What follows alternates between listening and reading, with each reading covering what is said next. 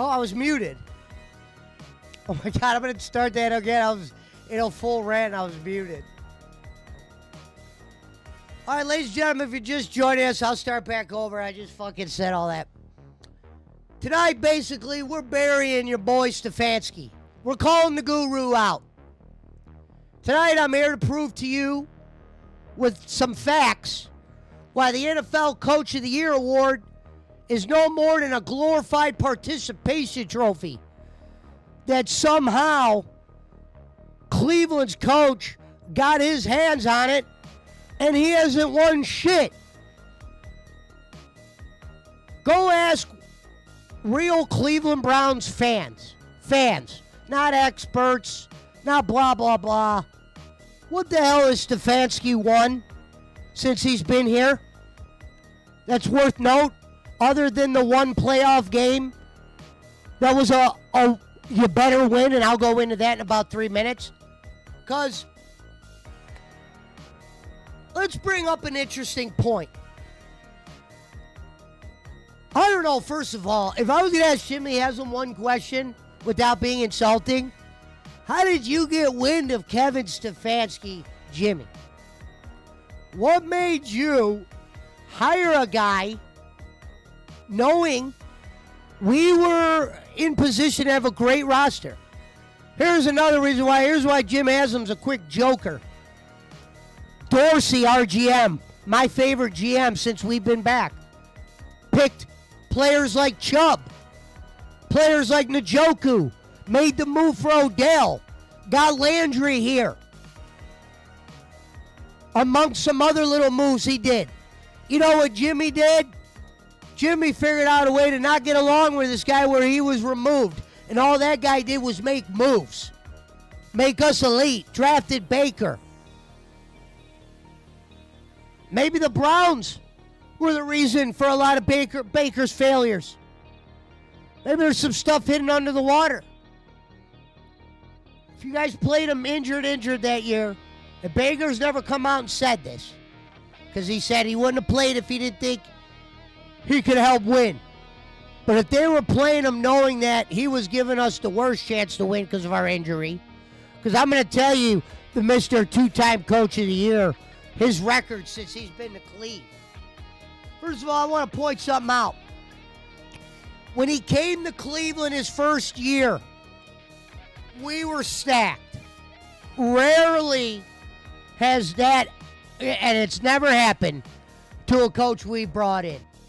Even the year Kelvin Winslow and Braylon and Jamal Lewis had that 1 year hit wonder, it wasn't like they were proven players. Like the coach that came into that was like, oh, the Browns are stacked. No, Braylon was, what's he going to be like? Jamal Lewis, is he too old? Is Kelvin Winslow going to be able to stay healthy? Kevin Stefanski showed up on a team that on paper, because that's all they ever were maybe arguably one of the best rosters assembled for those couple of years offensively, and you had arguably the best player defensively that you've been waiting years to use. He was given that. That's not a bad thing. But here's my problem. Not only was he given one of the most elite rosters of all time, you would have thought we were mediocre at times. Let me get into that.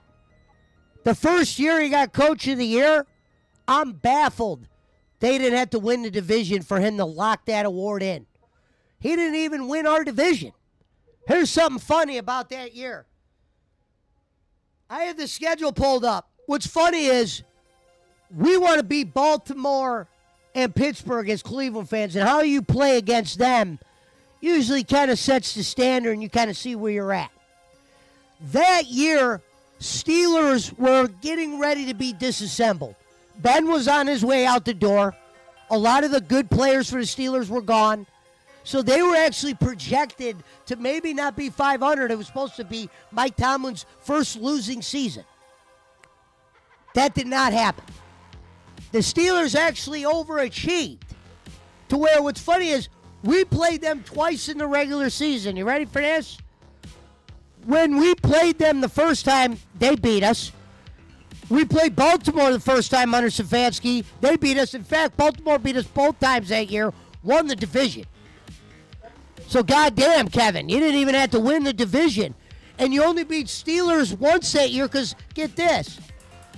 Well, you beat them in the playoffs, but let me go into that. You beat them on the last game of the season. Steelers sat all their starters. They knew they were playing the Browns the next week. So Stefanski gets one win against the Steelers later in the season when they weren't even playing their players.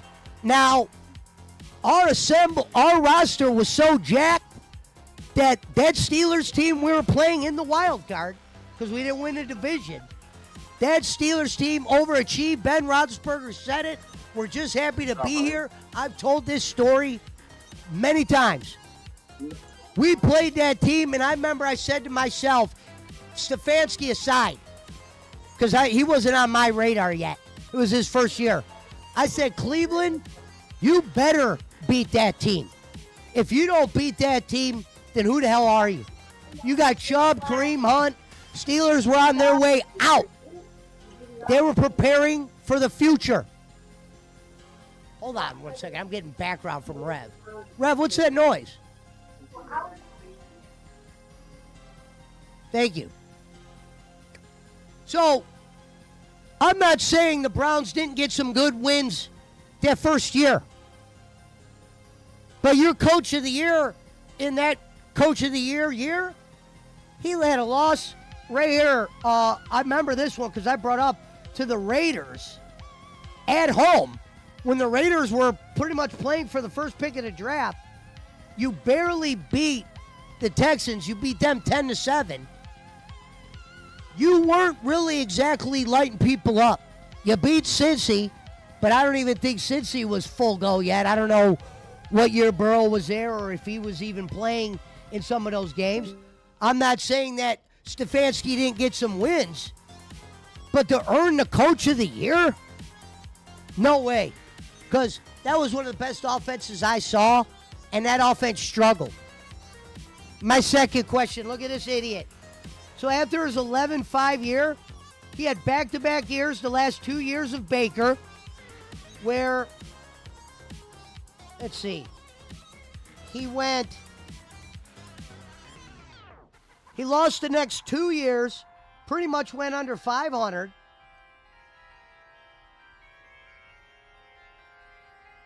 Hold on, let me pull up this stat real quick. Kevin Stefanski's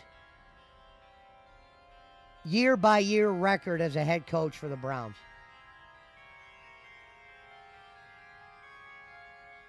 Okay, here's this. 2021, the year after the year of the guru, right? For starters, second round of the playoffs that year, he wasn't at the game because of COVID. So we can't even point that loss. The Browns lost in a winnable game in KC. Baker failed us that day. That day we could say Baker failed us. Mahomes came out of the game. He got banged up where they had to take him out. The Browns had to stop Chad Henne one drive. As good as our defense is, in the playoffs, we failed to stop Chad Henne to where I think they got up by like 2 scores. Because of that, we had to hold them, or they were going to be up by 2 scores and it was late. We couldn't get nothing going offensively. We lost the game 22-17. Mahomes came out of the game late. Very winnable game. He wasn't even lighting it up. I think he might have lit up the next week. But Mahomes did not light. It was a winnable game. But we can't point it at Stefanski then. But the next year, he still had players. Yes, Odell got hurt. Trades started to happen. He still had the Njokus, the running backs. He had tight ends that they brought in and had the guy from Atlanta. They had the Joker that was always misused under the Baker era. All the talk about running the football at times with Kareem and Chubb. Sometimes you went away from it. Sometimes they would talk about how good our offensive line was, but somehow Baker was always getting pressure. Maybe that shit's on you, Stefanski. Maybe it was some bullshit shit you were calling. You know what I mean? You never were promoted to a head coach until somehow Jimmy Haslam decided to do it. Out of all people. I would have loved to have been in the room when he recommended that. I would have said, Jimmy, get somebody who's known. I don't even care if they've been bullshit for a long time or they haven't been shit for years. Get us a name. Get us someone that's done some shit. Not someone that could coach in like his little bubble. Like he's probably a good offensive coach in a bubble. Head coaching and offensive coordinator are complete polar opposites. The duties of a head coach are way different. The responsibilities, the calls, the roster decisions. He was known for offense. At times, our defense was the best thing on the field. The guru. So let's look at the second year. His lucky ass gets Coach of the Year. Oh, yeah, wait. First, let's rewind real quick. They get rid of Baker. How smart is Stefanski if he signed off on getting rid of Baker? I got to believe, even though the decision would have been Jimmy and the GMs, I got to believe if Stefanski said, play Baker for the last year of his rookie deal, it's not costing you shit. You make him earn the deal. I was always down for that. And I wasn't even a big Baker guy. And that's only because I'm from Cleveland and we had one of the best rosters I've ever seen. And we underachieved. Big time.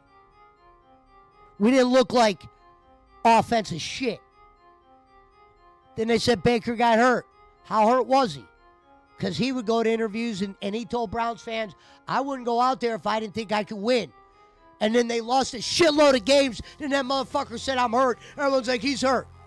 Well, I want every motherfucker to know in all the other countries in the world or states or wherever the hell you may be, that year when you're like, oh, Baker was hurt, that motherfucker was coming to the podium telling people in Cleveland he wouldn't go out there if he didn't think he could win.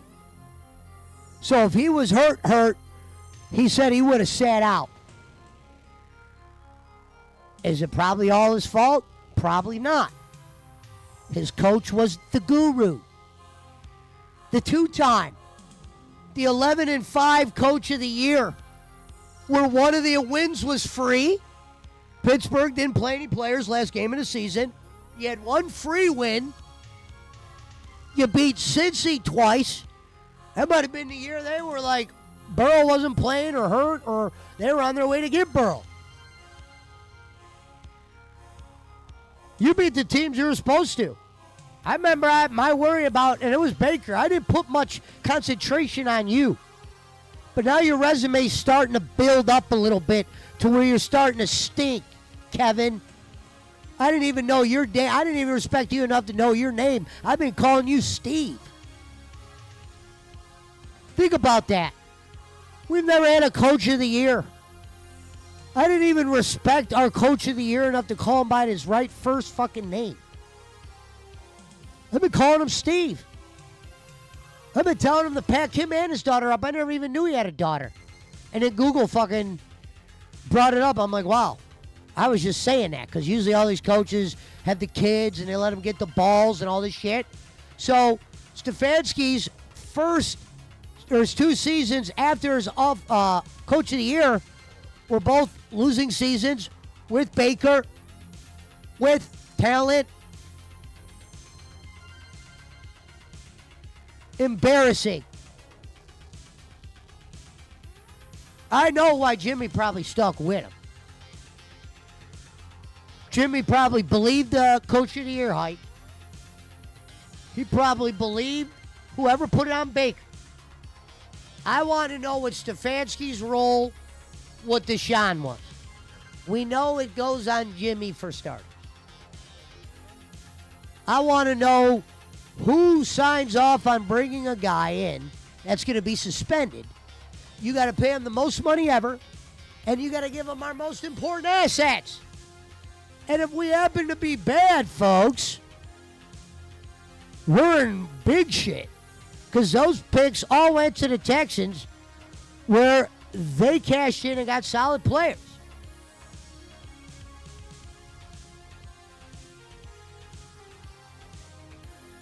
You can't give this guy credit for D because they've been pretty upfront about who runs the defense. They bring in a coach to run the defense. Stefanski is an offensive guru. He's the guy that was good enough to not get fired in Minnesota at his offensive coordinator job. So I'm not like boss man and about to say this guy can't coach. He just can't be the Browns head coach. And since he's been the Browns head coach, I mean, his record is like 39 and like 20s or something. Go look at Bill Belichick's record through the amount of games Stefanski played when Belichick went to Patriots, when he started with Bledsoe and all that shit. Go look at his record. Go look at Andy Reid's record. And they weren't winning Coach of the Years like that. When I call it a glorified participation trophy, it was more of a good story. The Browns haven't been to the playoffs in over 20 years, and the Browns haven't won in the playoffs for more than that. Because they went to the playoffs, lost the year, the Tim Couch year, which is crazy to think. Browns into the playoffs. Unreal. Just to get hurt, Kelly Holcomb have the Steelers beat in their home, and then the Browns do what the Browns do and do the most craziest shit in the last 10 minutes of the game and gave the Steelers the game for free. Literally. Gave it to them. They had to literally do A, B, and C for the Steelers to win. They did all that. Kelly Holcomb came out and played like the next coming of Dan Marino. And then he was never to be seen again. We played him, but he was awful. They booed Tim Couch out of town for him.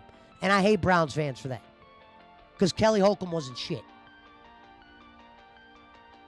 Back to fucking the Coach of the Year, the Guru.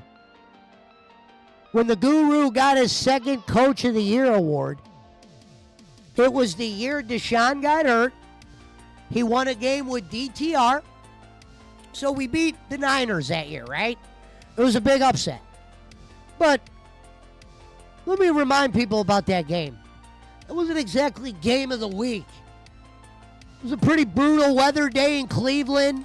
I'm pretty sure both teams had under 20. Maybe the Browns had 20 at the end. We were playing DTR.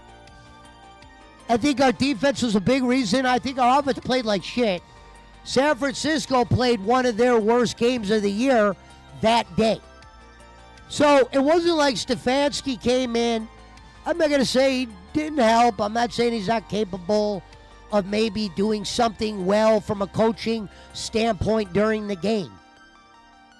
But being elite, running the big, players, he didn't impress me. But that year, the DTR year, we beat the Niners, okay? But sloppy game.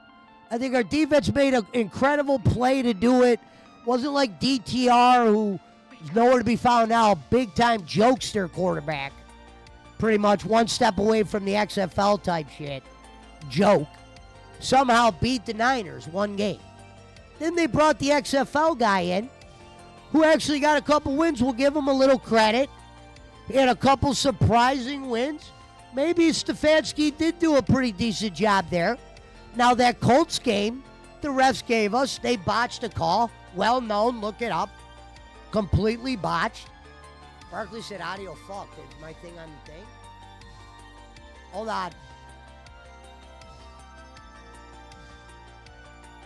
Audio completely fucked. What are you talking about?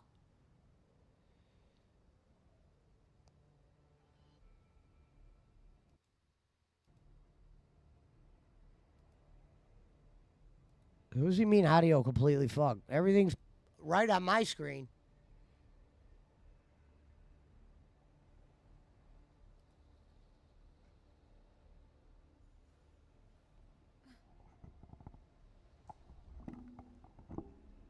I should be fine now.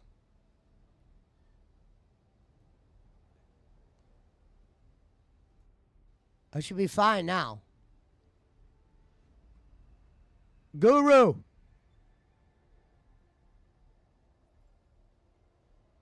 We should be good now.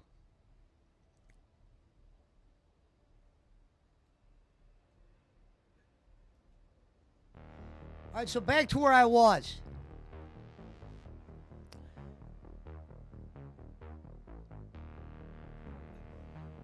Is my audio back?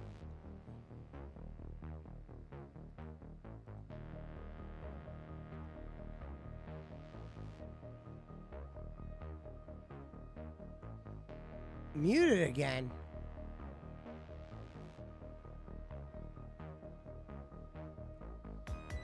It's not showing mute on my end.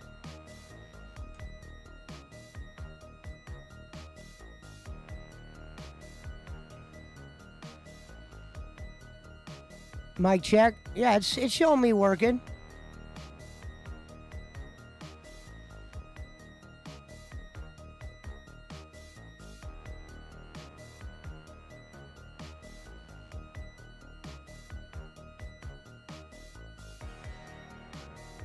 Sound check, sound check.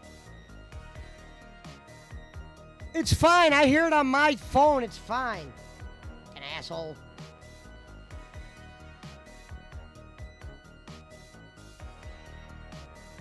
No, I just heard it. My audio's fine. Oh, hi, Go Puff. Hold on. You need my ID? I was destroying the Guru. I'll go back to the Guru in 1 second.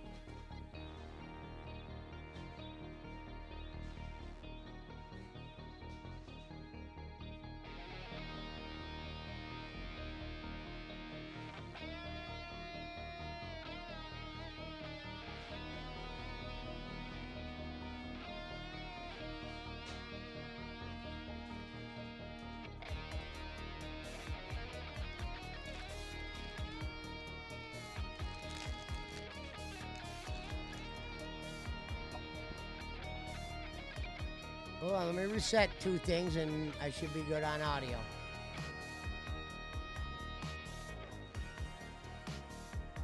And then we're going back in on Stefanski. We ain't done with the Guru yet.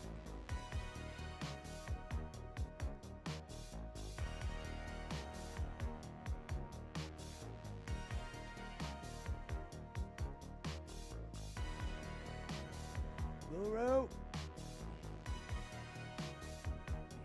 Mic check, Guru 1-3.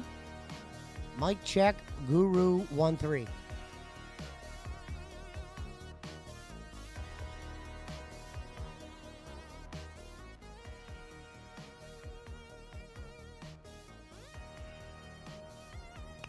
What's funny is when I bought this microphone, I thought I was buying a good one. See, I'm actually the type of guy that I would have spent the extra money. But this microphone turned out to be some flim-flam shit. Some Ick Crane shit.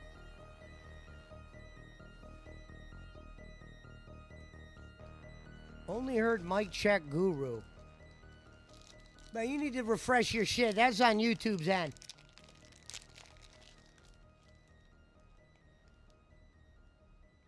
Hold on, let me do a sound check. Sound check, Guru check.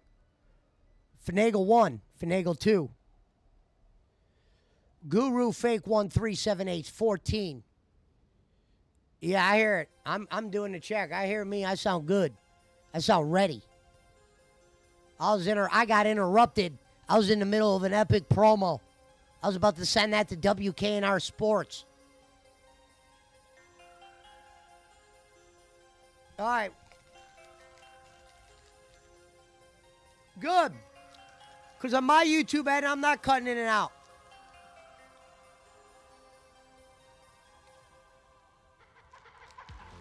All right.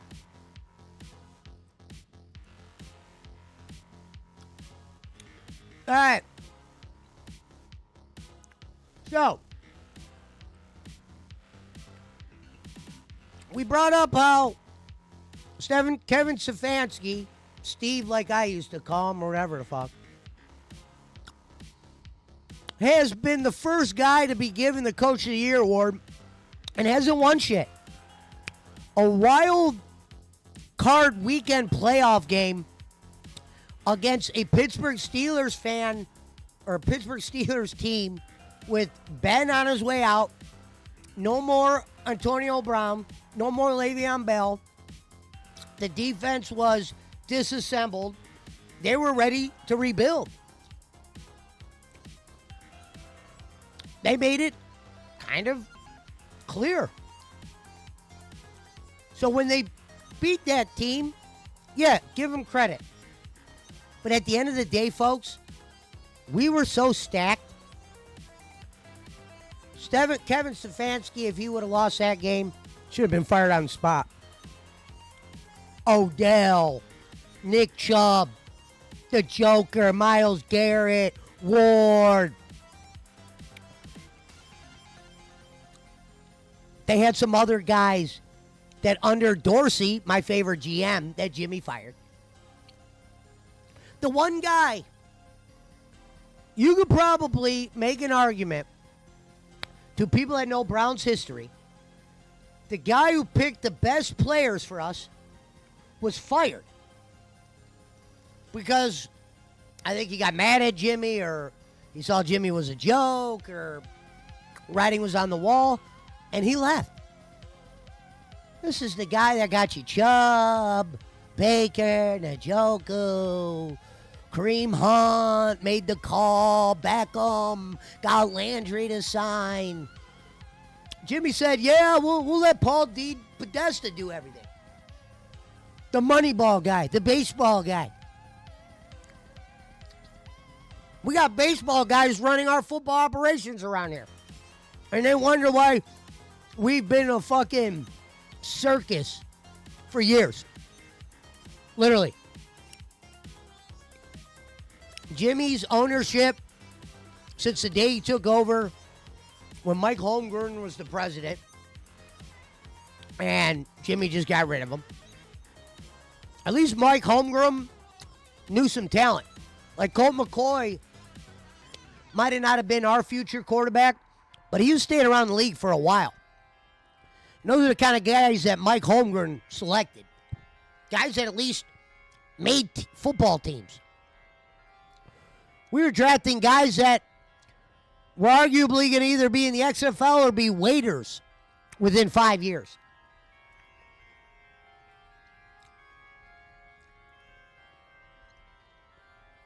We had guys that couldn't even make the roster. Stefanski was supposed to excel our offense. Even in both of the years he won Coach of the Year, Browns weren't known for having, yeah, we had an offense, but it wasn't like we were lights out. I always thought it was Baker. And I said, no, we look beatable under Baker. And then Baker had 2 seasons pretty much under 500. Now, am I willing to say maybe Stefanski was the issue there? Coach of the Year. You know, why did Baker leave? I couldn't imagine Stefanski liking Baker, and that's how they parted ways. I think Stefanski thought Deshaun could play. They really, and I would like to ask Jimmy this. Jimmy, when you were bringing in Deshaun, you had to have known he was going to get some kind of suspension. Roger Goodell wasn't exactly a fan of this story. So, and you know Roger Goodell, he's known for making dumbass mistakes. He was definitely going to punish Deshaun because they would have ate him alive. Did Jimmy think it was only going to be for a couple games? If he knew it was going to be for 11, I would ask Jimmy. These are the questions I'd ask him. Jimmy, if you knew he was going to get suspended 11 games, do we still give up full money and the assets? What does the deal look like, Jimmy, if we know he's not going to be there for 11 games? Put aside, what's funny is those 11 games, what's crazy is Jacoby Brissett started the first 6 games. He could have been 6-0. The Browns were actually shooting themselves in the foot to where Jacoby Brissett came out and played good enough to have you at like 6-0, 5-1. No joke. Go look at that year. You know what's funny about that year? Jacoby lost to Joe Flacco when Joe Flacco was put in as a backup on a Jets team that was preparing for the first pick, trying to get their first pick in the draft.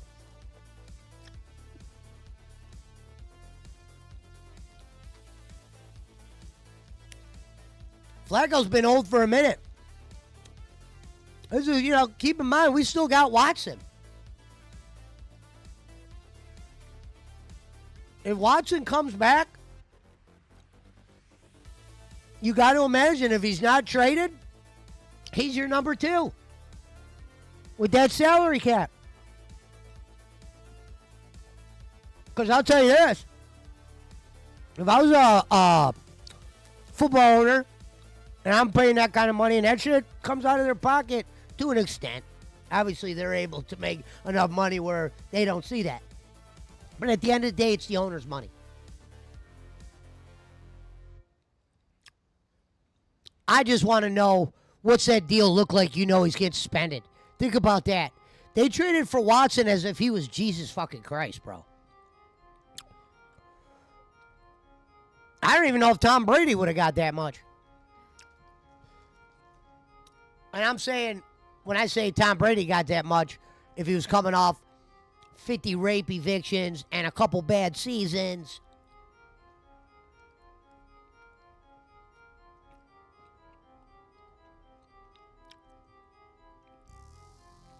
Not only did you bring him in, Jimmy, and you gave him all your money, you had to have known that not only did you have to bring him in and give him all the money, to get him to Cleveland, you had to trade good assets.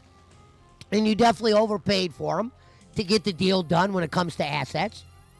And Deshaun Watson's such a piece of shit. He told Jimmy he's not going to sign. And this is the big thing. When you trade for a quarterback and you give up your assets, the owner likes to know you're going to sign long term. Because in theory, we could have traded for Deshaun. And Deshaun could have walked the next year, played 1 year for Browns, and left. When teams do big deals like that, when they trade the assets, they get like confirmation from the quarterback he's going to sign. Like Micah Parsons. He's coming to Green Bay. He signed that deal. So Green Bay knew they're giving up some shit, but they got Micah. Because Watson, you could always got him, traded for him, and paid him what he was being currently paid under Texans' salary. But he could have walked. You don't trade the assets you trade for someone to walk the next year. Especially when he's about to get suspended. Stefanski and definitely the GM, somebody co-signed for him. When Jimmy says, I talk to my daughters, Jimmy, fuck you for that statement. You think we give a fuck that you talk to your daughters about Deshaun and his shit? We want a fucking winner, Jim. We don't give a shit about no Mr. Rogers bullshit in your billion-dollar life. You better know if you're bringing this criminal in, it's not going to fucking kill us. And it has. Because what free agents have we brought in since fucking Deshaun's got all that money? For real. We brought in some guys, but no threats. No one that probably feels like they got true value was coming to Cleveland.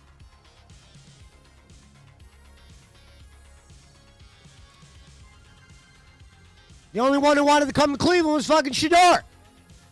And he's our third string damn quarterback. You're playing Flacco. He should be 0-4. You were gifted a game by Green Bay. Yeah, you should have beat, okay, I'll give you, should have beat Cincy. The kicker fucked you. Steve, or whatever the hell your name is. the kicker screwed you. You look pedestrian as hell. Your defensive coordinator, Schwartz, has always outshined you. You know what I mean? To where I remember when Jim Schwartz got fired when he was the head coach, but I would much rather let him be the head coach than you. And here's what's crazy. Stefanski would probably say, oh, this is what Browns fans say about all the coaches. I've never really called a coach out before. I didn't call out Freddie Kitchens because that's your fault, dummies. You had one of the best rosters ever, and you're just going to let Fred Kitchens run it? He was known for having a mediocre year with Baker. And because Baker had some kind of record that Peyton Manning set, which, folks, touchdown records are great and all, and they're not easy. But there are some games where teams are throwing more than other teams would because it's garbage time or they're trying to win or they're playing from behind. Some of the best teams in the league's quarterbacks' touchdowns are down because they didn't have to do too much. They cashed in when it was time to cash in and had to throw the ball a million times. Not saying there's anything wrong with that, but that didn't pay off for us.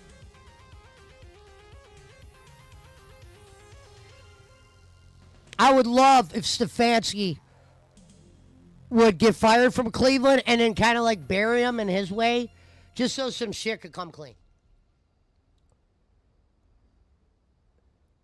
And it was funny, it was when you heard Johnny Manziel bury Cleveland, I could see why he was upset, but some of his reasonings for burying Cleveland, they weren't the greatest. I could get why Baker would be upset. You know what I mean? Think about it, Jim. You got rid of Baker.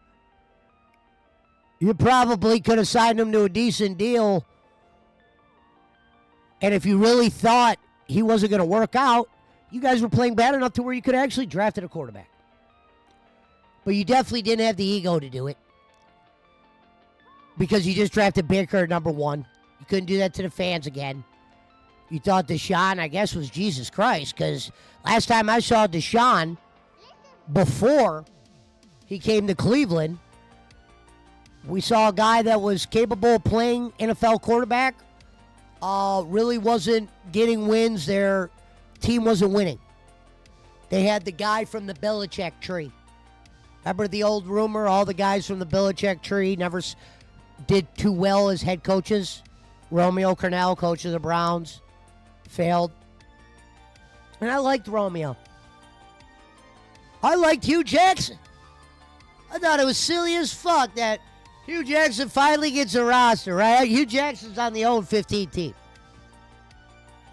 What people need to realize about the Cleveland Brown 0-16 team, I think it was 16 games that year. I don't know if that's when they changed to 17. Folks, the GM was cutting guys, trading people, gathering assets. It was very apparent, him and Jimmy, here was Sashi Brown's problem. He'd get you all the picks, and he would pick dog shit, dog shit, dog shit, and then even more dog shit, to where you're like, how did this guy ever have a job? These guys aren't even drafting bad players. They're drafting players that can't make the team. They're trading up, gathering assets for another year. Those assets are never turning into shit. The first guy to do that was Dorsey, and Jimmy fired him. Because Dorsey, I think put his foot down when Jimmy was being fucking Jimmy. You know what you did that year you were 0-15, Jimmy? And this is why you're a piece of shit. The goddamn year, the 0-16 year, and you knew the Browns were going to lose. And you let them cut Joe Hayden and made up some silly reason on why you cut him. A real Cleveland Brown. Drafted by us, was in the city, went to Cavs games, loved Cleveland. And he wasn't even from around here. And you cut him and let him finish his career in Pittsburgh. You scumbag. Where you used to be the owner for. Like keeping Hayden was going to keep you guys from getting your ultimate goal, which was the number 1 pick in the draft. Now, did you think you were going to go 0-15? Because you said you were very upset about that, but the writing was on the wall when you got rid of all of our players. And I'm saying in preseason, damn, I'd be shocked if this team won 3 games. If they won 3 games, which is like a well-known NFL average. You have to be like really unlucky not to win 3 games. We lost them all. We had Myles Garrett. There were 7 games he didn't play because of some injury. But here's the funny thing. People are like, oh, you must hate the Browns. No, I knew it after preseason. That team wasn't winning shit. That was the year I was gambling. I didn't pay attention to the Browns.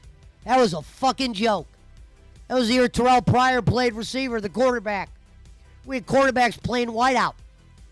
We had a guy playing quarterback that Hugh Jackson said, trust me on this one. Hugh, you know what's funny? I trusted you until you said that. Why would you vouch for that idiot USC quarterback? Not saying he was going to be the next up. But it was obvious the Browns were setting up for a first pick in the draft. They weren't going to grade Hugh on the 0-15 team. You drafted Myles the year before, and Myles isn't going to be able to have an impact on a shitty team. The best defensive player is going to have an impact, but the reality is he's today's day and age with the quarterbacks. The best defenses sometimes isn't what always wins. Those offenses that score them points in an NFL where you can't hit a guy like they used to. So, yeah, it was good to have Myles on those established teams we had. That's when drafting him paid off. You wasted it. You got Myles so mad that you had to restructure his deal, and I got no problem with it. But you're basically paying him enough money to where you're going to be able to bring many guys in. You're going to have to hope that people you guys pick up are good picks. I don't know if the Watson thing is finally over after this year as far as his salary cap hurting our roster.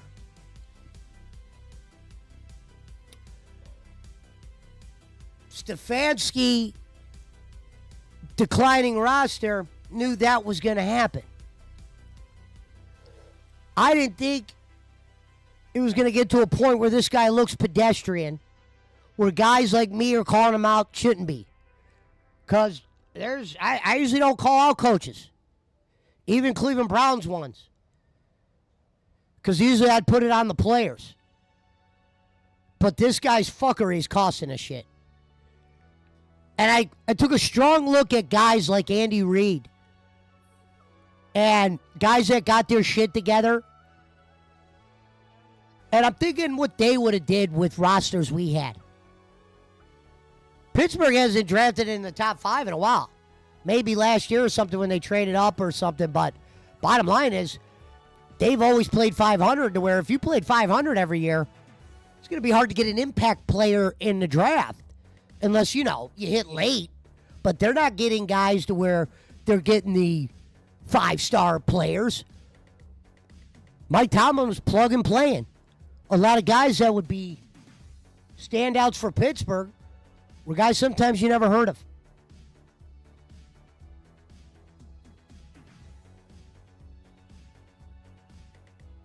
Found a way to win with Fields and Russ. They didn't win shit this year. They won a couple games under Mike Tomlin.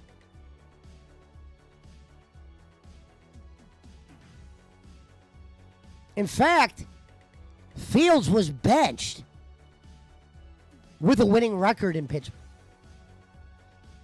We're over here in Cleveland just trying to get a quarterback. I don't know what Stefanski thought in Flacco. We had Flacco 2 years prior to that. He literally threw enough picks to pick us out of that Texans game. That was the guy who should have got the coach of the year. They gave Stefanski coach of the year because he got to the playoffs with starting 4 different quarterbacks. But in the game you beat San Fran, well, maybe we'll give you the XFL game. And one of them you shouldn't even have won. But the DTR game when they beat San Fran, there was no coaching there in their one, Steve. That was all fucking luck. Niners lost players. Weather was shitty. Brock Purdy arguably played his worst game as a pro. And that's happened to every pro. Peyton Manning, Tom Brady, where they play their worst game as a pro. And if you do that, it doesn't matter if you're playing against an 0-15 team. These are NFL players at the end of the day. And if you have your worst day out there, you could be beaten. You score under 20 points, you could be beaten. The NFL average on bad teams is a little bit over 10 sometimes. Sometimes it's up. So if you score under 20 up, you better keep in mind you might be able to let a bad team beat you. Niners put up their season average in that game. I don't think the Browns have a chance. I don't think the Browns, I think they barely won that game.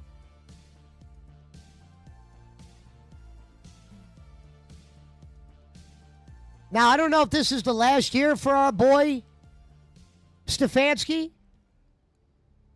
But the bottom line is, let me ask the people out there watching, the Browns fans, the Kenichis, and all them guys. If Stefanski gets fired this year,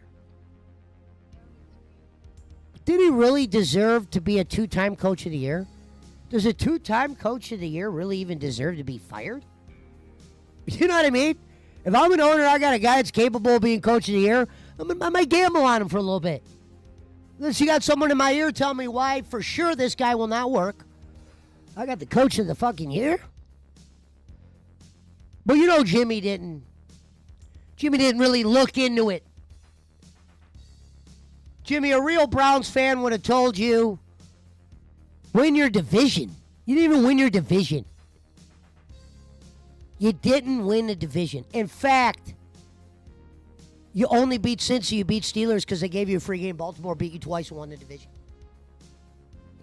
And you had the players. Not saying Baltimore didn't have some guys, but they definitely weren't fully loaded up. They were figuring out what Lamar could do, can't do, who they got to bring in. They're rebuilding. But it's hard for them to get impact players when they're drafting usually after 10. Not saying can't get an impact player after 10, but some of these guys don't get to see those elite players because people like the Browns are getting them, or Jacksonville, or Washington, or bullshit. You know what I mean? Stefanski hasn't earned 2-time coach of the year. That word, I wish John Gruden was sitting next to me. Let's talk about this coach of the year award. I have John Gruden first explain to me what the voters look for. Maybe the voters are looking for something that I'm not taking into consideration. Maybe you just got to have a cool story, like haven't won a playoff game in 25 years. And if you got a headline like that, yeah, we'll give that guy coaching. It was a great story. To me, it wasn't shit because you haven't won shit. Kev, we haven't won nothing. What have we won? I'm sorry, folks. Winning one wild card game is nothing, considering the NFL added a wild card team. A couple of years ago, we wouldn't even have probably been the wild card because they only had one, and they would have gave it to the Steelers because they had the tiebreaker, or maybe not. But that would have meant Steelers would have to play at the end of the year. And sure, you did beat them in the playoffs. Congrats. But if you would have lost that game, you're a joke. We had that squad, boy. You know what I mean? Go turn on Madden and look up the Browns roster. What's funny is the year before Stefanski and Freddie Kitchen was there, go play that Madden roster. Kitchens was barely 500. The guy that got so along with Baker, and Baker threw all these touchdowns, and Hey, did we take into consideration that year when Baker came in as a rookie, when we played good teams, what was the knock? Remember that year with Hugh Jackson? Before we were signed, sealed and delivered with Dorsey, and Hugh Jackman or whatever, Jackson was on fucking the NFL Gridiron show on HBO. We weren't fully ready. We had Tyrod Taylor. We go to Baker on Monday night. He beats the Jets. Fans were into it. He won some games that year. We were 500. Lost to any teams that could play. You're going to beat teams. Look what our boys Tampa learned today. You're going to need to come with a little bit more than Baker when you're playing good teams. Because Philly had them boys. Yeah, Baker threw some nice throws. He's proven he could do that. And whether you want to blame the Cleveland Browns for his downfall, you could say he had a different coach every year, which he pretty much did. Hugh Jackson, and they gave him the Pittsburgh guy as the offense coordinator. Then Freddie Kitchens, and then fucking the defensive coordinator that put the bounties on the people in the Saints. And then that guy, and then fucking Hugh Jackson, or then Stefanski, and then fucking Red Riding Hood, and fucking... So yeah, Baker was dealing with some shit. But I figured, two running backs, you got to tie... We're going to play better than we did. My problem was in some of Baker's losses, they were bad losses, man. It wasn't like we were in like a 30-30 shootout. And I'm talking, if you want to say that last year was injured, I'm talking about the 2 years prior than that. If you look at some of Baker's losses in the 11-5 year, they were concerning. Because they're against teams that if we're going to go over the next step, you got to beat those guys. You're going to be able to pile up some wins on some bullshit. I can only imagine how bad Cincy was that year. We beat them twice. Pittsburgh beat us. Baltimore beat us twice. Stefanski gets coach of the year. Loses to the fucking Raiders at home where you could actually won the division. Hey, Kev, all you had to do was beat a Raiders team. They were playing motherfucking the coach's kids that year. You want to talk about a team that wasn't trying to win.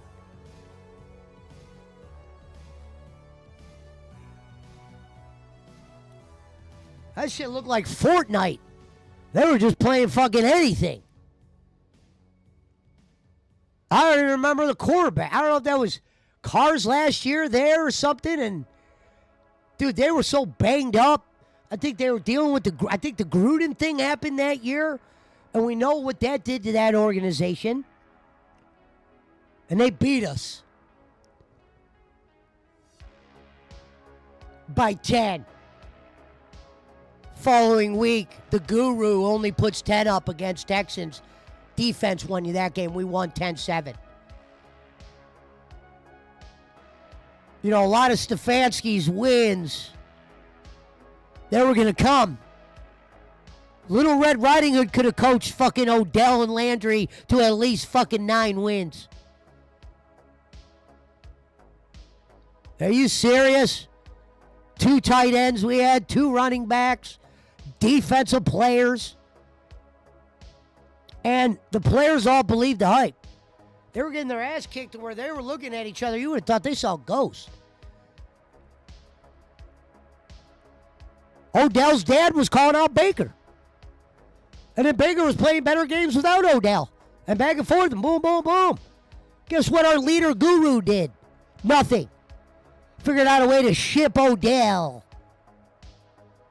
The Guru.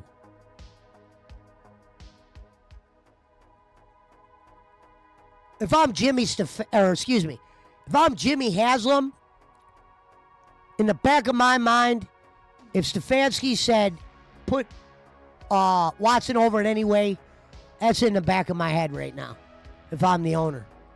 I mean, this guy might have some fraud in him. This guy and that fucking Andrew Barry.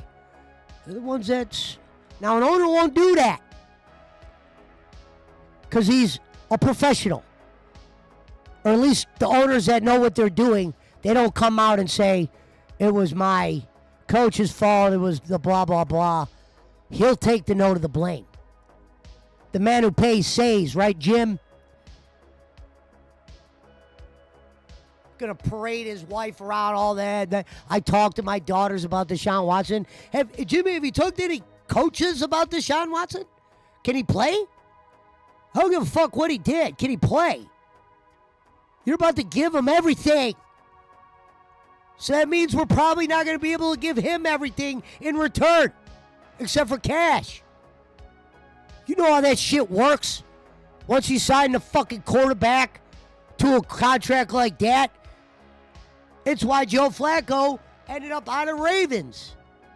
Because Flacco might have been good, but he was good on his rookie deal where he wasn't getting paid top dollar, because as soon as they paid him top dollar, and yeah, he played some great seasons with them. But as soon as they couldn't sign players, well, he definitely wasn't the guy that helped. He definitely played at subpar, whether he was getting older or not. That's why you should respect Tom Brady. Respect Peyton Manning. Guys that to the last day where they hung it up, you wanted them there. You didn't contemplate getting rid of them. The Colts were fucking idiots to move on from Manning. I don't give a fuck if Andrew Luck. Where's Andrew Luck now, Colts fans? Where the fuck is Andrew Luck now? The guy that made it easy to move on from Peyton Manning. Andrew Luck pretty much said, I'm done. I'm beat up. I'm out. And he walked with a lot of cash. Was he a good player? Sure. But when you look at the grand scheme of things, was he worth moving on from Peyton Manning, a guy you got a statue of, one of the best players ever, who actually went on to win a Super Bowl after that, a guy that in the regular season was a regular season warrior, always had 11, 12 games season, played well in the dome, obviously struggled with the weather.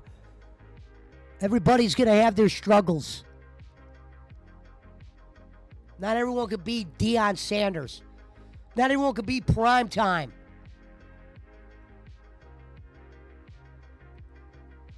And I said after the Baker thing didn't work out, if Deshaun isn't a hit, you're in trouble.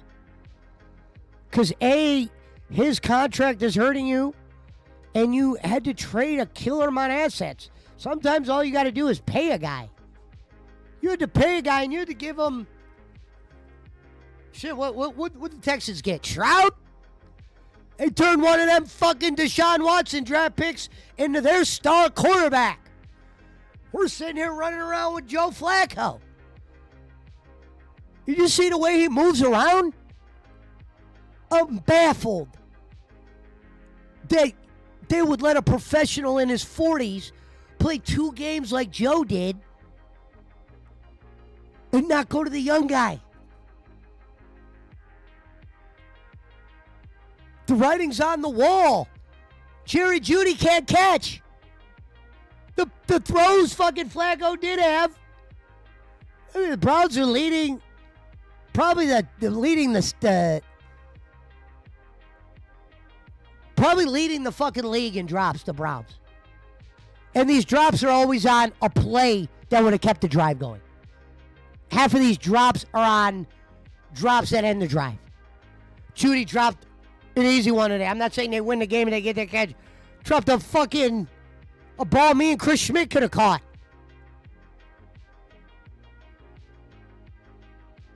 Are you serious? We're back to that? This is why when you had Odell and all them, you got to cash in. Because the reality is, you're not even that good. Who knows what's going to happen if Joe even does get that? He threw so many checkdowns today, you would have thought it was a simulation. The couple long throws he got, man, they were more lucky he got to throw. That one throw to Isaiah Bond, great catch by Isaiah, but damn, that wasn't exactly an easy play. He had to work for his passes, and then they They figured out how to get pressure on him. And they gambled. The other team gambled. Okay, he's 40. We're just going to put pressure and see if he makes mistakes. He throws 2 picks. If, by law of averages, when you're playing a team of the caliber of the Lions and they beat you in the turnover battle, you're probably going to lose.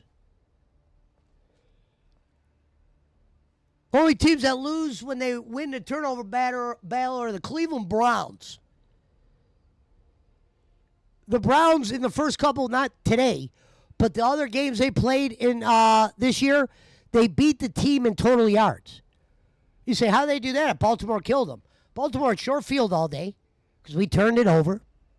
Turnovers. Didn't win the battle. And when you turn it over against good teams, 90, and they win that turnover thing, the percentage is usually to that favor. Especially when you're playing the Browns. Okay. You know, I don't even see what Stefanski brings to the table. We're 1-3. We got guys dropping balls. We got a good defense. But, dude, Joe ain't looking good.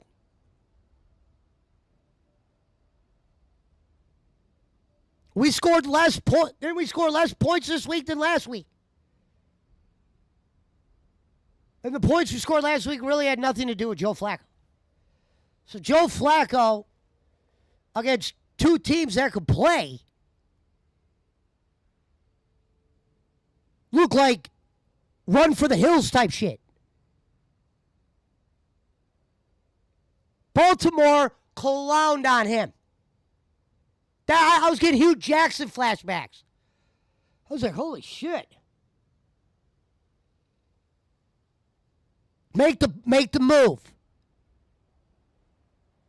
Go to the kids. Even if they are fuck-ups, here's the great thing. Browns fans aren't going to be mad if Dylan Gabriel's a fuck-up. Even though you drafted him before Shador, and the guy who did that should be questioned or looked at, which he already is. But I'll tell you this, Stefanski, no one's going to hate you if Gabriel fails, because we all want Shador. Maybe there's a handful of people that don't want to see Shador. But the general fan, he's got a fan base. We want to see what's in it. I think it's pretty visible, Jim or Kevin or whatever the fuck your name is, that Flacco is very limited to a way. I just don't see him playing good against good teams. He played like shit today.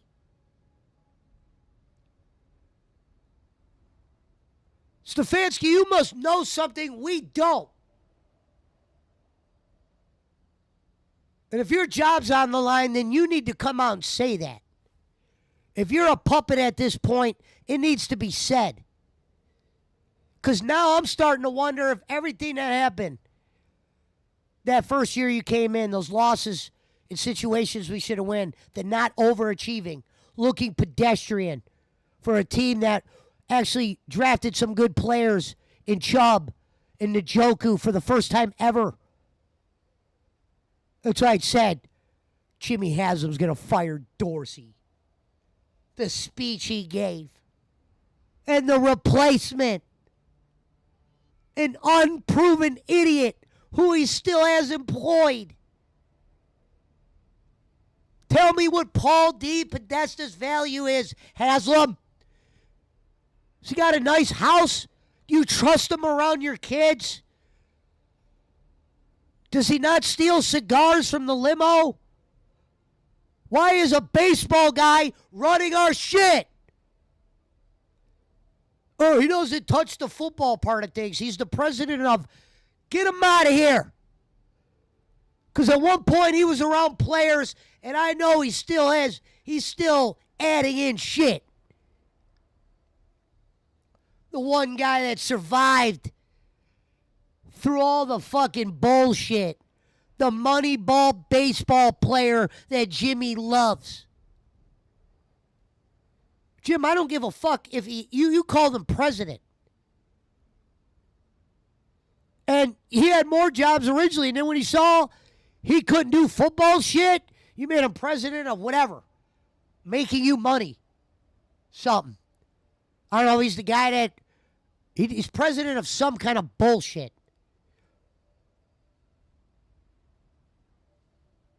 You got rid of Joe Hayden. You got rid of guys. You spent money in every wrong place. You were never accountable for any of it. Your reasons for bringing in Deshaun were all dumb. Your reasons for liking Stefanski are very worky. They don't sound genuine. Because if he gets fired this year, then you were able to see that coach of the year shit's bullshit. Because any true coach of the year, like the year they gave it to Bill Belichick, go look what he did in the 2 seasons he got coach of the year. And go look at some of the teams he beat. It's important to me. Because I believe you could be 11-5, and 7 of those games could be probably against teams you're supposed to beat. If you're a good team, which we were supposed to be. We did not show up. We showed flashes. I like how the Browns scored on their first drive today. Let me tell you why that's cute, Kevin. Baker used to always score on their first drive. NFL teams' first drive is their most practiced one. It's the one that they're most prepared for. Figures the Browns would score on their fucking opening drive today and didn't get shit for the rest of the game. That was what Baker was doing. That's why at times I'm like, damn, is this Stefanski? Is this the line? What's going on? How come Baker's taking sacks and we actually had a line then? This is a few years ago where all those guys are calling old now. We're young.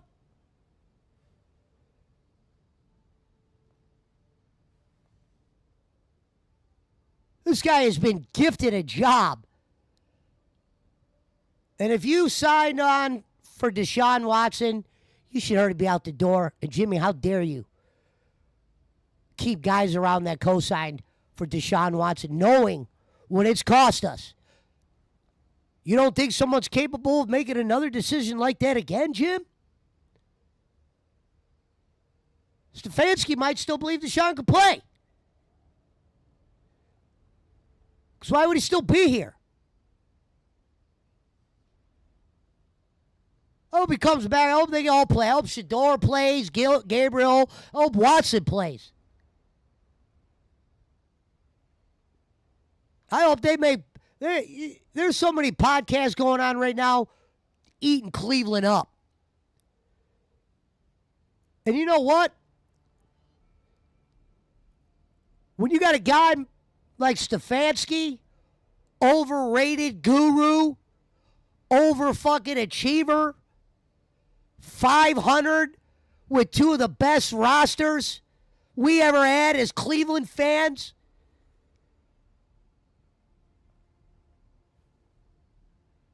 Can't figure out a way to bring Chubb back like he was costing a lot of money. Can't figure out a way for unity. You gave up unity when you brought Deshaun here.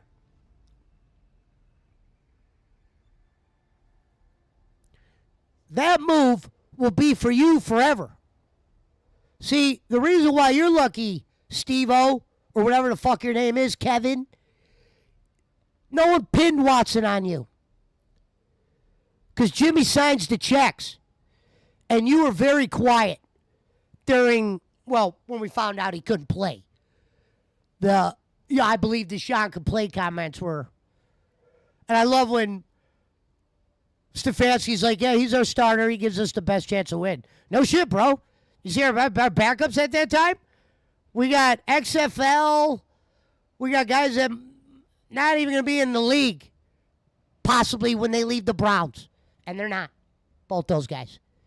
So, Stefanski, not only Are all your eggs in Watson's basket? If you put this guy over and for Jimmy, what is your credibility truly with Jimmy at this point? Jimmy's probably trying to garner some money. I'll just keep Stefanski on, pay him out his deal. He probably wasn't super expensive bringing him in. He was a first-time coach. And I'm tired of the Browns doing that. They've done that for too long. First-time coaches, like first-time head coaches. Butch Davis, Romeo Cornell, Palmer.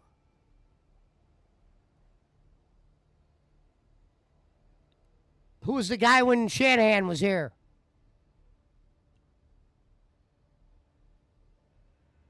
Oh, you guys don't even remember fucking the guy from Green Bay. Schmidt would know him. The defensive coordinator. He was our coach for 1 year. Boy, was that a bad year. I always remember when that coach, the one thing I remember about him is you'll never be able to appreciate the Kristen Kirtzies of the world. What's funny about Kristen Kirtsey, he was one of our best players that we drafted that year. And that's because everybody else that was drafted was garbage, to where this guy, Kristen Kirtsey, actually showed up and got minutes to where the coach had to say, yeah, you can't put a value on the Kristen Kirtzies of the world, meaning all the players that they expected to play well didn't play well that year. That was before Baker. That was the goddamn John Manziel year. Yeehaw. Goddamn Jimmy said a homeless guy told him to take him. Jimmy, you know what? I got to be honest with you. The homeless guy was a lot smarter than the guy who told you to draft Justin Gilbert at 9, who was arguably out of the league in a few years, couldn't make the field. You drafted him before Manziel. Traded up. Your top 10 pick's supposed to be impact. Fucking-pact. That guy didn't make the field. He was so bad. So, the homeless guy you could keep, Jim? Who's the guy who told you to draft Gilbert? Because the homeless guy at least a lot of people wanted to see Manziel. We wanted Johnny Football. We didn't realize Johnny Football was going to become Johnny Dope Dealer or Johnny Drug Addict. Manziel would have pictures on social media. He'd be with non-players. He'd be with guys that look like he was hanging out with guys like me. I'd be like, holy shit.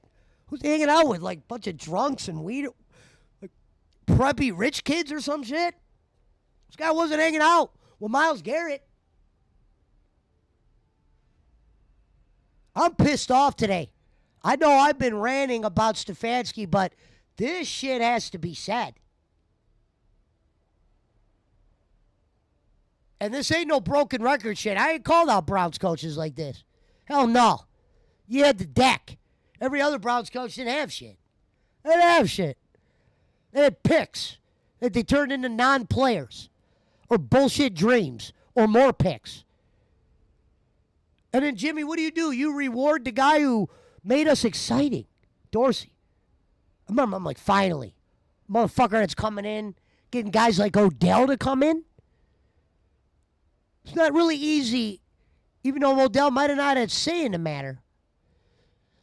Sometimes teams that trade for certain guys like that, they want a little bit of recognition from the player that he wants to play there. And Odell saw our roster and saw the hype and thought, holy shit, me and Landry could tear it up. Why do you think I have trouble? Why do you think I was always mad at Baker? Because the year we had my boy Odell and Landry, we didn't get shit. We didn't win shit. Stefanski, thank you for showing me that the NFL Coach of the Year award has some fraud shit. It's like winning a Slammy in WWE at this point. He had to win one game, a game that was losable, but reality was, bro, if you couldn't win with that stocked roster, get the hell out of here. Pittsburgh was on the decline. Let's not lie to ourselves. Look up the goddamn roster. Fucking Big Ben was limping around. It was pretty much his farewell. Yeah, you beat them. The second week was when, here's the test, KC, Mahomes. Pittsburgh, enjoy your celebration, Cleveland. But all we did was win a wild card game that the NFL added. Remember, they added an extra wild card? That's what I said. Browns are now getting gifted with another chance to win. Because if you went by old school rules, the Browns ain't won shit. They ain't going to go shit. They ain't going to get to the playoffs. You can't get there if you can't beat Baltimore and Pittsburgh.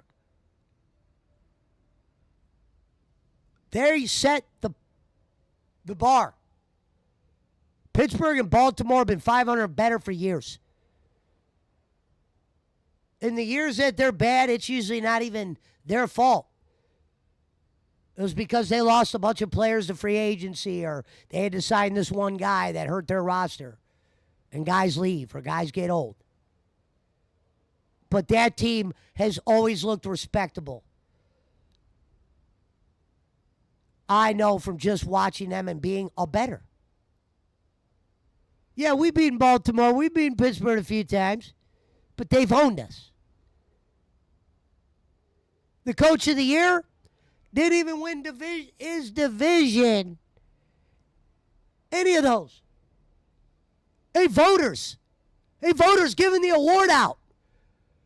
The Browns' real fucking achievement would be owning the Ravens and Pittsburgh and winning the division. Not beating a bunch of fucking half-witted teams and maybe a good team here and there, but against the elite teams, always showing holes, always proving to be beatable, or our offensive line, or Baker's getting sacked, or he looks like a fucking XFL guy. Baker had some bad fucking games, people. My anger was not, Baker wasn't playing games like he was in Tampa, like last year when he lost some games, but he was firing up that ball, getting touchdowns. No. We were looking around, questioning injury, questioning coaches. Because we had the players. We didn't get it. We're usually the team that tells the quarterback, well, they don't got anyone. And Watson was getting ready to come into a situation where they were going to be able to give him a lot of weapons. He had to win like that first year or two, you know, when they had Amari Cooper or whatever. Because Jerry Jeudy, if you saw the drops he's had this year, yikes. Yikes. On drive movers, third downs. You know, this is like a second down throw. These are drive killers. Drops on drive, you know, drive-ending drops, sting, show up. And this wasn't even like he dropped the ball, like he dropped like an Odell. No, this guy dropped the ball that the defender fell down and it was in both of his hands.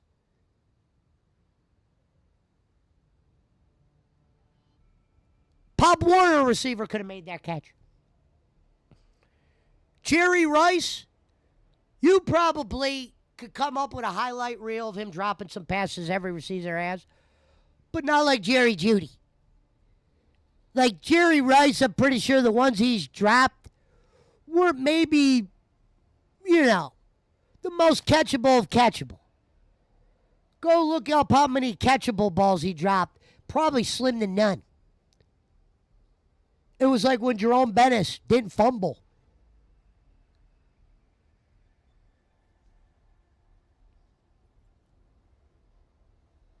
Browns have been getting their ass beat by the division.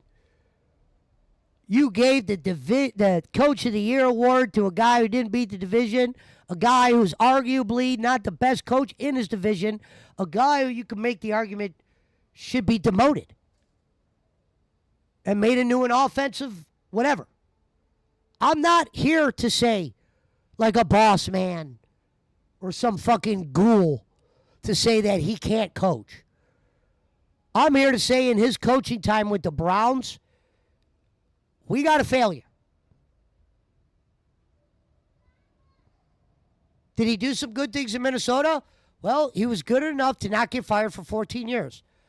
So let's be real, people.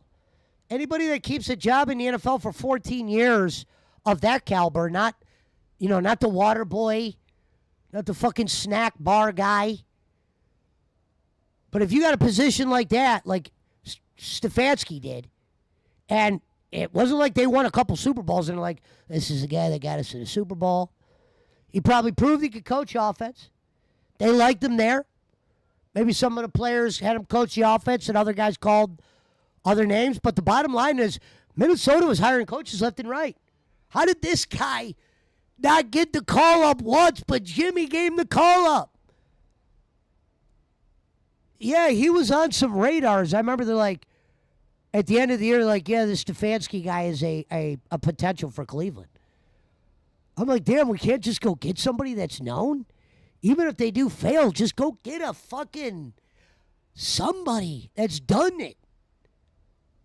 Quit getting these guys that have coached somewhere for someone that was really good, and you hope they're going to be elite here. This is a different beast in Cleveland. We're going to need a guy that has got the players' ears, a guy that when Baker was thinking about leaving, they get that shit figured out. To where you bring in Deshaun, suspended 11 games, comes in and quarterbacks look subpar. Almost look like you traded for fucking Reverend Robbins at times. I was watching Watson. I'm like, what's going on? And then he got hurt. And now here's the reality with Watson. He's been off the field so much. You take his suspension. It is probably, I don't know what his worth ethic is, but they were showing him with the pictures of Instagram and all that. I'm pretty sure he's not like gym rat, sun up to sun down like Durant was in basketball. This guy show being away from football, it didn't exactly come rushing back in at the same time. The Browns don't got much talent. But at the same time, there was enough guys for Deshaun to make, or at least prove some worth.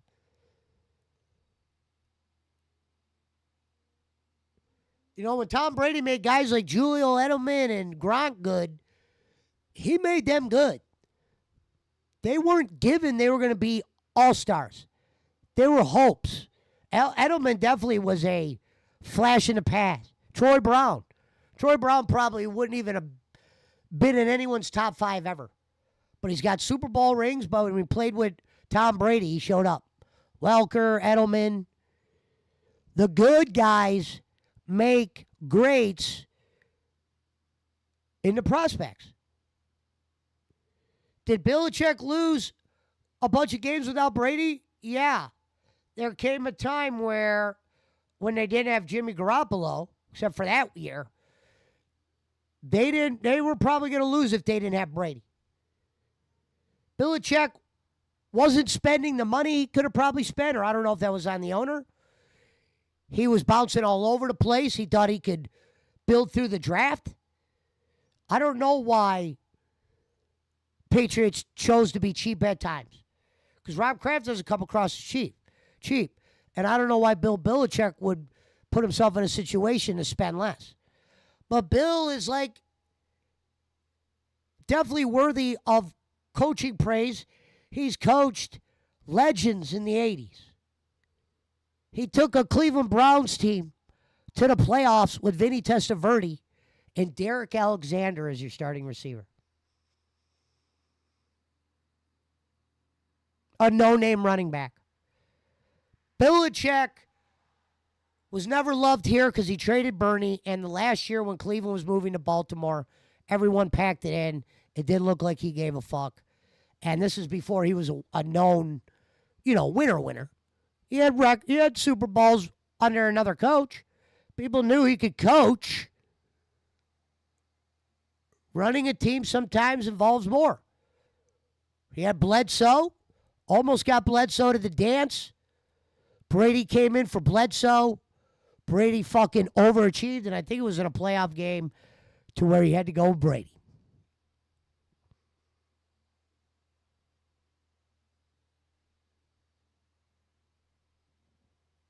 Why they chose to be cheap? Because Patriots didn't even sign Brady to any like crazy ass max deals that would have hurt their team. Yeah, early on they kept great players defensively. And Bill Belichick was a good at getting players that would add value to good teams, whether they were through pickups.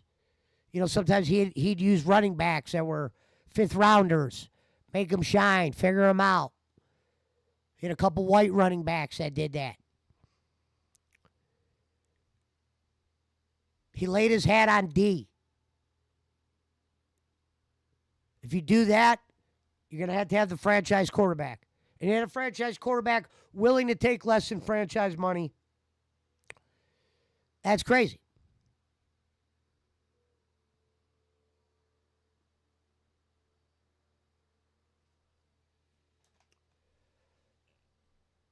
Let me catch up on chat real quick. Someone said, how much espresso you drinking, fella? No, I didn't drink anything. I've been sitting there with Fado all day. Ask him. I haven't drank no fucking coffee. Nothing. This is genuine Cleveland Browns shit. I do these rants off air. Yeah, this you is sit real. Here watching it with me, and bro, some of them plays. Wow. Wow.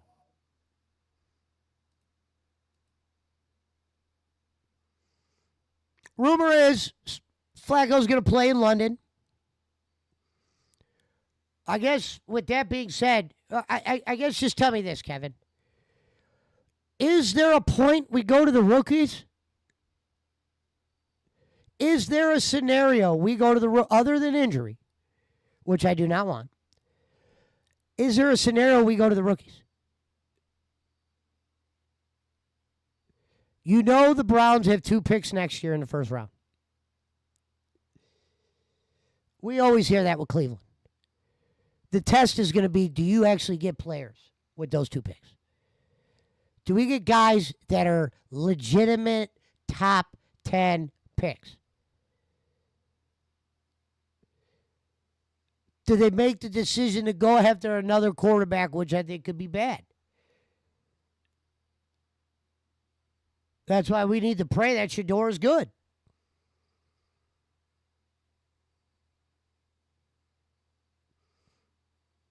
But if Shador and Dillon Gabriel don't work out, GM's got to go. He's the fucking moron who said, let's draft 2 quarterbacks the way he did. It's never done like that. Ed Stefanski's got to go. If the next coach that comes in, hey, Stefanski, if he lets you be one of the coaches on the offense, we'll live with that. I don't need you building rosters, doing speeches, running your offense, the guru offense, this guy's an offensive genius.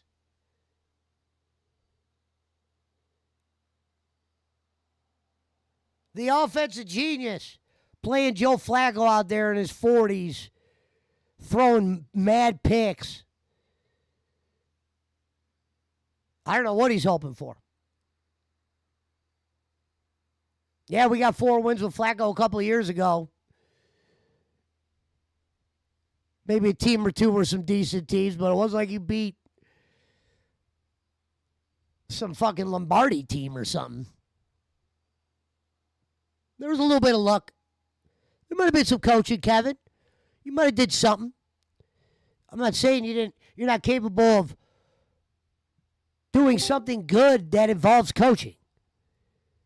I'm just saying being our head coach is something you can't be anymore. The writing is so on the wall. I thought, without a doubt, if any signs of last week offense shows up in the first half of this game, it's time, Stefanski. We have to. We got to see if we get some magic in the bottle with the Rooks. Because at this point, with the receiver drops, as good as our defense is, they're going to get watered down because the offense ain't going to show up.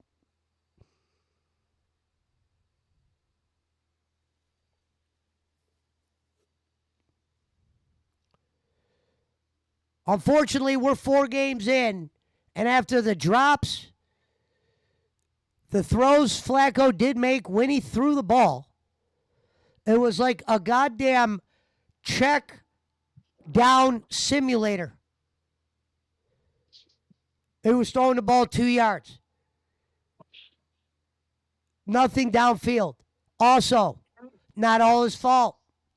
These guys can't get open. Is that Stefanski's fault? And when they do get open, they drop the ball. I'm like, damn, this team's not that good. They didn't move the ball at all, Pesci? No. Wow. They scored on their first drive of the game. Historically, team's best drive is the first drive. It's the most practiced drive. They talk about it in college and in the pros. Stefanski and Baker were undefeated when it came to the first drive. Baker would have one drive a game, and it was usually the first one. We'd be like, holy shit, we're back. And then for the rest of the game, it was, where's the offense? You guys there? Baker? Odell? Chubb? Kareem?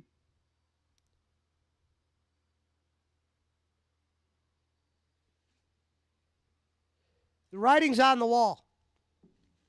It's been on the wall.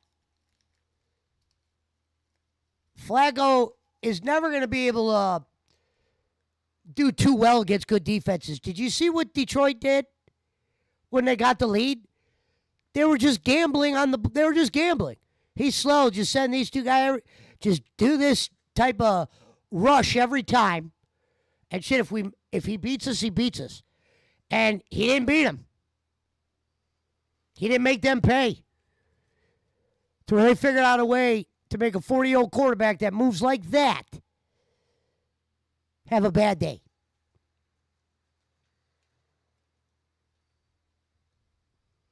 Every first down and 10, run up the middle with fucking what's his name. We got a guru, the offensive genius, the 2-time 11-5 coach of the year, even though he hasn't won anything. If you ask a real Browns fan, has Kevin Stefanski won anything? Nope. He hasn't even won a division. He won a playoff game that if he didn't win that, you might as well have just packed your shit that day. Because we had the roster to win that game and even go to the Super Bowl that year, but you couldn't put the pieces in line. You've been suspect since day one. I forgot all about you winning that fucking shitty-ass award. Especially when they handed it to you and they said, he was the first Browns coach to take the Browns to the playoffs 22 years, first Browns coach to win a playoff game in 20-something years. And then they didn't say shit after that, which made that award a glorified participation trophy, a good story. And Jesus Christ, the dope must have been good enough that he fell on their table 2 years later. They didn't even really look into the wins the Browns had that year. They just gave him coach of the year because he had those different quarterbacks. It'd been one thing if he was like, oh, man, he coached those guys and they were good. A few of those games were complete luck. I know you could say that about any football game, but let's be real, Stefanski. When you beat San Fran and you beat the Colts with the botch call, it wasn't exactly coaching that won those games, was it? Defense won the fucking Niners game, and the Niners lost players. They lost McCaffrey, they lost Debo, and I'm not saying they still couldn't have beat the sorry-ass Browns, but Brock Purdy also had his worst game as a pro. And you throw that in a barrel, and any team could be beatable. especially when they're scoring under 20. I don't give a fuck if you got the 85 Bears. If you tell me 85 Bears are playing you today, but they're only going to score 13 points, you got to believe that there's a shot to beat a team that scores like that. And that's what the Browns did that day. That wasn't Stefanski and fucking scheming and great calling and whoa, what a, you know what I mean? Good coaching will show. There was a lot of fucking what the hell just happened type shit to win those games. A couple of those Flacco games will give you. But the Colts game, Kevin, and the Niners game, and that's pretty much kind of secured your coach of the year. Because they're like DTR beat the Niners. DTR is one of the worst fucking quarterbacks I ever seen in my goddamn life. He better thank the defense. Thank whatever turnover happened that day that gave us a chance. Because I think that's when they finally went Mr. XFL. And that's because, hey, if you lose Deshaun, you were curtains. You didn't even have enough money to sign a legitimate backup. That's how much that guy's fucking contract was hurting your team. That's why it was super important that he better at least play. I don't give a fuck if he's 8-8. He better play. Because if he doesn't play, you're going to go down in history for being one of the biggest douchebags of fucking all time. Can't be trusted with shit. Nothing you could say could be trusted ever. That's why going into the season, zero expectations. You've made enough mistakes up to this point to where we're now you should have the losing season. Like when Stefanski had those 2 losing seasons with Baker, he had a roster. We lost some players and some guys didn't re-sign. We lost some offensive guys. There's a lot of rookies over there now.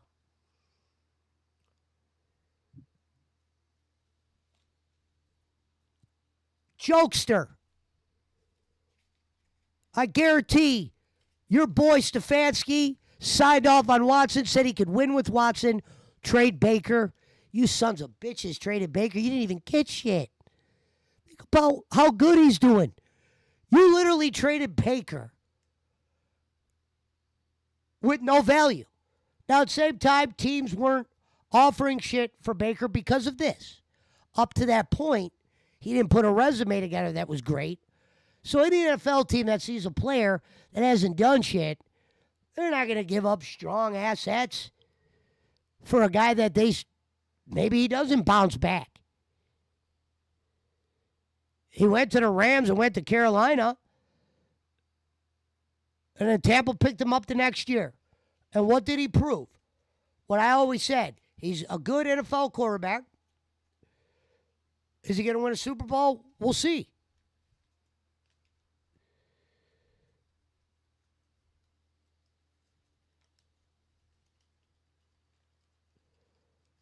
What ended up happening in the Bears game? Can I get finals now? Give me a Bears final.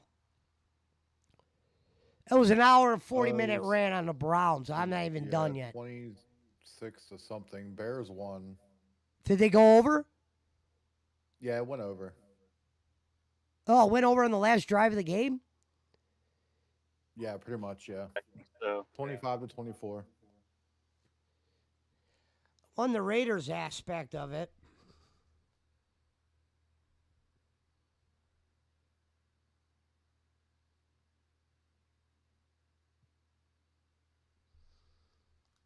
Joe Slack says, I'm just horsing around.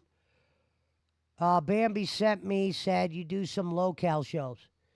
I do a little bit of everything. I'm a versatile streamer. I could do interviews. I could do political shows. I could do sports shows. I could do watch-alongs. I could do movie breakdowns. I could cut promos. Versatile.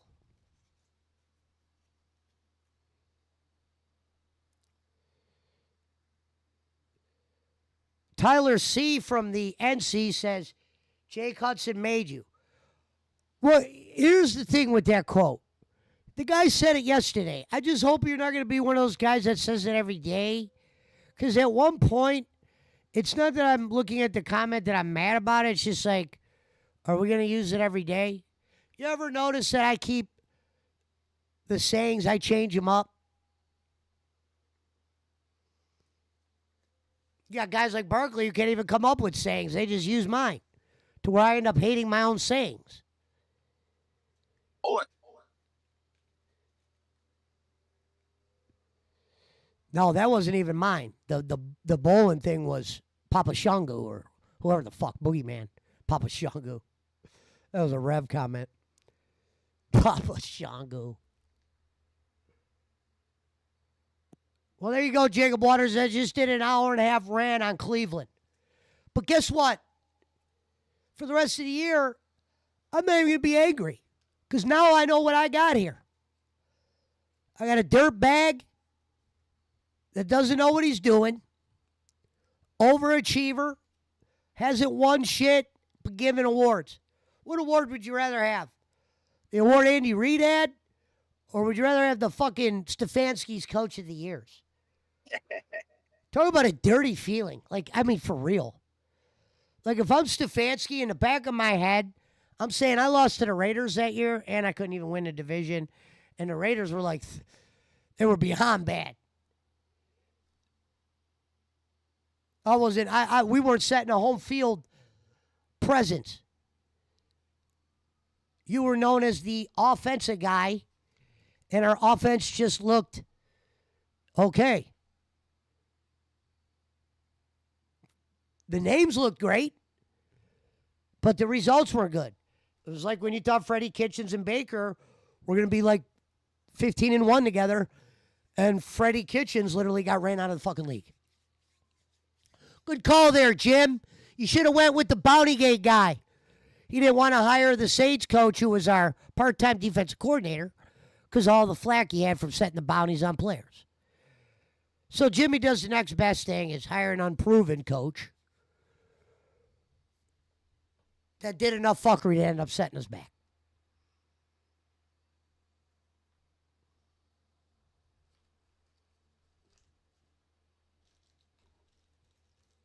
After Flacco's second pick, I saw enough. All right, I've seen enough.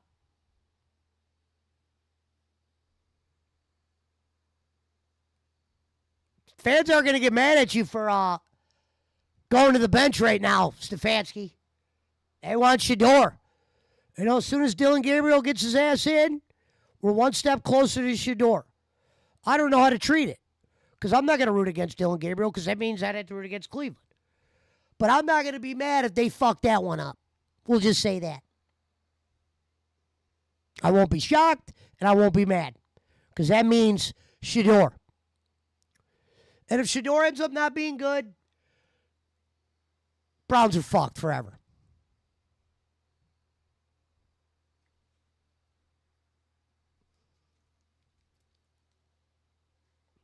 It's over.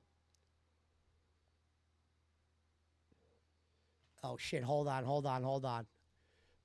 I'm going to drag us in the blood room, just so when I'm going on this promo, I don't have... Hold on. I'll drag you guys in 1 second.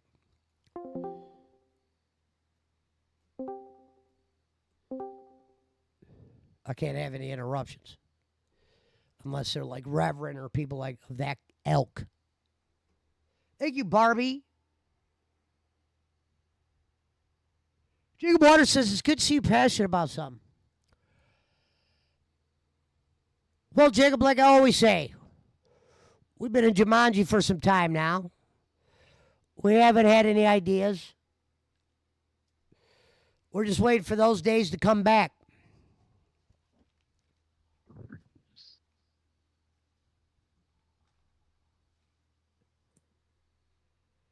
You've seen this game, Mega Bank. It's pretty badass. Shout out to the 17 in the build. Or, excuse me, if you count Twitch, 20. So, ladies and gentlemen, here's the fun reality about our rookie quarterbacks. The way those receivers were getting open and dropping footballs, we might be fucked, even if they're good. Because I'm like, damn. That offense. And Stefanski, the guru, doesn't figure out ways to get Njoku the ball more. Think about all the years we had in Njoku. Baker had Njoku. All these years, you had another tight end his rookie year that was taking some of the reps off of him. Who was it? Who was that guy? The fans used to chant his name. Heap! Todd Heap! What a dumb signing that was. Even though he's a good tight end, go get the defensive guy. You didn't need Heap. You had Njoku. And Baker barely used Heap. Stefanski didn't figure out ways to use Heap. The guru. The guy that somehow found his way to Jimmy Haslam. A guy that Minnesota wouldn't hire to be a starting head coach. And he worked for them for 14 years. And that's not easy to do. At the offensive coordinator position, usually new head coaches are flipping in new guys. All the Minnesota guys kept Stefanski. So that's why I say I'm not going to be like Boss Man and call somebody a bad coach. This guy just can't coach the Browns. I never once said this guy doesn't know football, doesn't know this. He don't know how to coach the Browns to be in the winner. And there's some shit we don't know about. And if that shit came to light, I mean, that would pretty much...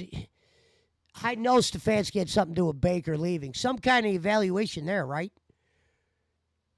I know Jimmy didn't just say... Jimmy and Paul Podesta were sitting in a jacuzzi. Like, let's go get Watson without talking to Buries or Stefanski.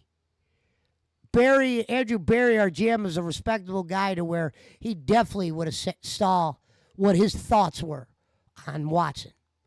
Especially, they're about to give him shit that you don't give guys. They wanted to beat Jimmy up with chairs like a WWE event after he made that deal. You know what you just did, Jimmy? You just made it that every fucking quarterback that doesn't have women shit on their record. And I'm not even saying Deshaun's a bad guy. When you got millions of dollars like that, you're damn right I'd probably fucking get with my share of girls. You know what I mean? Now, if I was an NFL player, I'd figure out a way it wasn't going to cost me my money. I'll tell you that.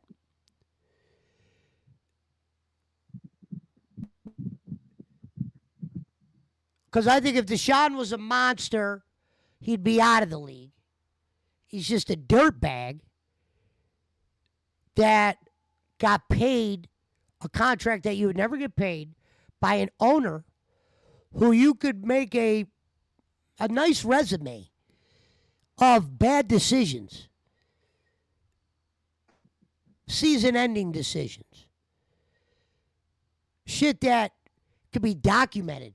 Like, oh, yeah, this is like top 75 worst calls of all time. Jimmy Haslam.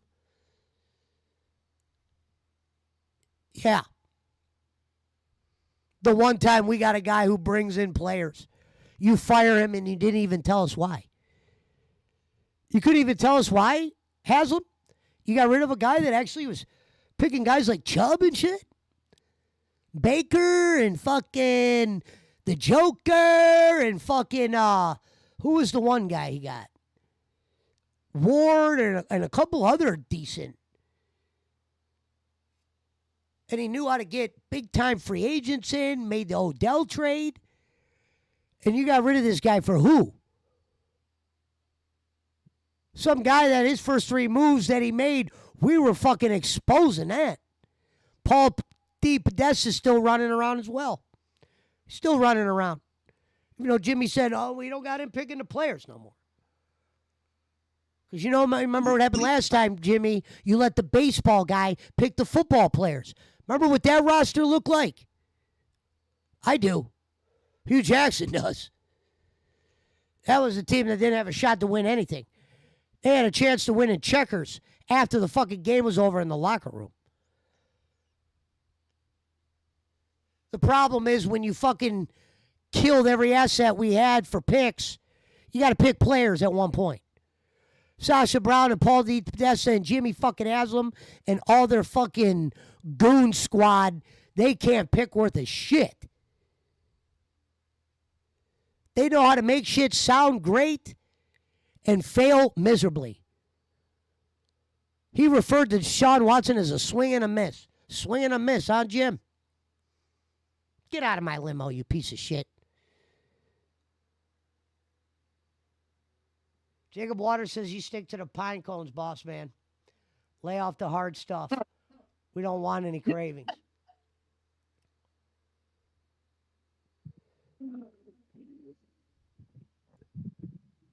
So Minnesota, we're going to London. It'd be one thing if Flacco was playing like, there was years when Peyton would have some games where he'd lose like 4 or 5 games, but they were like shootouts. We're not getting shootouts. We're not getting shit. The way he's playing, it's able to take out the Judkins and all that shit. Going up the middle on first down, Jimmy running out the clock, we're down by 2 scores. 3. We're down by 17. Hey, Jimmy, it's time to throw the ball. There's 7 minutes left, dickhead. What kind of fucking chess bullshit you playing at this point? What's this shit? Trying to, like, calculate that we get the last drive to where we got to be perfect on defense like you did the week before? And all they had to do is get a first down and you were smoked? For you Cleveland Browns fans out there, did coaching win us that game last week? And if it did, what coach was that? Because the offense was a fucking no-show. We scored 13 points by the gift of God. Thanks to our defense.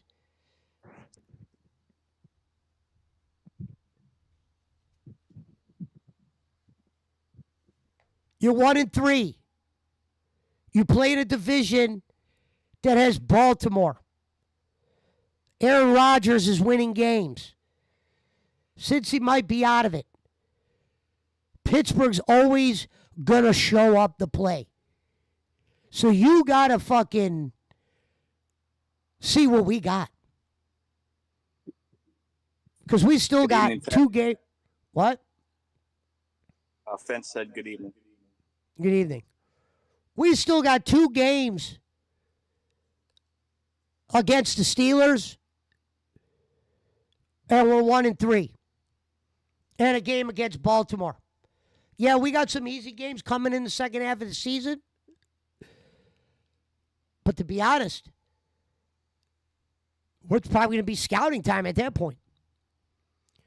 If Joe Flacco goes to London and plays offense, I can't believe I'm saying this for a 3rd week, plays offense like that for a 3rd week in a row, in 1993, they might have even took John Elway and benched him if he played fucking like that for a couple games.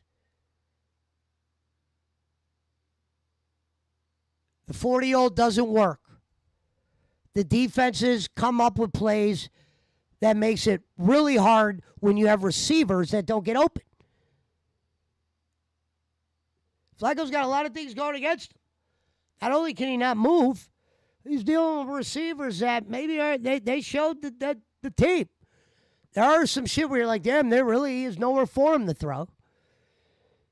Sometimes he's waiting too long. The drops. Oh, my goodness. What? Are you streaming this game?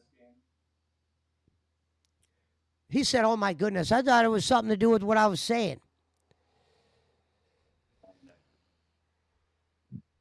Yeah, I'm doing good, Fence.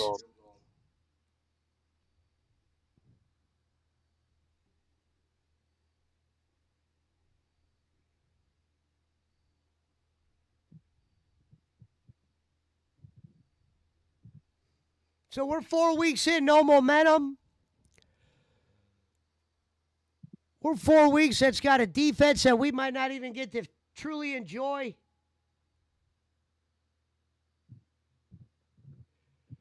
We got a bunch of rookies on offense that, realistically, are those guys going to get you anywhere? That's why the defense was important.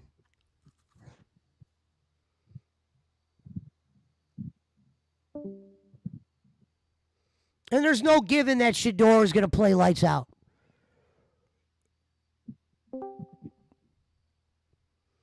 There's no promise. But I've seen enough of Flacco. Make the move. Hey, Stefanski, look at the bright side. If Gabriel sucks and Shador can't play, at least we check the boxes. Boom, boom, checked.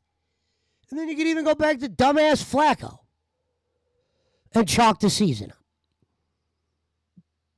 But quit acting like you're trying to win, or quit acting like Flacco's giving us the best chance here. Are you for real?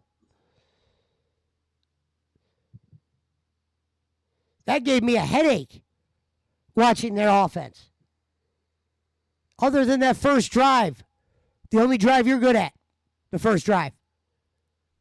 The only drive Baker was good at when he was a Brown, the first drive.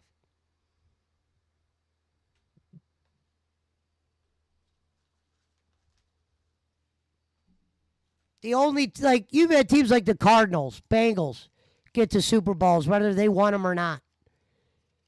Seattle. Tennessee's won one. You can't even get to one. You can't even, like, get close to one.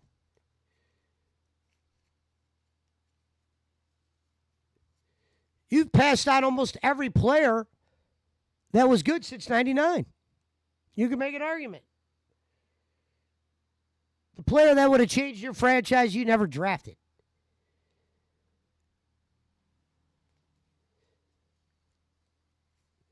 You want to talk about records from 1999 to current day? The Cleveland Browns have definitely been, without a shot of a doubt, the worst drafting team in NFL history.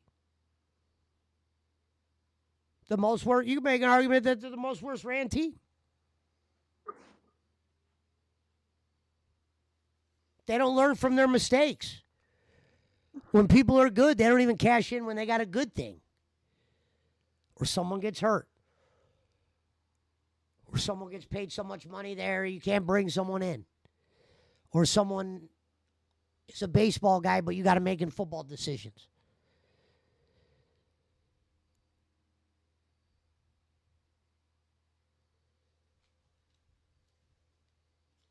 So, unfortunately, we're probably looking at top 5 draft pick, realistically, unless Shador is Shador. And I'll tell you what, fucking Stefanski, if you put Gabriel in and you say Flacco's his backup, fuck you. And I hope you never get hired. And you know what? Pay attention to how many head coaching jobs Stefanski gets after the Browns and being a 2-time coach of the year. Most guys that achieve that type of award twice get another head coaching job. I'm pretty safe, and if I'm wrong, I'll come out and admit I was wrong. I'm pretty safe to say Stefanski, as soon as he's fired here, will not be a head coach the next year. They'll find a place for him. They even found a place for Fred Kitchens. And he arguably had no values in coaching. We had the record for penalties that year. Myles Garrett lost his mind to where he tried to kill Mason Rudolph. If he connects with that helmet, Myles Garrett might not be in the league. He got so mad that if you go look at that helmet swing, Rudolph catches that helmet, he might be a corpse or fucked up for a long time to where they probably couldn't bring Myles Garrett back. I ain't never seen that. But that's what guys were doing under Fred Kitchens. They were losing their shit. We were losing it. We had all the talent everywhere. We're like, what the fuck is happening? We got Jesus Christ at center and we can't even fucking get the snap off. We're setting records in penalties. We got the 2 best receivers almost in the league, and our receiving numbers are down.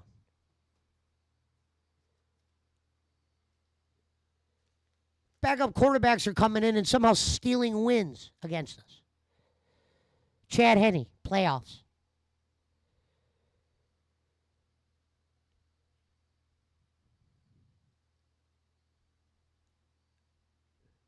The true question is the Deshaun money finally over?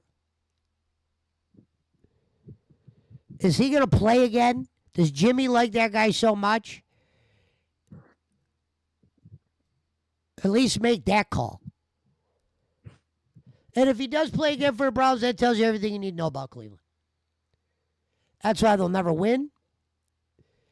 I said if you didn't hit on the Baker, or if you didn't make the Baker thing work, you're going to pay for that. And you're starting to pay now.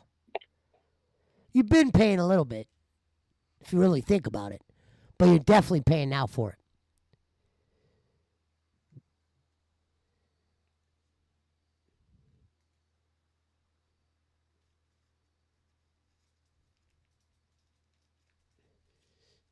Oh, tell Jacob Waters if he wants to come on, he just has to go in the waiting room. That's going to be the new skinny around here. So I can announce when people come on and I'm not just thrown off by when somebody jumps in. There's only going to be certain people who got that kind of access.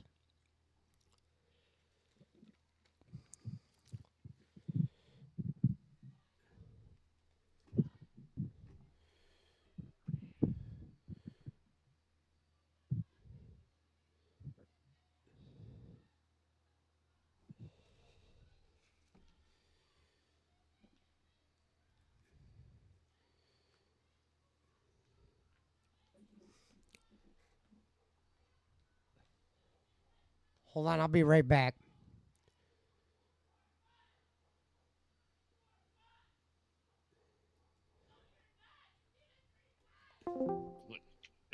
Hey, Podge. Candace waiting though. Yeah. Hey, Podge. Can I come watch the game with you guys?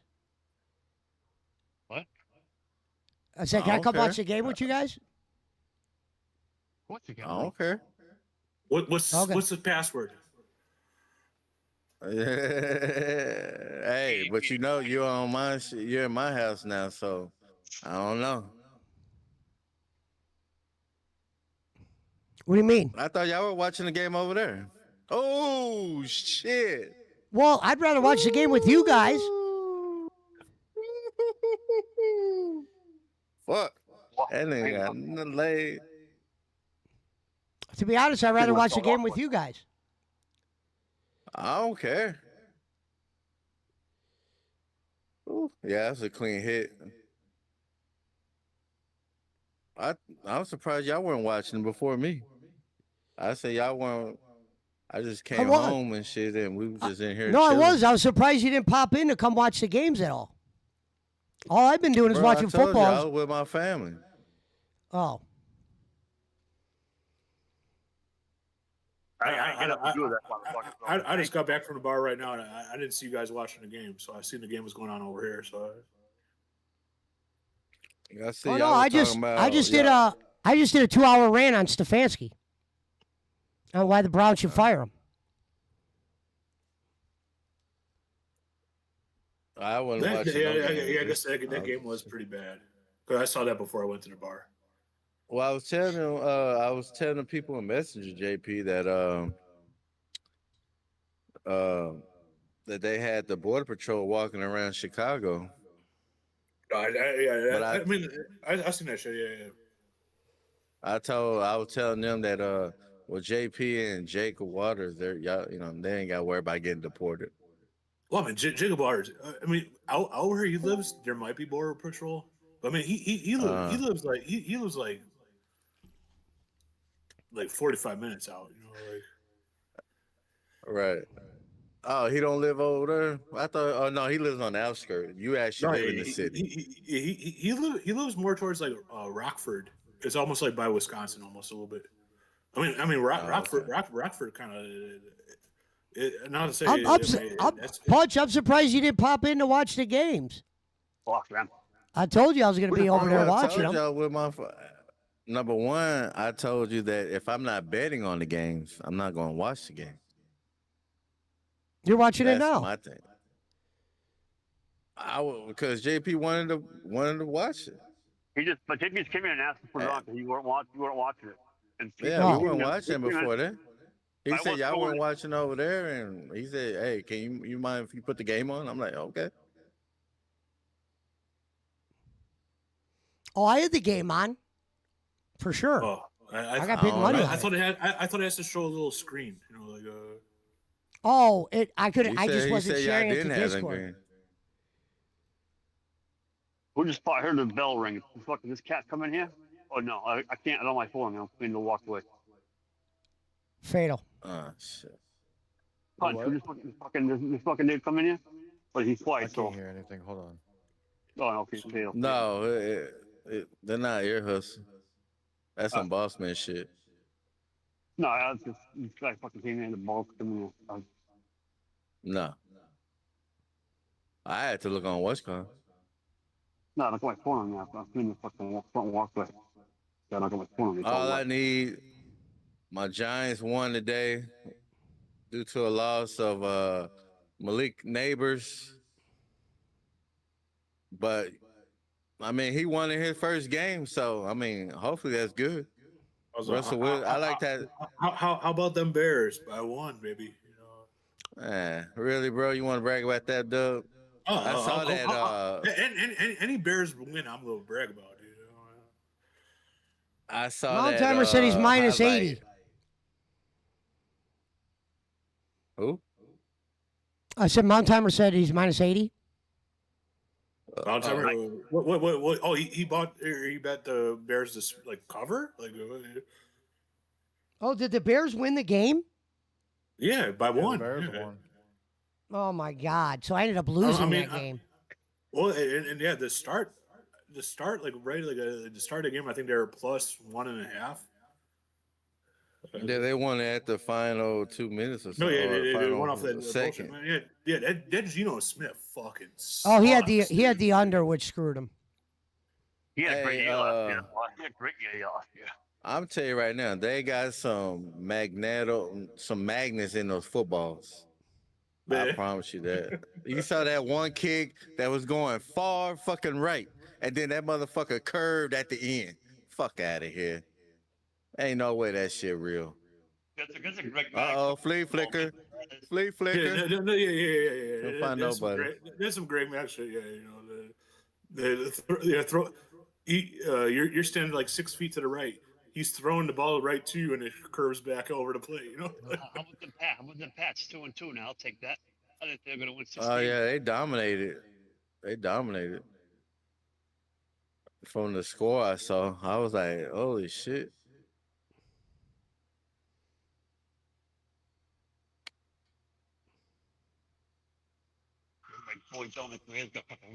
Damn, look at those helmets, bro. Ain't no way you could justify these helmets. That's some fucking NFL bliss shit. I don't know, like at some point it's like, oh, like I guess it depends who's wearing them, and yeah, I mean like I guess like, do you want your brains to get scrambled and like not be able to enjoy your money then? Like you're basically just doing that shit like to have like, you know. Well, it's But no also, different because I always say seatbelts help you too. Also, do you want like, yeah, like I guess like look like a bitch, you know, like.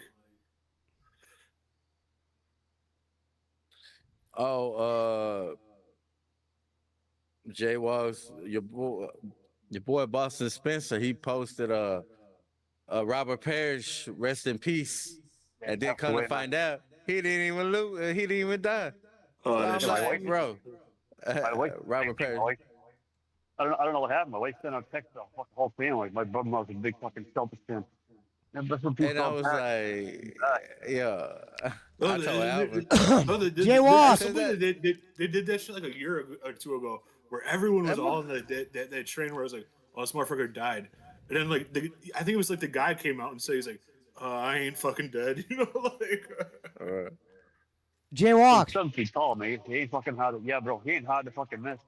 I've missed you, brother. I haven't seen you. Dude, I ain't coming around. The motherfucker's still around. You're lying, motherfucker. But No, I've been telling people though I miss having you around. I mean, I've heard a couple of times, fucking saying Syrup ran me off. I don't care for that, bro. To be honest with you, that's a bitch move right there. That's like a bitch. To be honest with you. Oh, what a sin! Not here nor there. The guy was like, oh shit. No, I don't mean it like that, but you just left because of him or whatever. Yeah, but man, you're my boy for real. I kind of, with Jay Walk, so Syrup ran him off. That's the last thing I would say. Hey, where's Pesci? He's he's handling some shit. Where's Pesci at? He's taking care of some shit. He'll be back, I hope. I wouldn't say, so and so ran you off like a little fucking whore. No, I you didn't. gotta know what you have done. That came out. That came out wrong. That came out wrong then. I mean, you have to understand where I'm coming from. I mean, Yeah, no, I probably used the wrong. I used the wrong words there. I should have probably said. Yeah, I'll agree to using the wrong words there. I don't expect you to, hey, choose him or me. That's not what I'm saying at all. I ain't nobody important. But that motherfucker, he got me so heated, man. I wish you'd pay for my phone, my airfare. Well, did you hear about what happened last night? No, man, I haven't. I come in and check you out, see you're at, and he's fucking 95% of the comments are him. I get out of the way. I see you right. He 3 times. I promise he'll be back when he runs out of paint. I seen that coming 3 fucking times. First of all, I ain't painting. Second of all, if I would paint your fucking face, you'd be black and blue. That's what it'll be. But I'm just waiting. I got plenty. I told 12 Punch tonight. I said it wasn't gonna get personal. I said I wouldn't do that. I'm a bigger man than that. He's out there telling people he kept me from suicide. That cameo is to me, so I pick up my spirits. I got plenty of shit that I'm gonna drop when I come back. Sean Smith said I'm on a sabbatical. I ain't on a fucking sabbatical. It ain't no fucking vacation for me. I like the PWO. I like hanging out. Fucking serve out. And I will, when I come back, I'll come back briefly. And when I drop some shit, he's not gonna be able to say negative. No, it did. But Jay Walks, it did hurt me that I was like, well, Jay Walks is gone, and it's because of So it did make me upset, though. I will say that because I didn't want you gone. I jumped out of everything. I jumped out of punches. I jumped out of yours. I jumped out of backwards. I jumped out of a couple of wrestling screens. I don't want to see the motherfucker. Dude, I had 2 brain surgeries. One just recently. I can't get stressed out. That's on me. It's my shoulder. Okay, but he like I said, I take mental health very seriously. I take suicide very seriously. He's on the same. He's kept my mental health on the shoulder to cry and shit. And I don't take that lightly. I'm just gonna find out right now. I mean, if shit pisses you off, that's the perfect thing to do is remove yourself from the situation. I mean, that's a. I want to hurt him badly. I don't. Take a break. I mean, it's perfectly honest to take a break. Like that's When Jacob was, and I fucked around with that. Hey, I'll come wrestle you. I'll come you back, but wrestle jiu-jitsu. That's just fucking joking around. I got serious a couple times. But nothing's going anywhere. I'm trying to figure out how to put a couple of dollars together and get over it. Surprise the motherfucker when he walks out of fucking couple of times, there's milk. And he goes and fucking picks up some shit from horses. 3 businesses. You motherfucker, you're on YouTube 10 hours a day. When do you sleep? When do you eat? When do you take care of yourself? When do you get back to your wife? Get the fuck out of here. Motherfucker. I can't get you here to find out. But yeah, there's plenty of conversations we've had that he don't think I still saved, I still got. I won't drop. But Rome's dead to any accounts. Smith's, Pesci's mom. It's all gonna come out. Now you guys want to hang out with him still? That's all. That's on you. But nah. I hate that guy. You can tell people that I commit suicide. You saved my life. Nah. Well, I don't have him in my Discord. He's not in my Discord. I'm right there with you. I hate that guy. Like I hope he just disappears. That's different. I didn't know what a troll. I thought troll was like a little fucking guy you put on top of your pencil. Ask you a riddle. I didn't know what a troll. I heard troll, but someone put a definition in there with troll. I was listening to the Scary Night horror podcast, and there was I used to enjoy doing those things we would do when we would watch the DSP shit. That shit was fun. I admit that so this is a lot of my social social activity, if you will, whatever. I don't go out in the day very often. There's things I can't. Crowds and bright sun, and I forget something. I hold up the line at the store. I get embarrassed. I get mad. And people don't have patience. There's a lot of things I can't do. So I enjoy it. I've always had to do one. But this guy affects my life right now. So that pisses me off. So what are you backing for, buddy? I'm sorry. So what are you backing for, buddy? What are you backing for? Come on, man. What are you backing for, buddy? That's my dog barking in the house. I can't have him barking. No, we were having peaceful conversations earlier. I'm good, bro. I'm sorry. I'm good. I'm a victim of a circumstance. I was just Punch. I was just saying hi to him. I haven't seen him in a while. Punch just must not like me no more. This guy was saying you got. He don't. He Punch doesn't gave you the even. rules, He right? won't even Punch- watch the games with me. Punch gave you the rules, right? Bro, I told you I wasn't watching the games. I wasn't watching. I haven't played the game. No. Seriously, I came in. No, but what I'm saying I is, you thought- could have popped in to say hello. I didn't think you guys were watching the games in there. I texted him. I got home. Yeah. Punch, hold on. I texted Punch and I said, "Can you see me?" Adam said like, Flacco's no a nip- joke. No nip tip room, whatever it was. But I don't. People see me in general room. But I don't like dealing with motherfuckers. He's like, I go no nip tip. And he came in and explained to me how yes, I can see you in there, but if you're not allowed to go in there, I can pull you up at so and so. And then JP came in. Fucking guy wants to watch the game. And like I said, I show up where I think the show is going on, dude. I know that sounds shitty, but I want to see the football game. Like I said earlier, JP's that guy who comes to the party, doesn't bring no drinks. I don't bring food, nothing. nothing. You just bring. What'd you say you brought? What'd you say Adam, you bring? if you go back to the beginning of the show, I did an hour and 40-minute positive rant. attitude. There you go. Bro, if you Drunk or sober. You're bringing a 6-pack. You bring a 6-pack ring holder. You know, a ring. Yeah, I'm bringing a 6-pack, and I ain't sharing. You bring the rings. Nah. One beer tagged to it, and an empty beer. That in your six hand. pack, that motherfucker go down that for himself. No, what's that, bro? That's how you do it. You have no money. You bring the ring with you. One beer on it. One beer in your hand. It's already empty. You come in. Hey, what do you want a beer? I got one left. They grab it, and then boom. Oh yeah, JP's here. You. Oh yeah, and pull you that one beer you brought with you. You grab it, replace it, and you walk it all day long. And the people don't know you brought one beer for yourself, because now you got it all back in your belly. You know. Well, you got to hope everyone's drinking the similar beer too. Now, Jay Walks, did you watch the Patriots game today? I watched a little bit of it, but I had to go with my wife and spend some quality time and shit. They could have a So better Punch. record than they got. Yeah, 2-2. It's nice. I wasn't expecting to win 6 games. Chance, it's a possibility. So, Punch, this law went into effect in Texas. Iowa game. You ever heard of it? Iowa game. I don't know if you ever heard of it or not. It's like a habuska. It's like a fucking mushroom thing or whatever the hell. Alahuesca or something. Yeah, it's I don't know exactly know what it is, but it's a. It's like a drug tea that makes you like shit yourself and then you like hallucinate. Well, I'm not looking to shit myself, bro, but I'm looking to get rid of depression.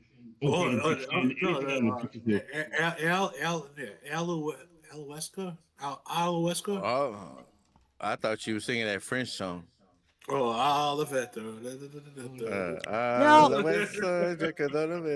I was like, what the fuck? Can I make a comment on Dak Prescott? Yeah, I see this commercial. They'll come with class. Maybe Oh, yeah, call it Thomas okay. Squad, dude. I'm talking my ass, dude. I'm fucking pretty drunk, dude. I don't know. Yeah, I we think just- that here's my problem like a with man Dak. cave over here. Dak, for instance, he's got 2 points in the first half. For a guy that's getting paid as much as he is, you would think he would be more. Like, they struggle at times offensively. Oh, the Bears smoked them last week, dude. All I know is He the got 2 motherfuckers points. with the 3-0 and 2-3 on the board, they happy in the bitch right now. JP, when you say 3 words and your last 4 words tail off, we know how many beers you've had. When you say 2 words, last 6 words tail off, we know how many beers you've had. Man, I went to the store yesterday and We know. I'm like, goddamn, motherfucker, do I gotta finish the story for you or something? It's all good, JP. You're straight, man. You're straight. You're all right. Well, the Browns were Like, crazy what to you think do? Joe Flacco was going to be. It's a league made of speed, and he can't move. We play in London this week. Hey, well, you see what happened with us. We lost the first 3 games. Our coach got desperate and put in Jackson Dart, and we won. Oh yeah, we I had no that. bullshit I team. had money on that game, so I was watching that game. That's why I messaged you. I was like, dude, Jackson Dart, I got him on. I wasn't even watching the game then. Is Flacco putting up points where you guys are getting by if winning the games coming close, or would it be time for Shador to come and get the hell of it? Well, Brad got Flacco lucky. If hadn't- the Bears wouldn't have won, he'd probably be down like 160. No, I'm saying Damn, Shador. Brad. Shador. Dude, Should've followed Fatal. I'm upset I didn't make the bet this morning. I was gonna do money line. Yeah, he took a couple of I was gonna unders do in the afternoon that I would have put Steelers overs Bears on. and So. put $5 on it. But I told you, man, you gotta hurry up and get that shit in, cause I ended up riding with him too, and I went from being up 35 to down 35. Let me give the Giants credit here. This is where I'll give the Giants credit. They've been telling the Browns have been saying, "Oh, why start the rookie against a good team?" The Giants started Jackson Dart against an undefeated Chargers team, and you just got to let it go. And you could see he was ready to go. Man, fuck them Giants. 0-3 all damn year and then beat. Rev's here. Now we're having a fucking meeting. Jackson Dart. Yeah, hey, well, yeah. Showed up. Play like shit all damn year and then they're gonna lose to Hey, it's a new quarterback. time It's I a new bet era. A new era. No, that's the second time you bet against them. What's your size? New era. Oh no, there's no way to predict this fucking year. It's just like the team you think's doing good is gonna lose. God almighty. See, you slept on them last week and lost, and you slept on them this week and lost. Like, damn, I think they just know. Hey, Rev's betting me. We're gonna fuck this up. Let's fuck it up for him. Hey, man, you're part of the conspiracy, man. You're part of the script now, Rev. You know. You didn't see that Indiana game Saturday? Where the spread was like 5.5, and they were up. They were like down by 7, and they fucking ran the quarterback ran it all the way back to the end zone to get that safety on them, and they covered. You're talking about That's fucking rigged, bro. University of Indiana. Fucking horse shit. Yeah. Yeah. I said that. Yeah, that is wild. Yeah, they stormed the fucking field. It is. Damn, Giants were 0-3 and the Chargers were 3-0, and damn, they just showed up. Like, what the fuck? Well, you got to give their Really? defense credit. They're damn. That's when you see your most fuckery is when you see scoreboards like that. Problem is they lost neighbors. You're not going to do shit without neighbors. We're going to sign Odell. Resign. Odell! We traded for Odell and got Odell. Yeah. I think he's Who's y'all quarterback, Jay Walks? Drake May. Drake May. Drake May. Oh, okay. I kept thinking is that I'm other not guy, there, but he Billy. left. No, Tom Brady, you retired, bro. No, that other guy. Oh, who's that youngster they had him in between? You know? I'm in a VIP special access only. oh shit. We got the last cowboy, Billy the Kid, in the damn chat. How you doing, Bill? Last Cowboy. All right, let me tell Punch what he missed yesterday. So Billy came out and told a story that 2 trespassers were walking in his yard, and when they didn't agree to leave the yard, he ran and grabbed his gun and fired a warning shot at him. You say what that says there, Pesci? Dude, Billy has a piece, dude. Yeah. They're talking about YouTube channel. They're telling you that on September 30th. What is it saying? Yeah. Something about YouTube TV is messing up or whatever. They're cutting shit. Yeah, they're cutting shit. And they're more expensive. Yeah.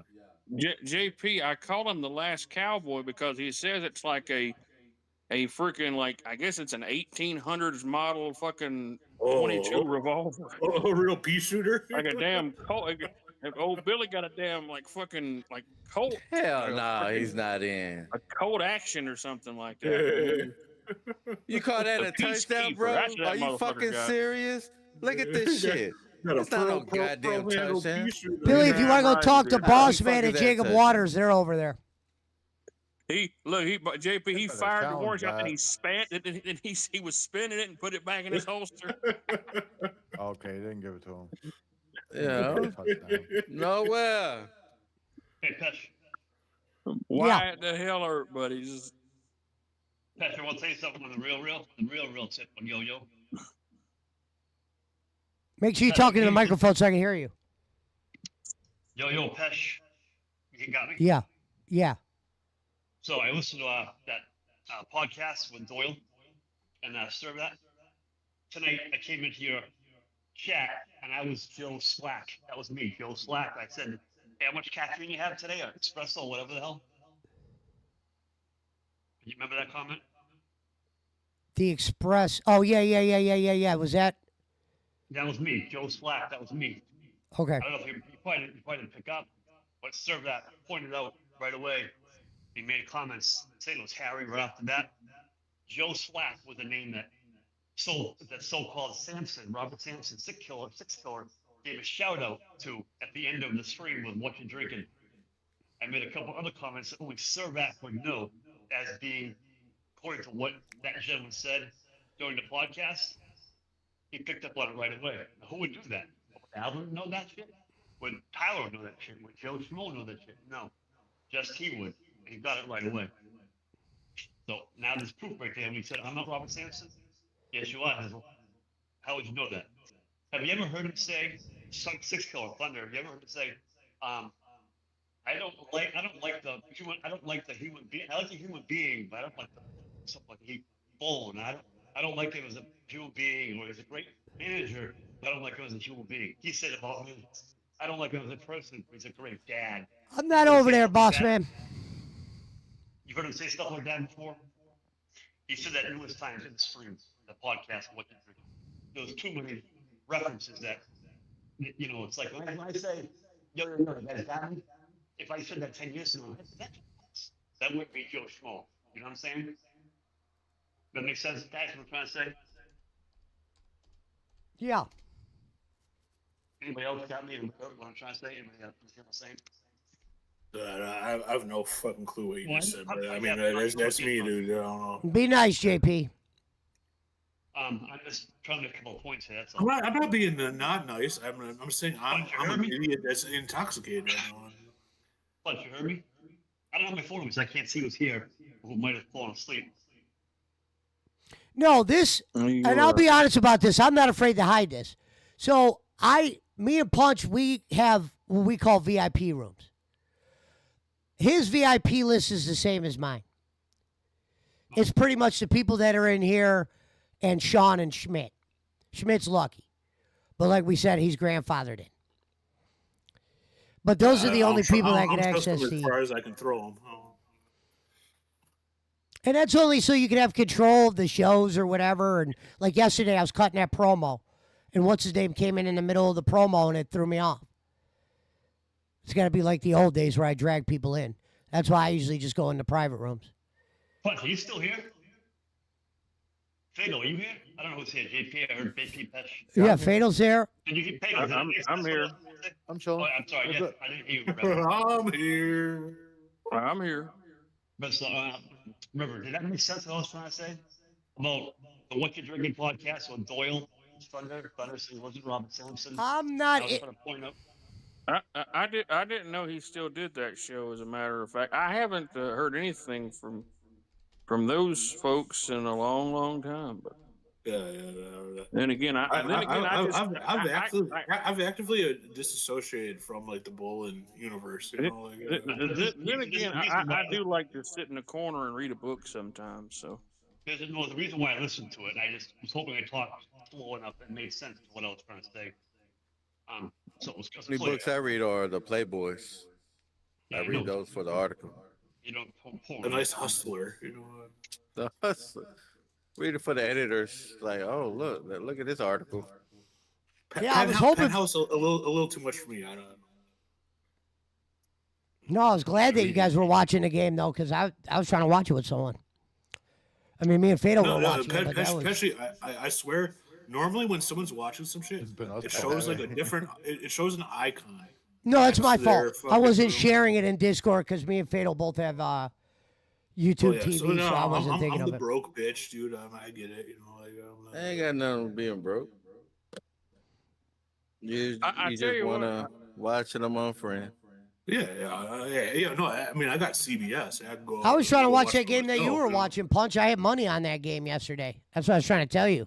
I would have left just in Yeah, I case to know, watch but it. when yesterday y'all were talking about some shit I wasn't interested in, like Granny, and I wasn't interested in that shit. Definitely wasn't me. No, I but definitely that was wasn't the talking about conversation Granny. wrong. That was Schmidt, but Schmidt was on his way out. He was only in there for a few minutes. I don't know. You said they were on. Look, see yourself on screen. Attention, YouTube TV customers. YouTube TV is at it again. You may lose your favorite sports and shows on September 30th. Those Oh, motherfuckers. might lose Red Zone. Yeah, they're probably Got to going to try come to back. put Red Zone on ESPN Plus to get more subscribers over there. Fiddler, you got anything on those two games tomorrow? Not yet. Why are you going to ruin them? No, I don't. There's two games tomorrow. There's two Yeah, games there's tomorrow. two Monday games tomorrow. One afternoon, Oh. one night game. Good. Jets and- Dolphins and Jets. Jets and Dolphins. Yeah. What's the other one? Bengals. And Broncos. Yeah, Bengals. Oh, Broncos. what a Oh, nail shit. biter. That's a Burrow's must-see out, so- game, you know. Those are two I'm gonna stay away from. I'm thinking about Yeah, talk about I'm two down duds in 20, fucking so I might- games, dude. I'm gonna- I'll probably put money on the Broncos just because Joe Burrow's out still. So the Broncos are probably it's going like to win. fucking it's like 10 though, isn't it? It's like I don't think the spread's that high, Reverend. Hold on. what is let the me spread? double Hold check. on, okay. Wait, wasn't the It's- Browns game No, like it's, 12? seven Didn't they and a half, cover? 7.5. But I'm thinking Denver's going to cover that. They're probably going to win by 10 or better. Yeah. I'd say like, unless it's a real fucking blowout, they would never go Burrow's like out, above, he's like, not like coming back. 12. You would Well, I don't think know. That's so, what but- happened. Pesci, didn't the Browns cover today? No. Browns had Oh, yeah. Browns played worse than they did last week, and I know they won last week, but offensively, they did the same shit. But yeah, Oh, they're yeah, done. it was at Browns least are 4. It shitter. was at least 14. I think it was different. There was a thing I realized were- about the Browns, though, Joe Flacco aside. Oh, dude, our receivers aren't that great. It's going to be a long shot, even if Shador and them are good. I think the Browns they're in the second half decided they were going to catch the bus on out of there, and they just found some guys in the parking lot and just put them out there in uniforms. What And pickup ball. was it? Was it the Eagles game? Man, the Eagles secondary is Eagles Tampa Bucks. Man, Eagles That was a really secondary good game to fucking watch. sucks, dude. Like, Yeah, they were going deep. Baker went deep. yeah. But they were like prime for Baker Mayfield, like where they had just like throwing bombs, you know, like. In my rant, I was explaining maybe it was Stefanski that ruined Baker, and it wasn't Baker. Duh. Yeah. Yeah, I was heated. Baker was a stud at Oklahoma. I was doing a promo on the Browns coach. There was like 30 people listening to it. Oh hell yeah! So I watched the Bears up to halftime, and then went to the bar. And I thought I was looking great in the Bears game. I was about to win 80. oh yeah. Right. It had to been last minute because I didn't see the end of it. So, I was kind of annoyed. I was like, "Well, this is just gonna be where Bears kicker is going to get all his fucking points today." You know, Cairo Santo or whatever. Oh, Literally You know- horse at that bar. The bar you go to, is it like fucking horse? Like is it all guys and all fumble, horses? fuck. Oh, yeah. I mean, like the horse. Are you saying whores or horse? Whores. Horse. They're a lot older and like not. I'm not Really? that desperate yet. You know, Punch, you got Jacob Waters in your waiting room.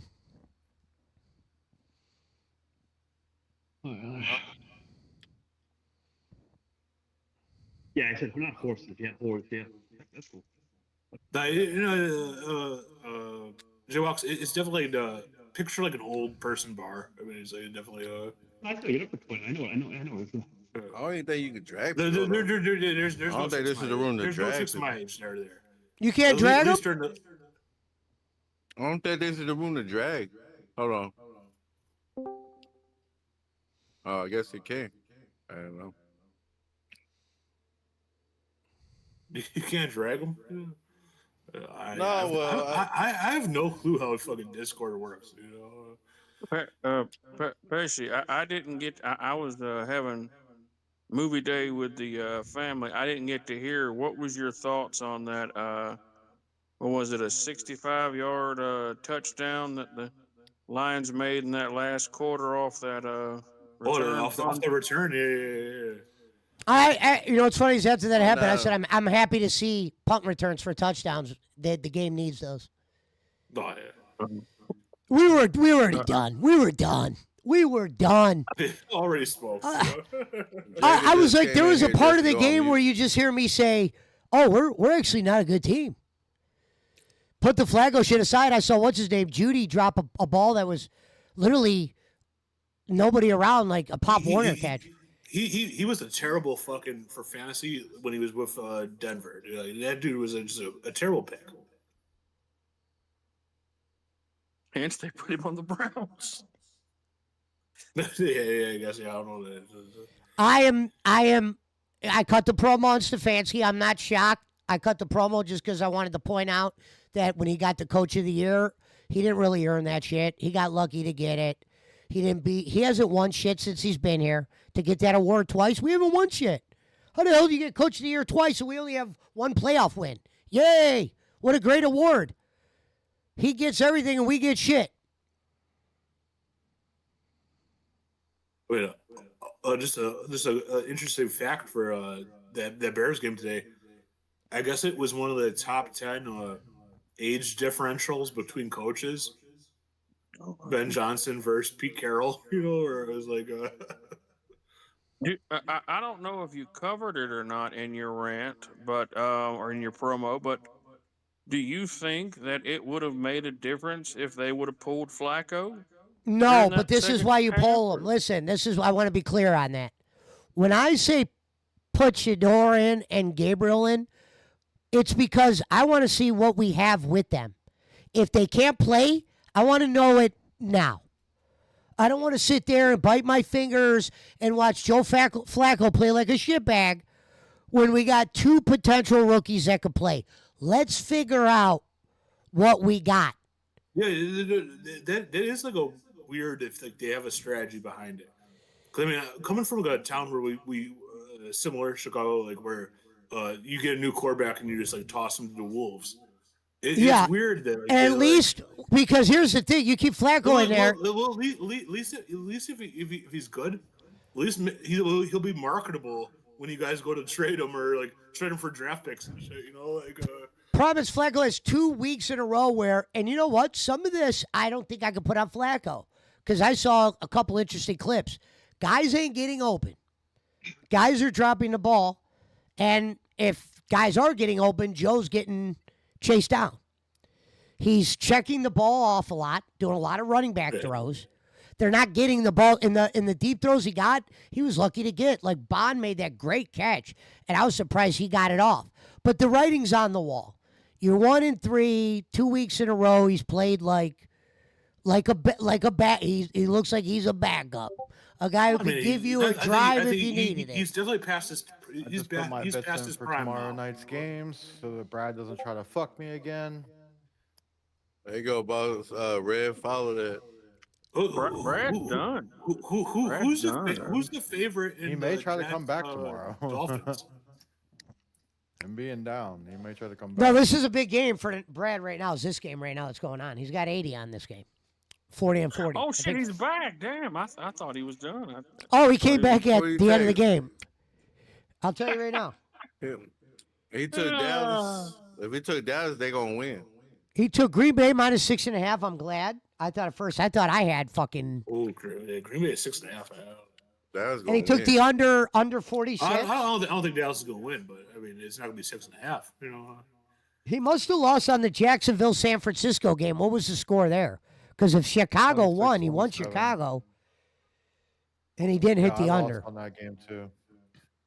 Yeah. I If he had the, I don't know the final score, but yeah, I mean, Because Chicago I won by wanted the 1. fucking over on that game, but Brad.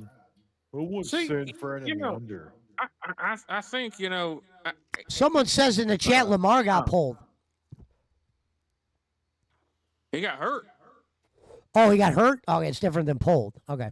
He got And hurt. He hurt his ankle. I can't imagine they're pulling Lamar. He hurt his ankle. That was a brutal game, man. Shit, that was a brutal game. I'm glad I won on that one. Who'd they play? Well, Chiefs. Mahomes, Oh, they beat them? That was fucking 37-20. See, Baltimore's capable Yeah. of putting some points up, man. Yeah. Oh, the Chiefs won. I feel like Baltimore's always been like a good team here. Just never make it. You know, they're a solid. They're just like a solid team. You know? But speaking of Baltimore, do you think that like would the Browns be would they be any better if they had 2012 Joe Flacco instead of 2025 Joe Flacco? You think it would be a difference? There'd be a difference. Because they definitely have the line that protects old ass. The reason why Joe Flacco would have been good, the young Joe Flacco would have been good on this team, because defense is our best part. If you look at all the years Joe Flacco had a great team, When I went to defense. Iron Maiden, I got fucking straight coke from fucking my good boy from the Dominican Republic, or I got fucking coke with this white guy in the fucking third floor behind me in Davis. That's that's crazy, man. Of course, Yeah. would be better. Super Bowl Joe Flacco probably would have been, Because here's the probably reality. would've Once Baltimore had to pay Joe all that money and they couldn't bring guys in as much, Joe Flacco's value started to go down and they didn't win shit much after that. That's why Tom The only Brady reason why Joe is worth the Flacco penny. beat Denver that year was because Manning's arm fell out. I've seen Joe Flacco one play away from the Super Bowl and lose. He had some years where, but what made Baltimore special was Ozzie Newsome, the GM, always picked the right players. But once you sign any quarterback to a big time money deal, your roster is going to get hurt. Look at Deshaun. We haven't brought shit in for free agents since Deshaun been signed, and he don't even play. Fuck the Browns for that. I mean, just talking hypothetically, Justin Fields with the line the Bears have now. Not to say the Bears have the best offensive line now, but like just someone protecting him where he's not getting fucking sacked every fucking play. Like I would like to see how that would play out. Because the Bears with him, man, he was eating sacks. Like we're eating snacks. Yeah, I'd prefer if he was eating snacks, not sacks. Yeah, pretty much in sacks. That's one. What? Yeah, He's fucking Where leading the you at? UFO right now. He's in the UFO right now. Come back from fucking whatever plane he's coming from. Frisbee. Oh, you're frothing? What's up, Oh, Jacob? shit.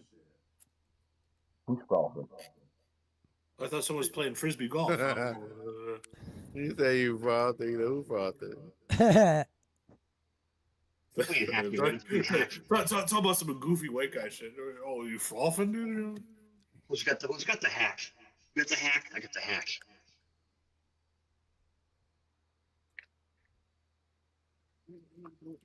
You know what that means, Red? What they're talking about? Mm-mm. Red, how old are you, Rev? You must have played hacky sack. Get out of here. You played hacky sack, didn't you? Hacky sack was Well, fucking. I played hacky sack, but I don't know the terms. They used to play that at my school. I've played hacky sack. I'm sorry, I didn't hear. I wasn't paying you no attention, brother. I'm sorry. I was looking at something. Probably looking at some Meemaw shit. Rev was playing No. Far Cry. I love fucking hacky sack. Punch, what happened last night? Did you fall asleep? Of course you did. You didn't make the main event, did you? No, of course you did. No. Did you? No, I think I did see the main event. Did you see that Silva? That older man, he got knocked out. I don't know what Any good fight? High hole Silva away.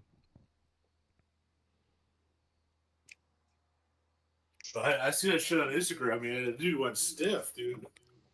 I know. And did you see the aftermath? The next day, he gave an interview, or he was on Instagram Live. I just saw the end of it. Yes. Jacob, this is what we call the VIP room. In this room, this is a group of people that we feel strong, won't do spoilers, won't turn in, I accidentally said that or stepping on Legos. Oh, you could say the N-word in here if you wanted to. You fucking nigga. Tough crowd over here, bunch of niggas. Oh, shit. Yeah, Jay walks. He's live. So He's fucking there. He's fucking live or not. I'm doing fuck. Oh, yeah, I guess if I'll say that word. Okay, my Kind of bad. grainy.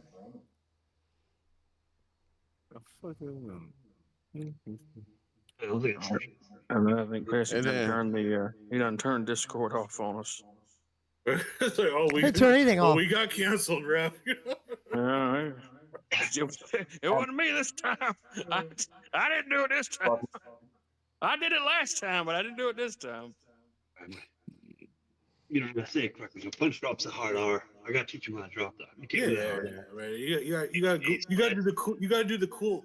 A H H H H H after everything. AGH. Hey, You got to do the at the end. Not the. I love calling my son Dizzle in the store. But Dizzle, get over here. He will look like, What the fuck are they doing behind these guys? Boss man wants to get into the room. The halftime of the Bears game, they had Earth, Wind, and Fire fucking playing, dude. What's going on here? We need you in the chat, boss man. I couldn't afford the Temptations. We need you and Billy Sellers in the chat, boss man. Some people are stronger in the chat. Billy Sellers was in the fucking Discord in the back when I was waiting over there. Damn, motherfucker, you sound like you in the Hey, basement. are you in the or some bathroom, shit. dude?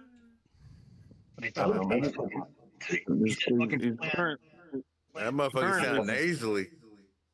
Motherfucker's currently floating down a river. Oh, you're out in the wilderness, dude. Oh, that's cool. Oh, okay. You got an excuse. You're out on the river. How was the fun run, Jacob Waters? Did you win? Just unplugged my charger. That's good. I could see Jacob doing that triathlon shit they be having. Oh, where you ride the bike, you swim and you run. Yeah. No, but seriously, in the bag, trying to as much credit as I can each fucking day. I'm using fucking Thunder as my motivation. I had no motivation until about 10 days ago. You know, it's like I put a picture of on the bag and hit the fucking bag. It's only a picture of a New York goalkeeper, but then it's fucking Thunder. Oh God! Now they're gonna have Bad Bunny at the Super Bowl. I don't ever like train to do anything. I just like woke up yesterday and decided I was 60. So, yeah, it went pretty good for not training for it. I finished 6 miles in under an hour. That sounds reasonable. I mean, what's like the average? I mean, is that the average? I was running. Train like that. Running 10 minutes. I got fucking 2 years. I'm sorry, Jake. I was talking to him. I apologize. Says we got 20 people. Where? And fucking Billy Sellers, you should be on punishment after your Meemaw comment yesterday. Oh, Billy's naughty. You're not live, right? Here. Yeah. No, I'm live on YouTube. You're live right now? Yeah. That's why Reverend told you I was live. Yeah, I thought it's called Full Rock. I've been behind Punch Out's Discord. I didn't know you went live to Punch Out's Discord. I wouldn't have said the N-word. Just say you were singing, you got 5 on it. I got 5 on it. When I sing rap songs, if I'm not live, I say the N-word when I sing the rap song. I don't know if that logic works, but it's run with it, you know. It just rolls off the tongue. What do you mean logic? I'm saying I sing the song with the lyrics that go with the song. It just rolls off the tongue so easily, JP. You gotta respect. No, I'm just saying it doesn't make a difference if you say it was a song or not. You're saying it live, you know. Not the racist one. No, but I mean, there's no intent. I mean, Put the bottle down, JP. You've been getting annihilated. Shut it, dude. Annihilated. I was here having a grand old Sunday night, dude. Pesci, Billy Sellers says, "I'm sorry. What did I say?" I'm not really going to repeat it, Bill. Speaking of put the bottle down, this is a Jacob, do joke. you have a bottle with you? JP, don't feel bad if you want. I'll go grab some of my sugar-free zero or some sugar-free zero Smirnoffs that I got in there. I'll chug about 3 of Sugar those, free and zero. we can just have. No, hold on. Let me tell Did him you this see- real quick. No, Billy, back in the day, that's how I would do the shows. There would be a waiting room, and you would get, when I do StreamYard. I'm just bringing it back to that way just because Reverend was in the middle of cutting a decent promo yesterday, and someone just pops in right in the middle of his talking and distract and just kind of like knocked us off our concentration. See? And how can I watch the game and everybody else talking over No, there? but here was the thing. That would've Punch, made as soon as, Okay, here was the Punch, thing, though, hold on. Punch. Hold. Punch, as soon as you You're would have running reached out to both me now. and said, "Yo, Pesci, do you want to watch that game?" We'll do it I'd right been now. like, sure. I would have made sure I got the gaming atmosphere going. Meaning I would have made it so there's not shit being loud. We were able to watch the game because I wanted to know, watch but what that I'm game. saying is, Now we can. what I'm saying is, if we're watching the game and you have like 6 other people talking, you can't really get into the game. Yeah, but I would have rather why I watched said at that I moment in couldn't hear time. I'd rather have watched the game with you than I was in. I mean, that was Reverend wasn't even watching the game, and he was getting ready for bed. All those guys, Schmidt and them, they were getting ready to leave. That's why I texted you and said, "No one's here if you want to watch the game now," because I was actually watching the game. Punch, check your text messages real fast. Okay. But I yeah, was Punch, charging my phone. I'm not drinking tonight. I'm Yeah, trying I think to. you're live right now. Oh, dude, Jacob, I can hear you clearly right now. Dude. Thank you Yeah, for I took off. reminding me. Thank you for reminding me, Jay Walks. I got to send you this picture that I Hey, saw on Sarah, Facebook. you little fucking punching bitch. I don't. Took off my Bluetooth headphones. I thought that would be a little bit better. But yeah, no, I'm not drinking for. I'm not even for 6 months because I just want to take a break. I was doing. I'm thinking about doing sober October. You know. Jay Yeah, no, Walks, I- after my flip out yesterday, I said I'm not even acknowledging any of I his won't do comments nothing, ever bro. again. I'm training right now as if you're in front of me. You have motivation to get back in shape, like put like 18 pounds a lot of hang with it. But you know what? I don't know how you're on YouTube for 10 hours a day, and you've got a kid, and you're married, and you have 3 businesses. One is picking up shit. Come on, man. Those are all fair questions. Come on, man. What's going on? What are we talking about? Who's I doing don't know. Hey, my name Bennett, and I ain't in it. Hey, Mark, who's doing math? Remember who was the one who convinced you? That's the first piece of truth you told. But to convince you people weren't talking shit about you? That was, yeah, you definitely said that. I give you props for that. And so has Boston a couple of times. I wonder if Boston was texting me. Good for you, tough guy. You know what, motherfucker? Keep calling me a tough guy. You know why? Because I damn straight am. I damn straight am.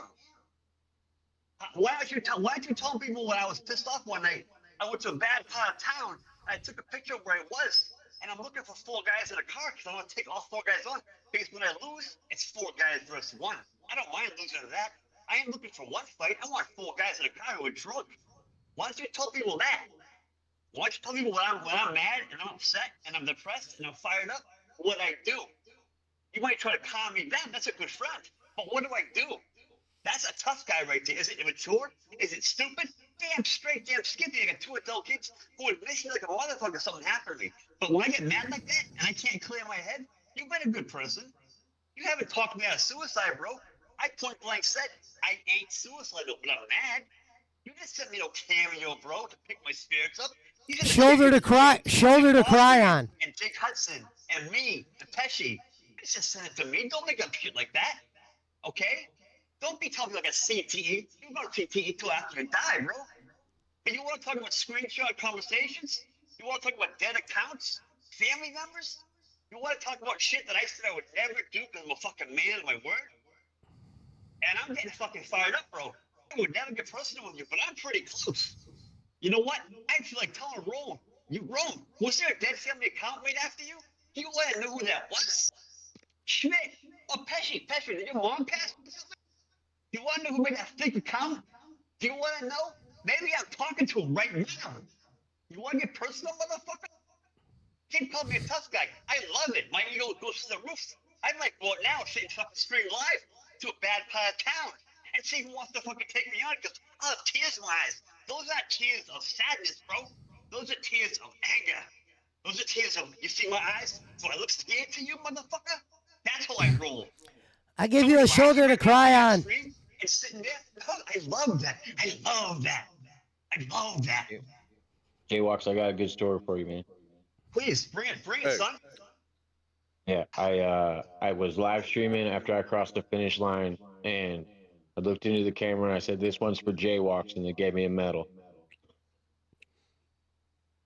Got a medal today for you for running. Much love, much love. Yeah, and J-Walks, you missed last night. Half the reason why I flipped out last night was because you weren't around anymore, and I'm like, I'm mad because of this and that. And I went off on what's his name, and I said, I'm not acknowledging any of his comments anymore. He fucking set me off over a football jersey that I wore during Pop Warner.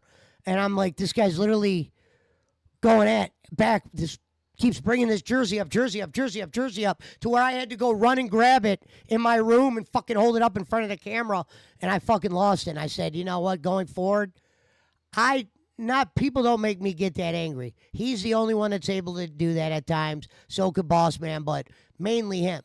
I had to ignore all the comments. Even if they look silly, I'm just no more.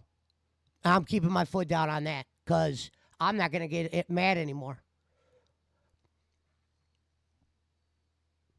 I think if people want to call me a bad guy for that, then so be it. But I think people know me well enough that I don't do that shit I did yesterday on everybody, where I'm flipping out over a football jersey. That guy got me to that point, and I said, I'm done. I was almost ready to demod, tell Brad Block, let's go call Jay Walks and get him back, because he's my actual friend. Appreciate that. Jacob, appreciate that, Pesci. Yeah, I was upset. I saw it one time with the basketball Chicago Bulls jersey. You were getting hot. It's always over jerseys. I was legitimately mad, and a lot of that was yesterday was when Schmidt's like, "Where's Jay Walks?" and he didn't know. Fake account of anyone's relatives? Are you sure? Oh, poor Jay Walks, we got methods today. I got knocked out cold by a 13-year-old girl. I told you that, bro. I worked in a jail with mental people with handicaps. We got called a code, low staff.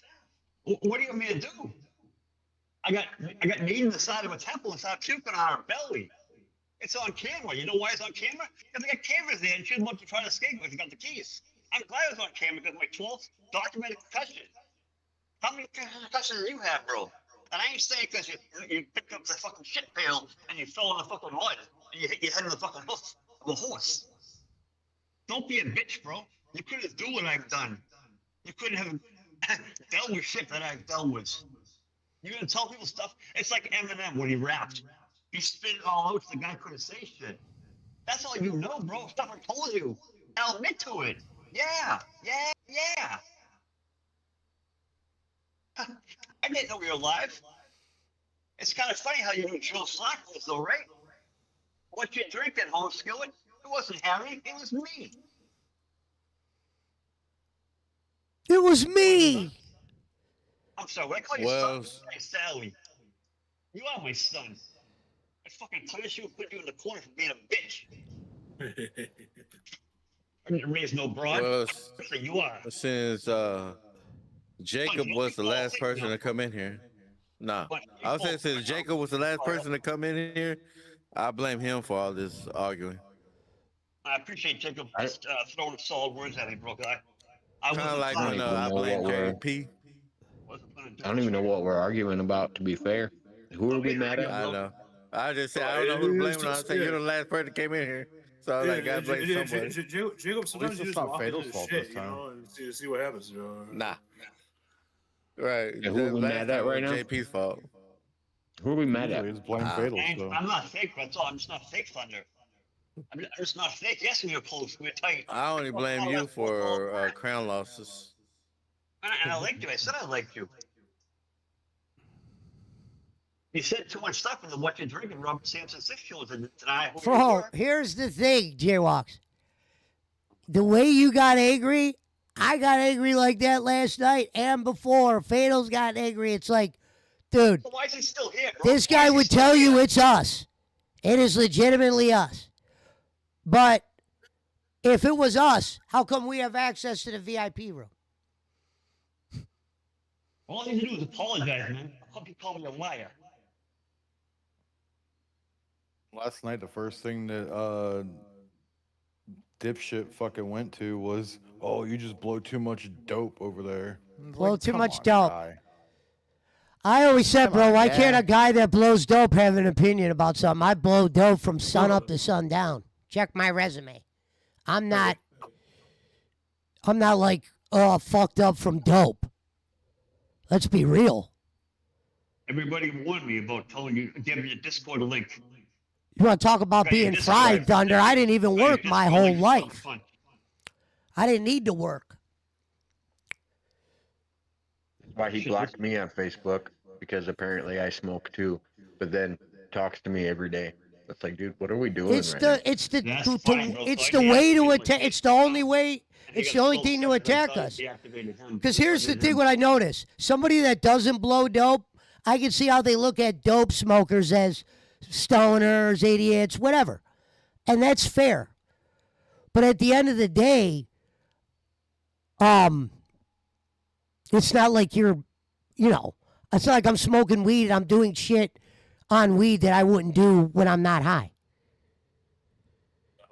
I'm fucked. I was talking to Granny. I'm doing A to Z, dude. I'm getting fucked out. I was talking to Granny about this earlier today, and I'm like, yeah, I don't understand why people trip about me sitting in front of my computer and smoking or drinking. It's just Now, like, Jacob, yeah. well, I wouldn't say trip. I would never Granny- trip. that's I just Granny said was- Jacob I'm could saying- get drunk sometimes. But my point is, would you guys rather have me out behind the wheel of a car? I worked all day and I'm sitting in my house having a drink. Who the fuck cares? Like, No. I don't wanna care see if you people driving drink when they're regardless if you're live. sober or not. yeah, exactly. After 7 o'clock, you shouldn't be out driving, dude. You got a family at home, you know.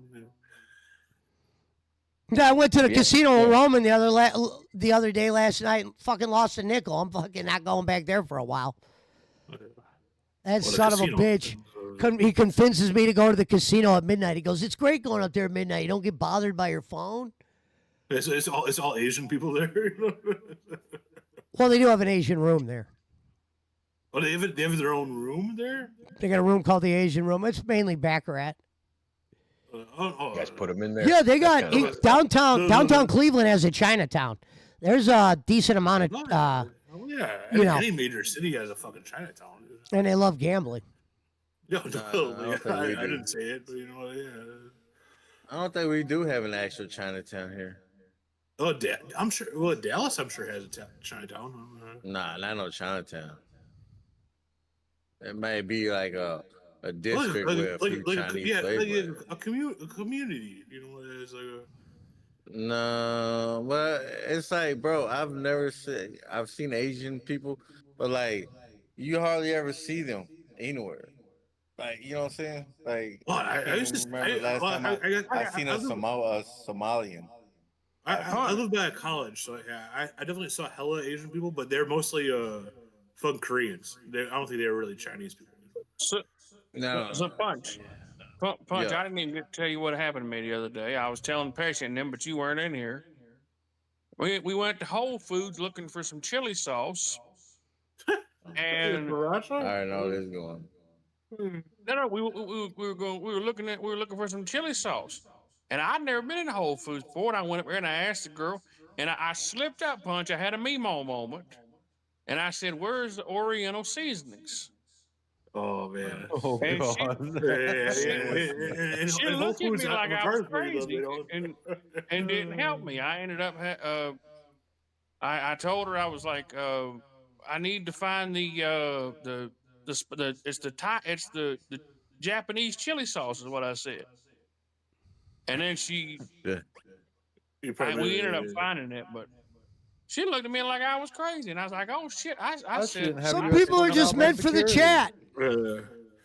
Back before Nothing wrong with it. COVID, back before COVID, Whole Foods, they used to have like those like little stands inside. I think they still have some of them, but they used to have like one where it was like an Asian grill, like or an Oriental grill, rather inside the store. I just don't know why Oriental became such a bad word for it. Yeah, like it's and for like 10 or I don't think it's a $12, bad word, Rev, but if you use it in a meemaw manner, it could probably sound awkward. But Whole Foods, yeah, you could get a good fucking piece of salmon over like a bowl of rice and like some like vegetables and shit. Yeah, it was like $10. And Whole Foods, I used to get that all the time. But after COVID, I think they changed all that shit. When I mean, because when I go to when I go to my local food line over here, you know, I say I gotta go get something out of the Mexican seasoning aisle, and you know, Mexican seasoning. See, now that's the difference between me and Rev. If I gotta go get Mexican seasoning, I just say seasoning. That's the difference between me and Rev. Yeah, no, but I mean, like it might be in a different part than like the actual like if you went to like the real seasoning part. They do. Aisle. They have like it depends what you're looking for. Yeah, they'll have like adobo and shit like in like the universal. Motherfucker, they got the adobo in the Asian aisle. Can I just a bunch of Filipinos use that shit, you know. JP, hold on 1 second, JP. BC, appreciate that comment, BC. For real, appreciate that. And listen, and all jokes aside, speaking of BC, because I remember what he said last night, he agreed with us on the Servap shit. He goes, Servap starts trouble, and then Servap tried to say something mean to BC. I forgot you're still fucking live, dude. That's what I said, brother. Where's BC? BC didn't say nothing. No, I'm giving BC. I appreciate what he said. Oh, BC didn't say it. Touchdown, baby. I gotta pull up the fucking comment section now. Wait a minute. Hold on. Somebody has a comment about Stefanski. Let me read this. It's absolutely not Stefanski's fault. It's absolutely not Flacco's fault. They are the only head coach and the QB. Please blame their... Yeah, no, I said that. So listen real quick. Badge of honor. I didn't say taking Flacco out meant we win. I want to see what we got. I said at the end of the day, even if Flacco was playing a little bit better, we're in trouble because we got receivers dropping a lot of balls to where you're like, what? Like easy shit. Where Judy was like hitting his head type shit. So I get what you're saying. You can't point all at Flacco, but Flacco has played bad enough where let's see what the rookies could do. And shit, if the rookies both can't play, you put Flacco in and you play for the first pick in the draft. Welcome back to Cleveland.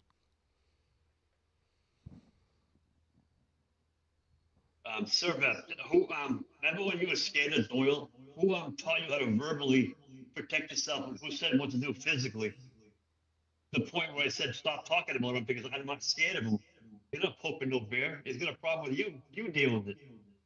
I wasn't worried about anything. I don't even know the guy. Should I bring those screenshot conversations up? When I said stop talking about him, it's not my problem. I don't know the guy. Huh? I didn't really want to be part of this, dude. I ended up losing my shit over a Pop Warner jersey last night. At least I recorded the promo. Imagine being at the gas station and your son says, "What, Daddy? Why you let that guy cut you off at the gas station? I'm gonna be at my rugby practice." Son, I don't know how to stand up for myself. Be polite, let him go. An hour later, you're still sitting there with your son. Can't get gas and you can't stand up for yourself. Better call Jim Watts, a tough guy from Boston. Tell you what to do. You're a punk. Let's bring those conversations up, bro. When I said, if Dole says this, you say this. It got to the point where I said, go to his house and beat the fuck out of him on his fucking front lawn. No. Shut up. That's my problem. You guys think I got problems. I got problems. I'm saying up front. I didn't want to be friends with nobody. Not just him, nobody. Why are you not friends with me on Facebook? Why are we friends anymore? I deactivated my account. Why don't we bring that shit up? How insecure you are because I stopped talking to you. I stopped talking to everybody. So I got problems? Yeah, I do, man. Big problems. You make fun of people with suicide and shit, bro. You can talk me off a ledge, bro. You put him on a ledge right now. I asked him to stop. I said, if you were a friend of mine, you're gonna push me over that ledge. You would stop, man. Got proof. When I ask you for proof, bro, you go under the covers, you hide. I got proof, and I said, stop doing that to me. Bro, I would hurt you right now. I would hurt you. I ain't about being tough. You didn't want to acknowledge me. It's about being real. And that's why I left. You don't need this place, bro.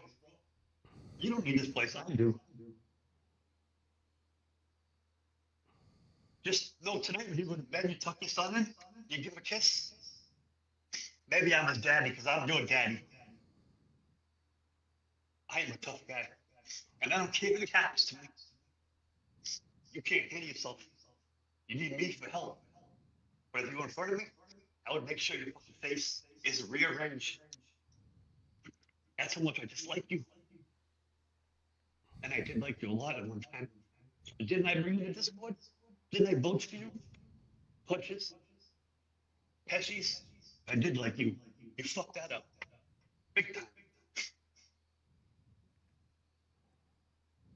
Pesci, I love you, bro. Punch. Where else? Yeah, I gotta go. All right, bro. All right, brother.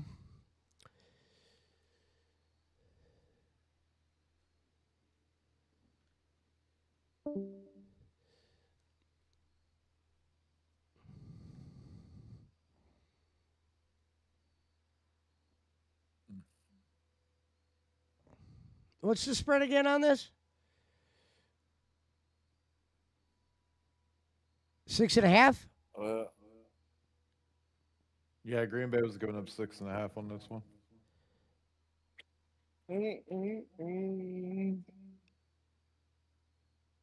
I'm glad after this week, I'm gonna be away from all this stuff.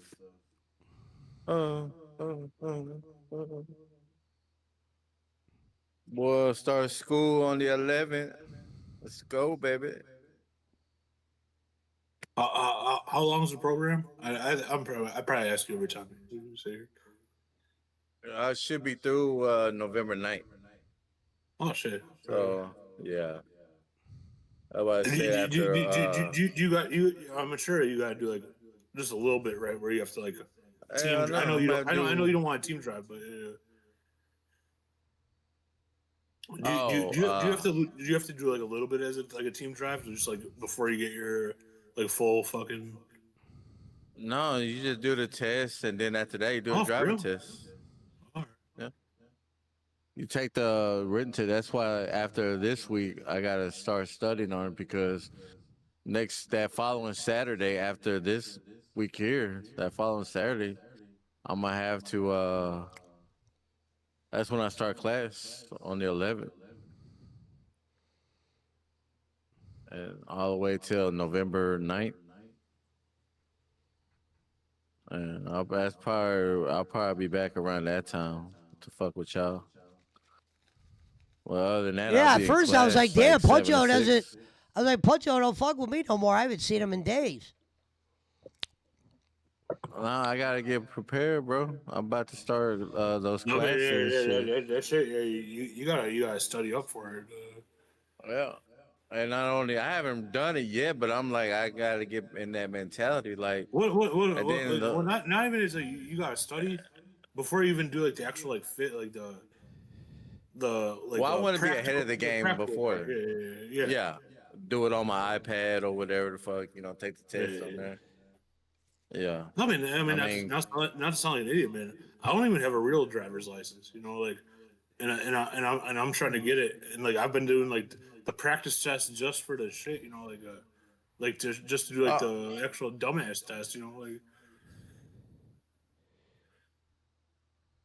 Yeah. I got a homeboy like that too. Like he ain't got a driver license. I'm not. But he wants to go to school to be a police officer. I'm like, how the fuck you gonna be a police officer, motherfucker? You ain't got no driving license. You gonna do ride bitch the whole time? No, they don't allow you to do that. Any government job, you pretty much have to have a fucking. No, because yeah, talk about like back in the day, I would love to be like in Chicago they call it sanitation laborers, but you're basically the guy that Good night, rides on the Bill. back of the garbage truck, but you get paid like $30 an hour. You know, like The dirty job, someone has to do it. Now, no, see, I wouldn't mind I driving don't them mind that shit. around. 'Cause I don't mind like the rats and shit. You know, like I Hmm. don't know. Take But care. like But all that shit, shit, all that shit now that they want you to have because they still want you to be able to like fill in. You know, like if the motherfucker don't show up. I don't know. I already know what I want to do. Like, I don't want to do teams. Barkley said he want to do teams. I'm like, nah. Dude, even if Yeah, you said, yeah. even if you would have said, Well, even if you would have said yes, I don't think he was doing that. He wouldn't done. Hell no. well, I mean, but I mean, also like That's why I said it. that's not even like being like a roommate. Like that's like you're like living on top of a motherfucker for like a couple days. You know, like this. It's not like you have like an apartment where it's like we're roommates. You know, like that shit. Like there's no escape. You know, so if you don't like that motherfucker, you're stuck there. You know, Mm. like. Can't you just get a motel for And the that's night? no. Well, you can, but you still Yeah, but gotta. I mean, if you want to make money, you sleep in the They cab. You know? wanna. Yeah. It's You're best to like that truck missing. gotta be moving at all times. That's why one Yeah, thing I yeah. hate. Well, that's part of the team thing. Yeah, it's like one motherfucker sleeps, and one 10 person drives. hours, and then the other one drives for 10 hours. And yeah, I don't That's like how that it is. idea unless I knew someone real well. Because man, yeah, talk about some shit where I like, didn't think you you could have some watched college shady. football, Punch. If you would have told me you were watching that one game, I would have definitely told you I would have watched that. I was trying to watch it. You could hear clips of me last night going, does anybody want to watch No One Fucks with College? And it turns out you were watching college. I didn't know you watched that shit.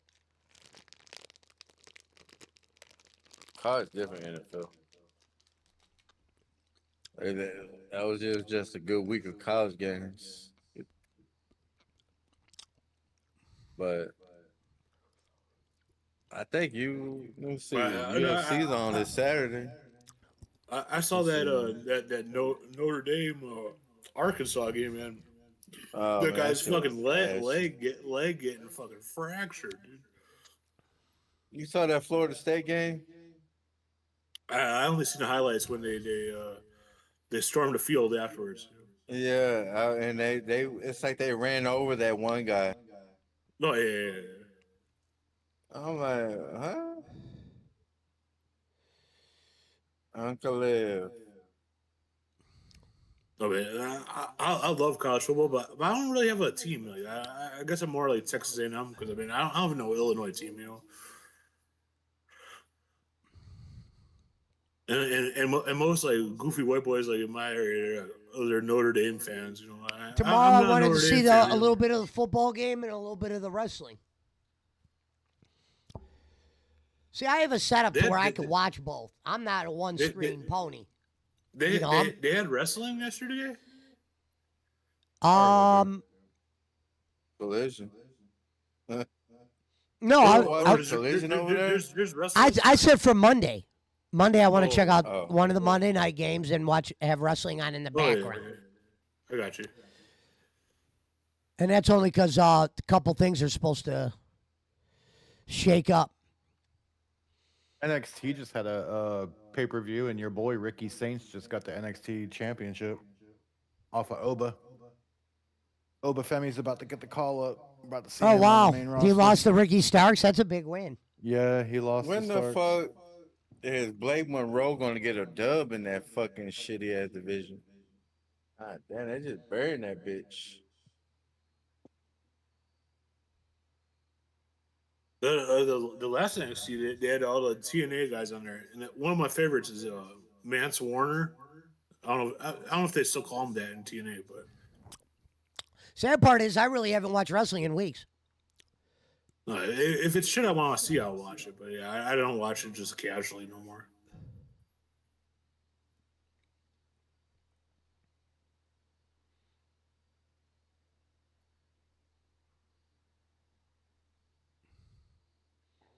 All I know is if they keep up what they're doing on AEW, that product will only last a couple more years. Yeah, I think You can't pay Moxley fucking Lesnar money, and he gives you fucking bullshit. I mean, Tony Khan will always have, I think, a wrestling program. I just don't think you're gonna have Mercedes Moné getting paid highest paid women's wrestler. He's eventually gonna have to drop the payroll is going to be more than the company makes. Losing his stars. But losing his stars. Edge is already gone.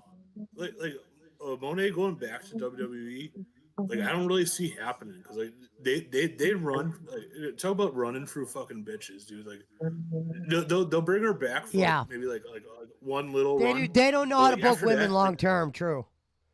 Well, they treat them like disposable. You know, it's like once they're not sexy no more, they start getting old. Throw them out, you know. Like, and there's so many, like, the one division that didn't need 2 world championships was the women's division. They're not like the strength of the company. That should only been 1 championship. Well, I mean, even for the men's, there should still be 1 real world's champion, and then like position them out, like use that as part of the storyline. Like there doesn't need to be 2 champions, you know. Like, that's stupid, you know. Yeah, that's dumb. Gonzo said Moxley is the most dependable wrestler out there. No, he not to say he's gonna break his neck like figured or literally, but like I think he's gonna break his neck like figuratively, where like he's gonna put himself out, and yeah, he's gonna be like off the shelf, you know, like as you can only do so much like dumb shit, and your body's gonna like keep working, you know, like even like Mick Foley like had little breaks and shit, you know, like. And I kind of consider him like the modern, like not actually no, that's an insult to Mick Foley, but like John Moxley like is like the like because his character work it isn't even fucking good. At least Mick Foley could like, I think John Moxley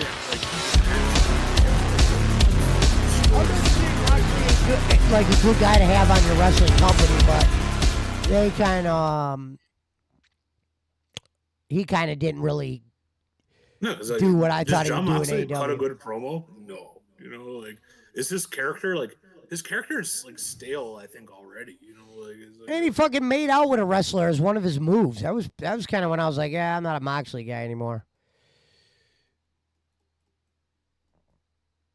It'd be one thing if fucking what's her name did it. Well, one thing if his wife did it, I'd like to see that. But I mean, like, yeah.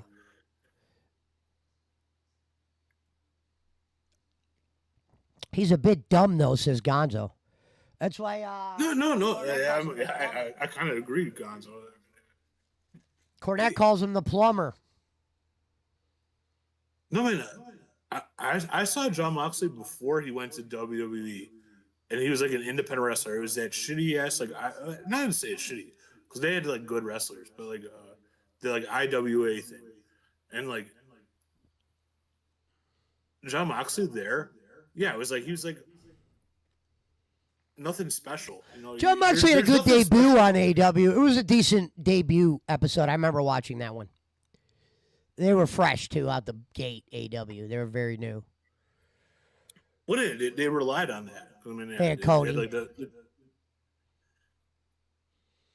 I mean, I'm sure it's still the biggest fucking AEW show is CM Punk not even wrestling, just coming out and cutting a promo. I mean, that was probably the biggest ticket sales they had. No, remember when they went to Rampage? Rampage had one good episode. It was the one Punk was on in Chicago. No, I mean, that wasn't Rampage. I think that was Dynamite. No, he came on Rampage first. Oh, okay. He pushed the show. It was a brand new show. I was there. I know that for sure. Which one? The CM Punk return for AEW. I thought that was on Rampage, Friday night. Nah, it was Dynamite. Then he started wrestling on. Gonzo, look that up real quick. Yeah, I might be wrong. I don't know. I think you're like 100% wrong. They debuted him on Rampage. Rampage was a brand new show. I just remember that event. It sucked because like you were there for like 5 hours. They did like 2 hours of like tapings before the show started. Then they did like the real show. Then they did another show afterwards, where it's like, oh, it was like too much. Like where it's like, oh.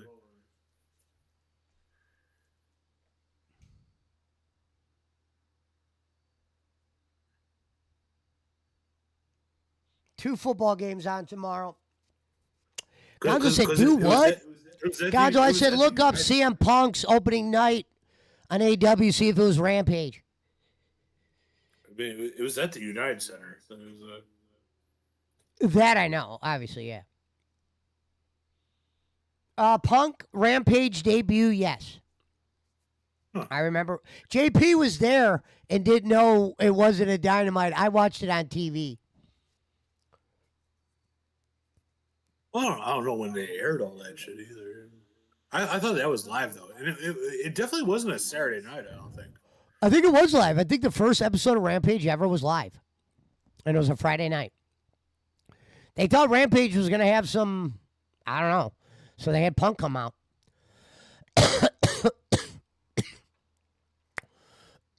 I am, unfortunately, have to say Rampage did not make it.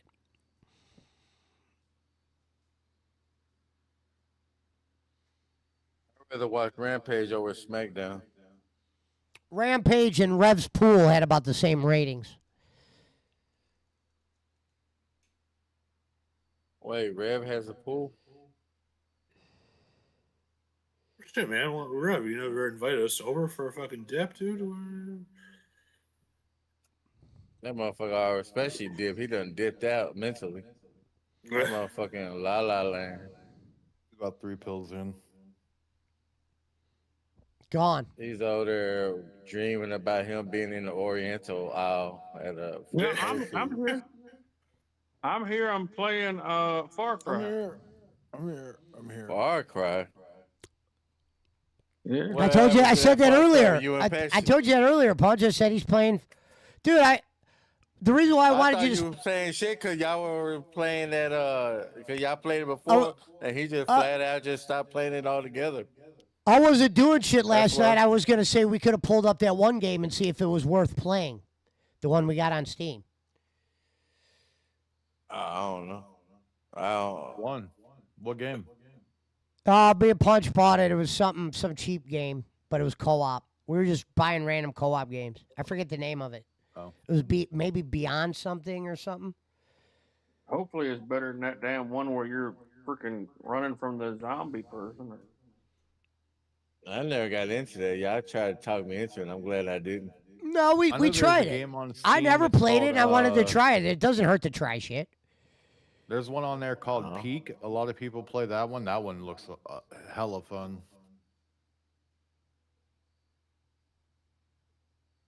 I remember when Pesci and Fatal went back to State of Decay, and they found Rev's car, and that motherfucker had all that shit in there. He hid it from y'all motherfuckers. I'm like, this piece of shit had all this shit for no people. I don't hate found State your of the car Decay. full I of actually shit. kind of like that game. I do like that game. It's just about having time. And like this, Pesci was like, "Wait a minute, this is Rev's car," and they had all your shit in there. Oh, yeah, in the All trunk. the guns. Yeah. Yeah. I gotta admit this. I wish Punch-A-Hole would have tried that. It might have been fun if it was us four. I seen y'all play, and I was like, nah. I'm not. I mean, Jesus Christ, you were playing Cop Simulator. I mean, give fucking That's State of different, Decay a though. run. I was playing Roblox earlier with my He was niece living and on his nephews. dream, you know. Hell no. I already found my dream on the road, baby. Looking for lot lizards. Some giggle pickles. You're goddamn right. When we were leaving the casino, when I was with Roman said, if you see any prostitutes, pull up to them. There you go.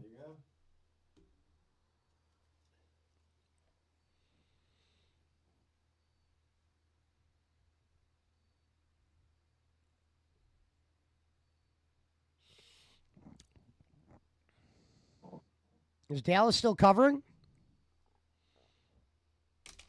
Did you bet tonight, Rev?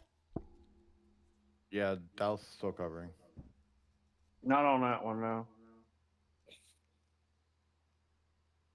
So you're down 30, you said? 20.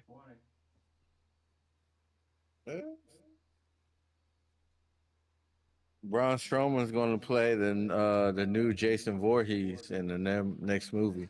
That's awesome. You know, I didn't. What's crazy about Braun Strowman? That first year he launched, he was also in the Sherlock Holmes movie. He played a villain. Well, you know what's funny about him is like he's not on contract no more, but they're like airing his show now. You know, like he's not like a WWE like employee.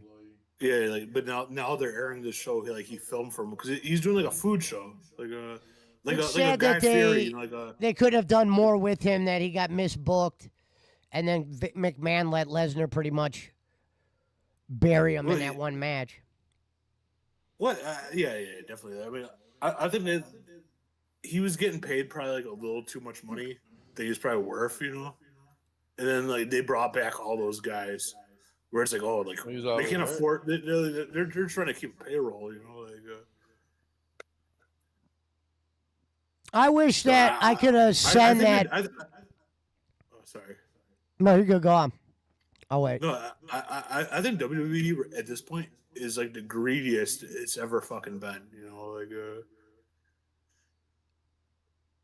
That's why I'd rather watch AEW.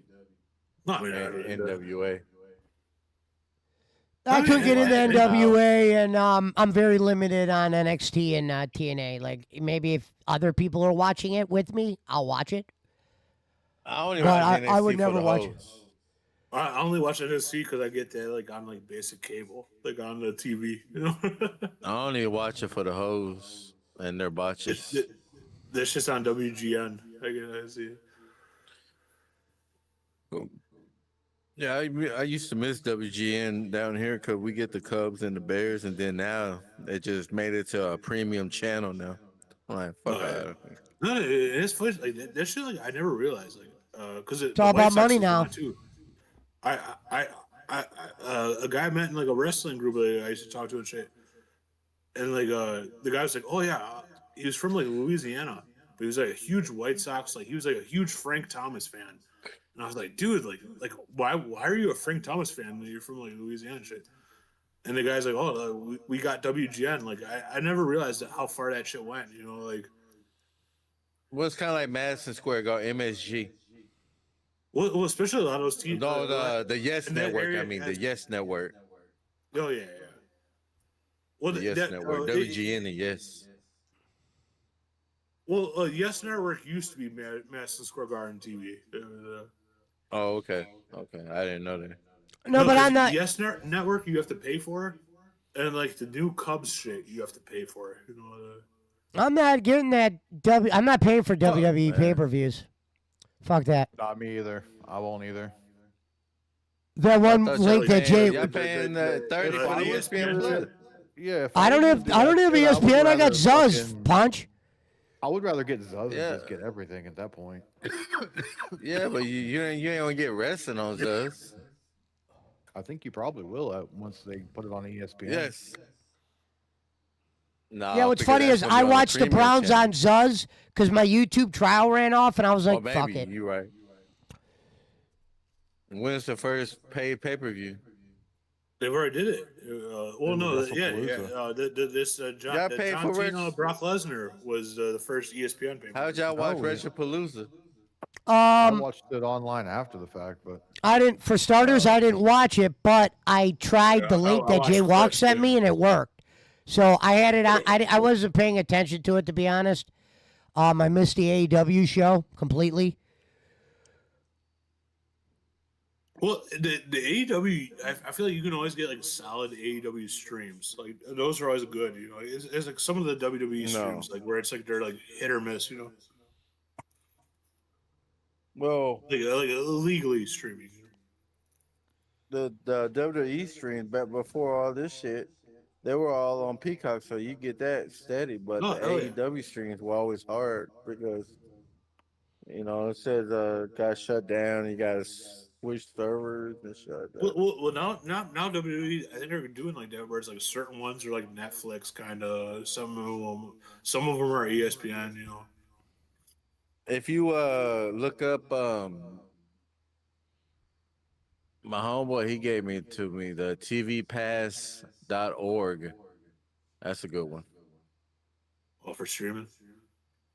Yeah, I mean it has like all the shit, like all your local shit, like all the channels that you don't have to pay YouTube TV and shit like that for. Well, I mean, It's called tvpass.org. Well, once I saw that NFL Ticket blocks out your local games, and they want you to buy YouTube TV to have local, I'm like, that's such a bullshit trade. Well, part of scam is like, dude, like, it's really bullshit. Yeah, I mean, I get the Bears games, but I have that like thing on the Roku that's like, and you don't pay for it. I wonder what it is, but you get like the local, like your local, like, and it's like the antenna shit, like the shit you got on the antenna, you know, like when that was like a real thing, you know. I never would get the NFL Network just to watch my team play. Because especially like where you live. I hate NFL Network or the NFL app because you can't project it on your TV. They don't allow you to, you know, you could cast onto a television. Here's my thing. Like I said, if y'all betting, I would only care about red zone. I care about the scoring. That's all I would give a fuck about. Like, I actually legitimately like watching football though. Well, I do too, but when you're betting, it's a whole different genre. Well, yeah, sure, it's a game you don't got to tell Punch. You don't got to tell me that. Jesus Christ. Well, no, I'm just saying, like, I like watching it too, but I mean, like, if I'm making. Remember when I used to tell Brad like, when Brad would bet, I'd be like, "Yes, we can have fun tonight." No, because that would make the game funner when you put the money on it. Actually, there's like no way on your TV to watch like and I'm not talking about like anything crazy. There's sometimes NFL will let you cast it on a television, but not all the time, or you got to pay. Well, no, you know, but like CBS. Zuz is actually not bad. At first, I was gonna get YouTube TV. They gave me a 5-day trial, and I'm like, you know what? I'm not paying $80 just to watch the Browns game. Hey, did Brad get the over? I think he did. If he did, he bet on the under. He bet on the under. Oh wow! We need scoring. He's a fucking idiot. What's the score? He always bets the Packers. Brad's actually cool in this standpoint. He's a fan of a couple teams, and he bets them. No matter like the Bears, Packers, Steelers. He bets the Bears and the Packers. I'm the idiot that went with him.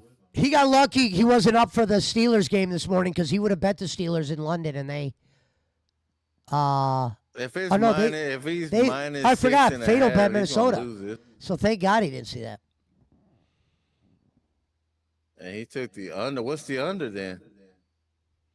46.5. I still can't believe Punch said you were in there talking about Granny yesterday. I wasn't talking about Granny. That was fucking Schmidt. I said y'all in general. Oh, it's your stream. I gotta hope my games pan out tomorrow. Yeah, but I said Pesci, like, it already went over, so Brad lost that one already. Good. What up, Tolver? Tolver's back in Ohio. Frank's going to be coming. Frank's coming up to my house. I don't know what month, but he's coming up here, and he's going to help me get my studio to where I can have two people in the studio. That's fucking cool. That way I can have Tolver over. You never met him before, Frank, in person? No, but he's coming up. Oh, no. I'm going to say that it's cool you meet him in person. You know? Yeah. Just don't let him give you a travel package. Cause he drove up to help Bolin once fix his computer. And he said Bolin called him and said, Can you pick him up a triple on your way, meaning pick him up a triple cheeseburger from Wendy's before he got there. Frank got him a triple. That's a bit much. Well, I remember Bolin was telling Pesci, hey, you can buy me any kind of pizza you want. And then he settled for fucking Papa John's and shit. Like, man, fuck that. I would get like. Oh no, some you good know, shit I over remember those. The strip worst jabs, thing he like, said was, Pesci, you don't mind getting my son a large, do you? Mind getting your son a large? That adds like 30 to the order, Bolin. What are you talking about? Mind your son a large? You're spending $80, you know. I got a video that Frank Look made that with the shit. Benny Hill music, and it's Kenny eating a pizza to the Benny Hill music, and he speeded up the video so it looks like he ate a pizza in like 2 seconds. And he's just shoving the pieces down his throat. Yeah, and he's eating the pizza. Yakety sax is what this. I'll play it one day. Yeah. PC said, "Let Frank know they steal around here."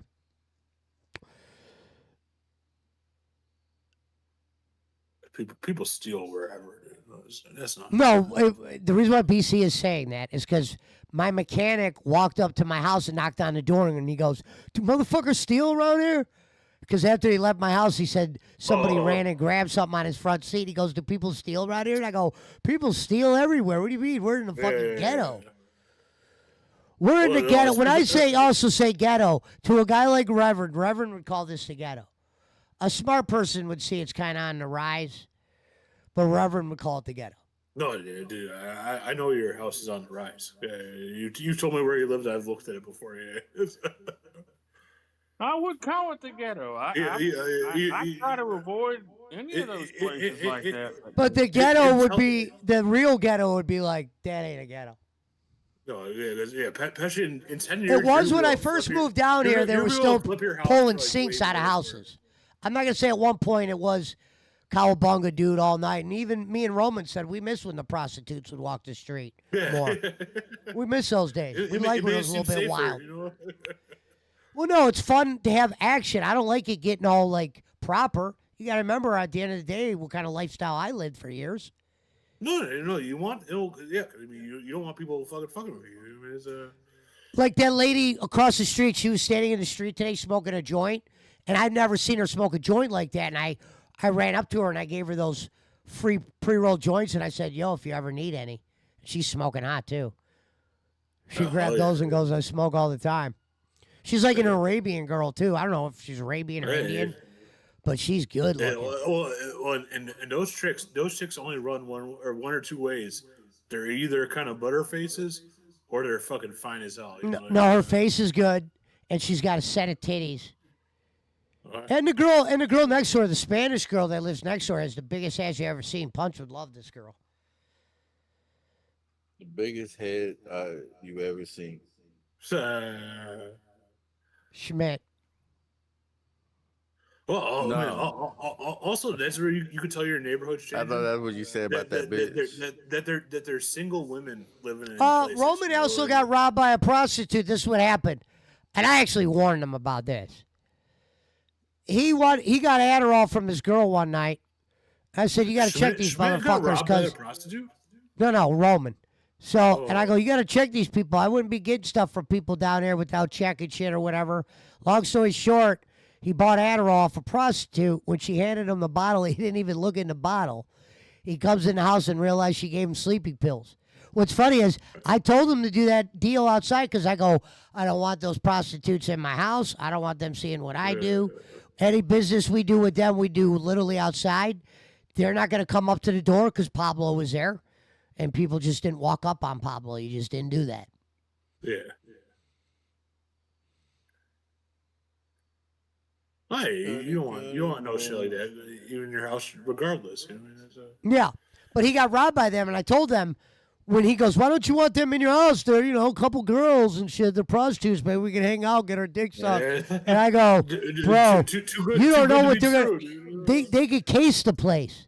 If we're going to do any kind of business with them, it's going to be outside to where all they see is my dog barking." Hence another reason why I probably can't why I can't ever visit Pesci in his neighborhood. How am I going to explain to my wife why I spent $4,000 in Cleveland? Like that's. No, the prostitutes are so cheap, you wouldn't have that amount, Rev. You could probably get certain prostitutes at certain times for like $40 to $70. Oh, shit.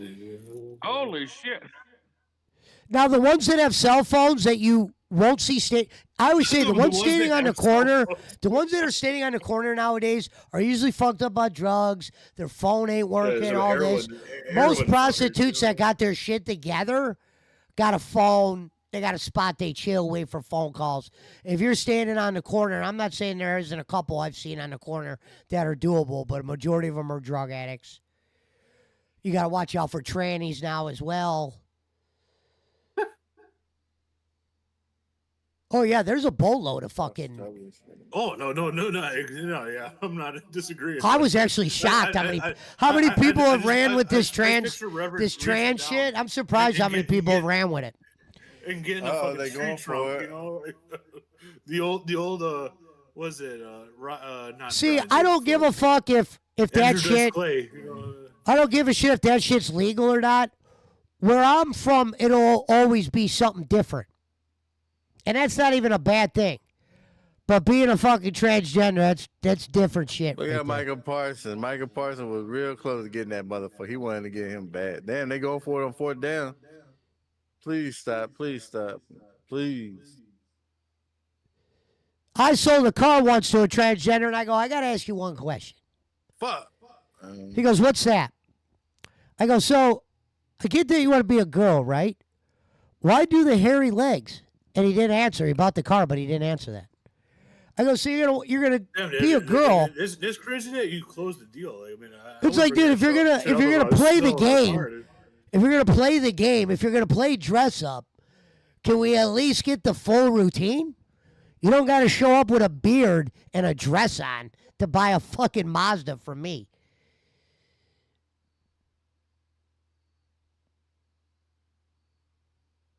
Here we go.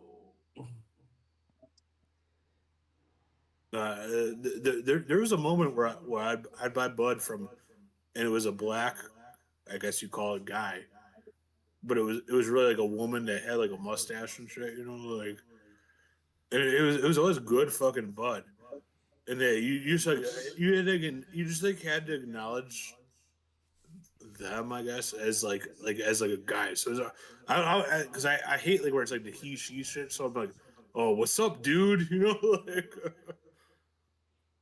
Damn, so you bought weed from a transformer? Oh yeah, definitely, yeah. I didn't know they had that. I've sold weed to a transgender. I've sold weed to anybody. What I'm saying is, a transformer was selling weed to him. No, yeah, those motherfuckers always have like decent, you know, like what's like. no, JP's got a point. A lot of gay and transgenders I've met are really like heavy in drugs, coke, weed.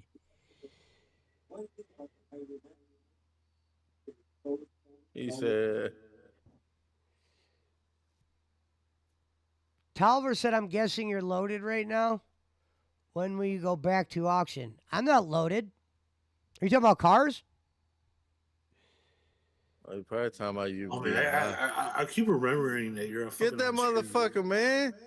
Fuck. It's holding, baby. Oh, shit. I don't need no more Green Bay scores. I'm in trouble here. Come on, Dak. It's got to be holding, man. Gonzo said, wasn't Ariel Castro a former neighbor? Yes, but I didn't live here yet, Gonzo. When I moved in here, that story already existed. But I don't know what street it's on. Roman knows. Talk about, look at that big ass fucking referee, dude. Man. He used to be putting some pants on, you know? Oh, shit, yeah, okay, never mind. Yeah, he grabbed his fucking face. Yeah. You stupid ass motherfucker. Why would you do that shit?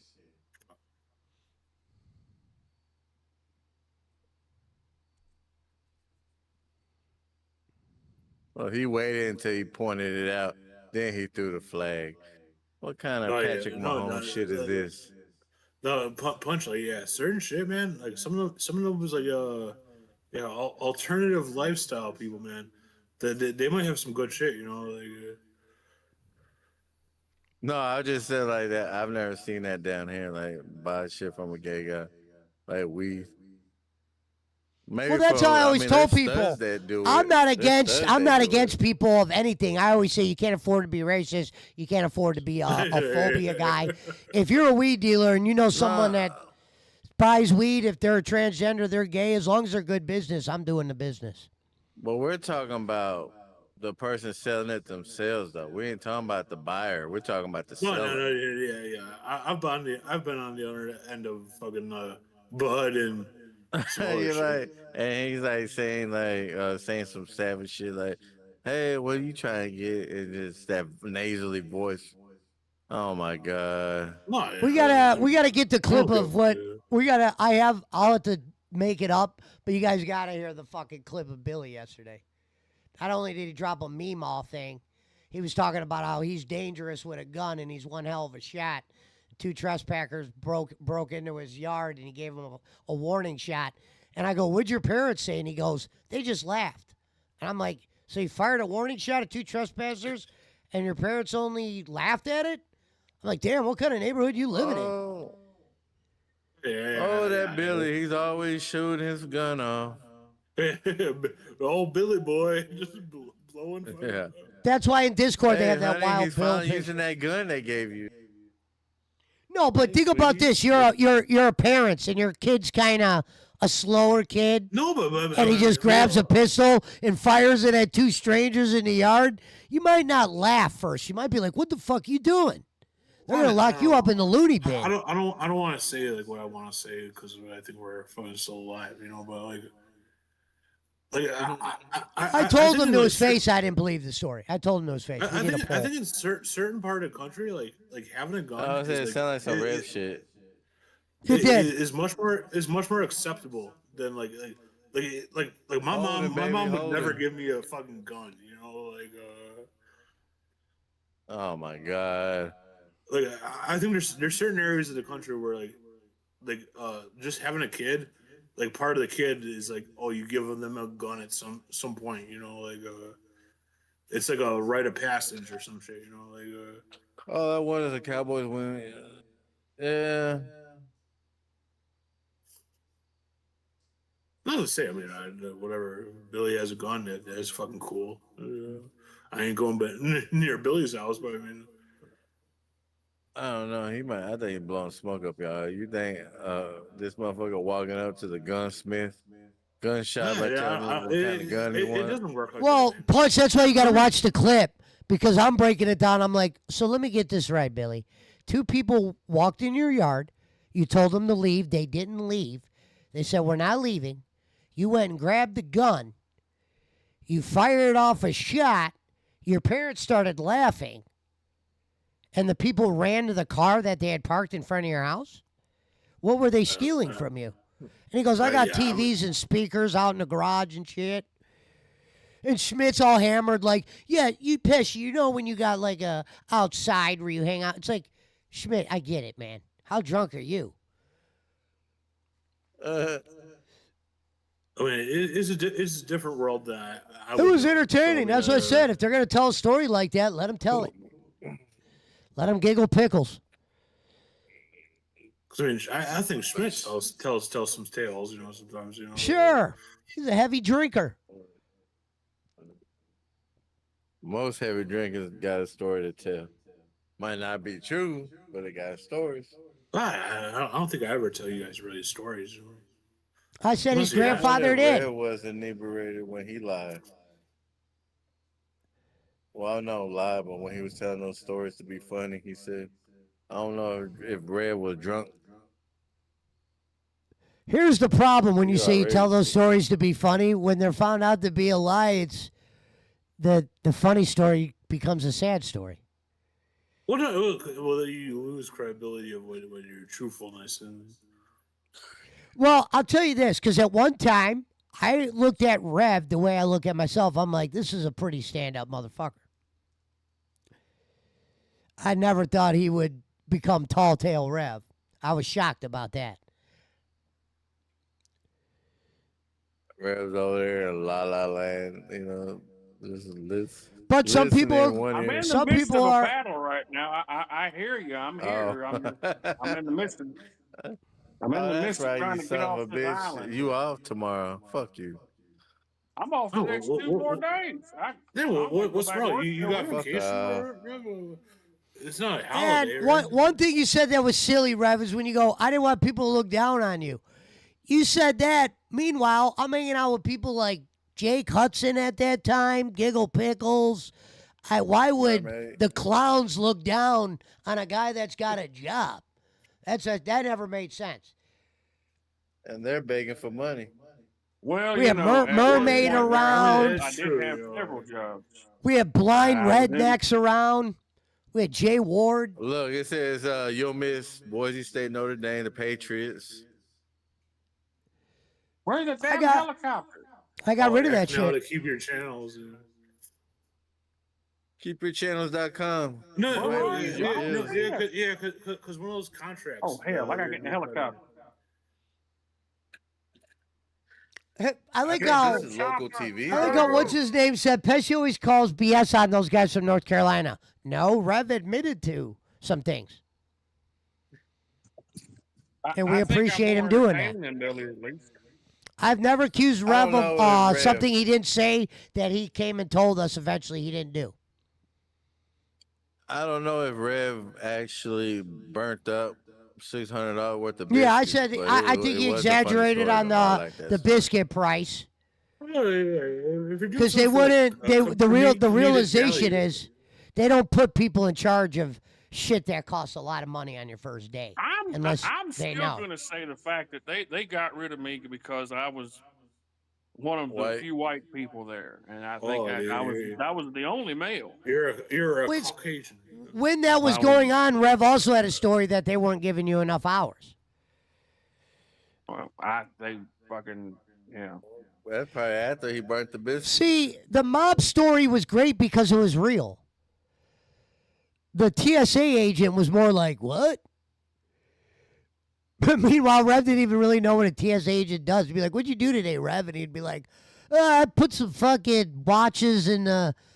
You want to find some funny clips, him explaining his Rev, airline days. I think I know what you were going for at that point. And yeah, there are jobs that they advertise that are like that, where it's like, oh, you're gonna be working for TSA, but it's basically you're just working for the fucking airport. You know, I get that. I mean, it's a. There was some shenanigans in that whole shit. Well, you know, especially to work for TSA, they send you to go train at like a training center, like the same like the government shit. I was under a lot of pressure.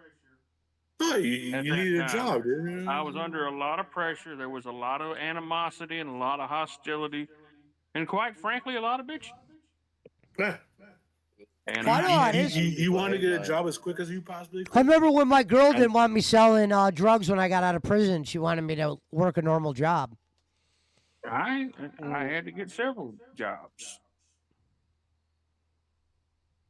And you know what? I regret a lot of. I wish I'd have fucking found Orkin like right after I left. I wish I'd have found Orkin 2 years, like fucking a couple of years ago when I was still doing FedEx, because I was getting pissy with it at that point. If I knew the owner, I would be a bartender if I knew the guy that owned the bar. If I go back in time For more reasons than serving drinks, we'll just leave it at that. I would have joined a union right away, like either electrical, plumbing. Refer. I know JP hated him.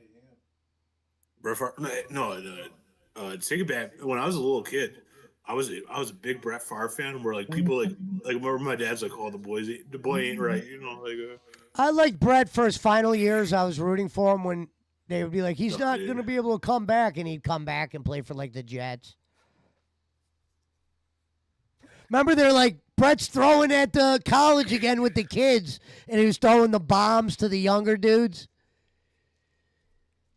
to prove he still had the arm. This is like before social media was what it was. Oh, yeah, well, fair.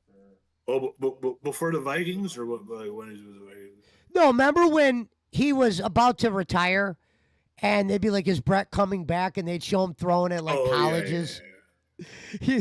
And motherfuckers be like, damn, he's got one hell of an arm. And then one year he could have went to the Super Bowl at the Vikings. They got fucked. He threw a pick. Adrian Peterson fumbled. Turnovers gave Drew Brees chance to go to the Super Bowl, and he beat Peyton Manning. I was in jail for that Super Bowl. I was in county on my way to prison.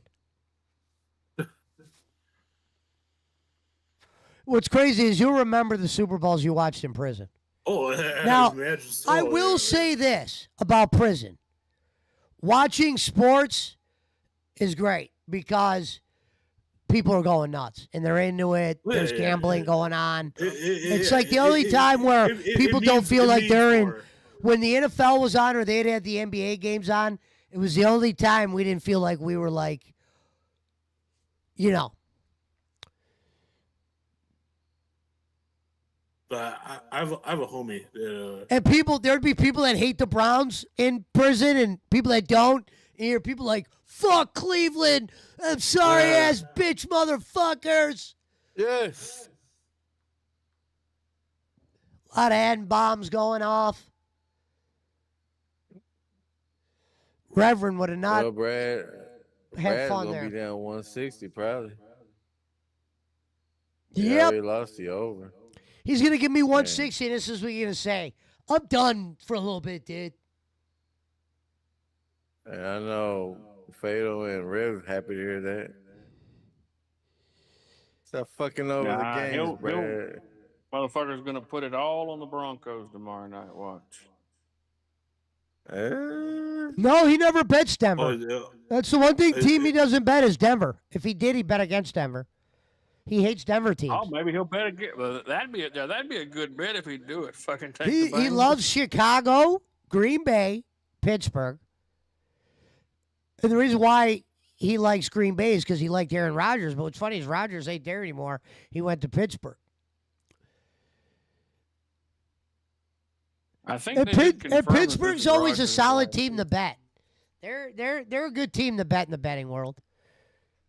But it's funny, like Denver, man. I was like the last time I was there. I mean, it was a couple years ago, but I was there on a Sunday, and like the local people like get into like their Broncos fans, and I was surprised because I was assuming like Denver. It's like it's a bunch of like it's like going to like LA where like ain't nobody that lives there is from there really. Like it's like Yeah. like everyone has their own team, because you could tell it's like when you're like when I was in LA, it was like there's some goofy white girls. They have like Dodgers hats just because the Dodgers are doing good, like. And I always say Pittsburgh You fans don't know who one player. are probably one of the more better fan bases for this reason. There are times where they go to other stadiums, and they did it this year. Me and Punch were watching the game. They have fan bases that sometimes outnumber your fan base they in travel, their stadium. yeah. And they always say, yeah, Browns got the best fans or whatever. Browns suck so much that they never filled up other people's stadiums the way we have fans. I guess I guess at home game it's like how much are like Browns tickets if you wanted to go to like a home game Dude, they're always different. I always get them from Shimshi, so I always get a great deal.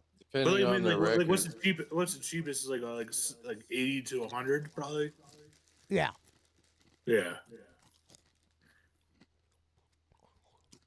Yeah, that's like that. They used to be like Bears tickets, where it's like, like 82, like 100 was like the cheapest ones you could get. Just go during the day or the day of, and you get 50-yard line ticket for like cheap. I've never done that for football. I used to do that shit for Cubs games, like for baseball, because you go to a Cubs game if you especially like a weekday like afternoon. If you showed up at Wrigley Field, you could get like good seats for like $30. Like The people that I was messing with when I would put sports bets in, they always had access to tickets. Like I remember when I had to put my sports bets in with a real bookie, phone call, credit limit. Then eventually you got a web. Oh, dude, I had the best credit limit though. My credit. Listen to this. Listen to this deal. This bookie worked out with me. Our deal was this: we only came and paid each other if it was over 1,000. I could be down 700. Don't show up. But if I was up 700, I can't get it. If I was cashing out, never gambling again, yes. And what's funny about that bookie, he met a girl that got him hooked on drugs. This guy never did drugs in his life. He literally smoked all of his, and this guy was known, made a shitload of money being a bookie, and he spent all that money that he ever saved and became a fucking addict. His name was Ryan. Well, I mean, the situation you described sounds like someone that like. But he was a straight edge. He was a straight They're edge. successful and have like a huge like coke pipeline. Yeah, All from gambling. Loans and shit, you know. He literally rewrote the book Gambling, because like he would tell you, it's not about finding gamblers; it's about finding gamblers that'll pay. Play. I mean, gambling, the whole thing, especially in that way. Is, a lot of people fucked him over on money. You gotta. They're only gonna show up when they win. Yeah. This is when I knew something was going wrong with them, and I separated myself. One week I was down money, and all the years I've known him, he never drove to pick the money up. He had us come to the store and drop the money off. When he said he was willing to drive to my house to save me time, I knew something was up. I just didn't know what, and I didn't realize he was starting to do drugs. Even when I was young and like just started going to bars, there's like a ton of like neighborhood like little small bars where like dudes went out of business because they started like doing like a sports book out of their bar, and they couldn't keep up then. And, well, Boss Man said the Browns did that to San Diego. Yeah, I remember when Pittsburgh did it too. San Diego, that happened.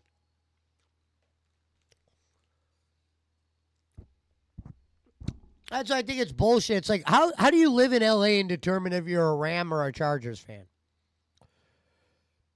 It's like, how do you even determine if you're a Chargers fan in today's world? Because I imagine like most diehards in LA, I would assume like people that are born and raised there are either fucking Raiders fans or yeah. Like if I lived in LA, I'm a Raiders fan. Yeah, like not even the Rams. Fuck the Rams. Yeah, well, yeah. I mean, just for my age, the Rams to me are fucking Kurt Warner, yeah, yep. Torrey Holt, Isaac Bruce, In Marshall my Faulk. mind, that's the Rams to me. You know. Marshall Faulk was one of the best players ever. I can't believe the Colts gave up on him. And then he tore it up with Kurt Warner. That's why Tom Brady's to go. Tom Brady beat that Rams team. He beat that Rams team, the greatest show on turf, in the goddamn Super Bowl. His first one.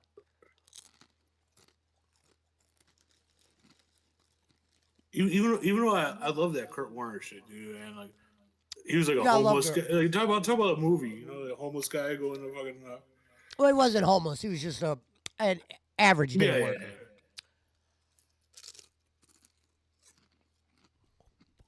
It's like, what was that movie with Tony Danza where he was like the punter for like was it the Eagles where he was like the garbage man, but he would kick like the. What people don't even realize about Kurt Warner, the Rams had a good quarterback that year that they had high hopes on, and he got hurt, and allowed Warner to come in, and they're like, "Here's XFL Kurt Warner."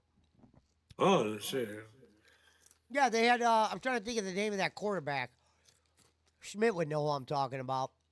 Yeah, I mean, definitely before my time. I mean, it was the '90s. Yeah, but I mean, I would have been very young. Cause I mean, like Kurt Warner with like the Rams was like, I was pretty young.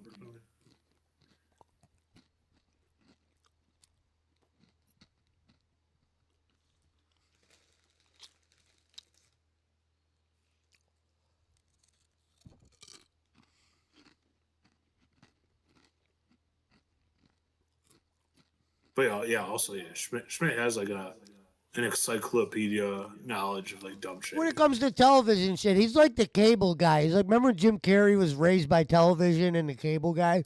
That's like how Schmidt was. He was raised Well, by not like even that, sitcoms and yeah, like TV movies and shit. Like, yeah, he's like the game show guy. Like, if you ever like, what is it, phone a friend? Yeah, Schmidt's like that phone a friend guy. there's nothing wrong with that because most of the shit I learned words and shit were from TV. Oh, definitely, and definitely, I'm definitely like the shit's like popular that I know is definitely below like most people my age. You know, like, but I was like, I hung out with like my grandparents and shit. You know, like. Bossman said the most popular team in LA is the Raiders. Good. That was the team LA should have kept. Send the Rams to fucking Vegas.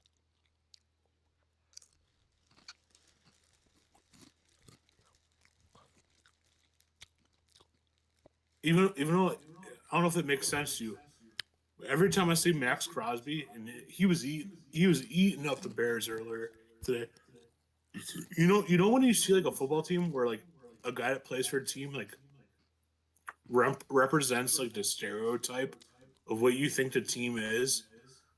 That Max Crosby is what I like stereotype. Mark the Bolger fucking says Raiders. boss man. Yep, there it was. I stereotype the Raiders as. You know?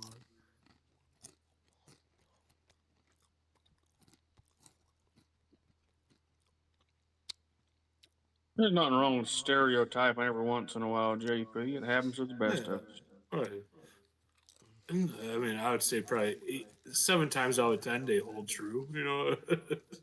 That's it. Well, I ain't gonna go 10 all the time, but I mean, 7 I out would of have 10. got accused of being meemaw if I would have said that. But No, I think there's just no one here that's gonna call me out for it. You know? Maybe the Speaking comments. of truth, absolutely, I understand. No, I think Reverend, I think there's a decent amount me and you agree upon, and I'm a city I believe slicker, there is. and I believe there is. you're a country boy, you know. See, and you live up in Chicago. Like I know Yeah. there's just a world of mess up there, man. I just can't imagine. I think we prove some unity, you know, of opinion. Absolutely, we got to stick. We got to stick together, man. It's the whole world's wanting to come against us as it is, you know. Even our own is turning against us. We got to stick together.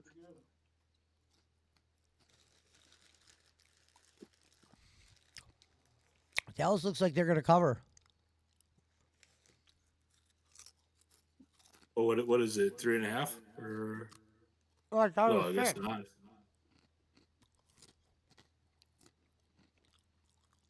Look at Jerry. Hey, Jerry. That is one thing I like though. The Cowboys do have like a very diverse fan base. You know?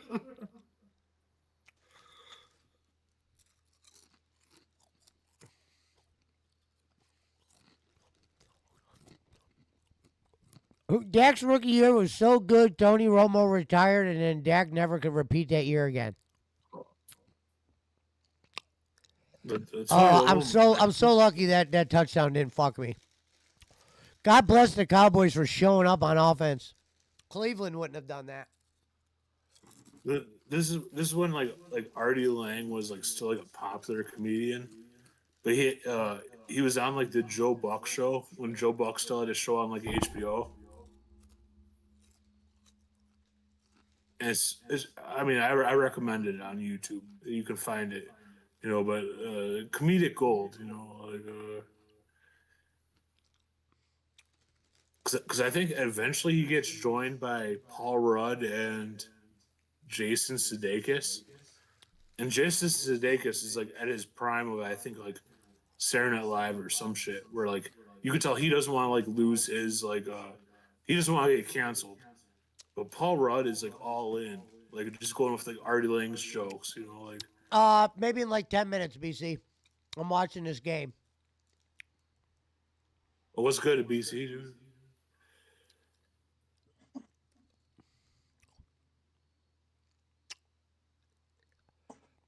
But Artie Lang makes a joke, about where it's like, you bet against somebody and they beat you, and it's like it's so hard, where it's like their name rhymes with homo, so he's just making a Tony Romo joke. What a fucking great life Artie Lang must have lived. I mean, he's still alive. I mean, I'm sure he's not living a great life now. I mean, oh shit, what a drive! Let's go, Dallas. Fuck Punch. No, Artie Lang, he's a guy I feel a little bit bad for, but he's definitely a guy that like lived by the sword. Like he just shit caught up with him. Artie Lang's the type of guy I would have loved to have just rolled around and smoke weed with and fucking go watch sports. Well, you've seen him recently, right? Like where his like nose is all fucking like broken in. No, I haven't seen any Artie Lang shit. Oh shit, dude! Look up Artie Lang now, dude. Pesci, he snorted like heroin with glass.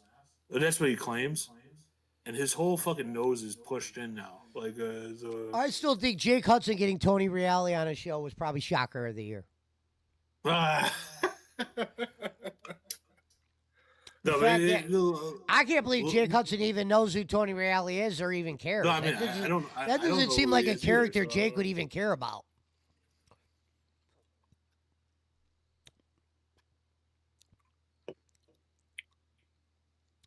No, but Pesci, look up Artie Lang now. Like, I mean, you're gonna be surprised, dude.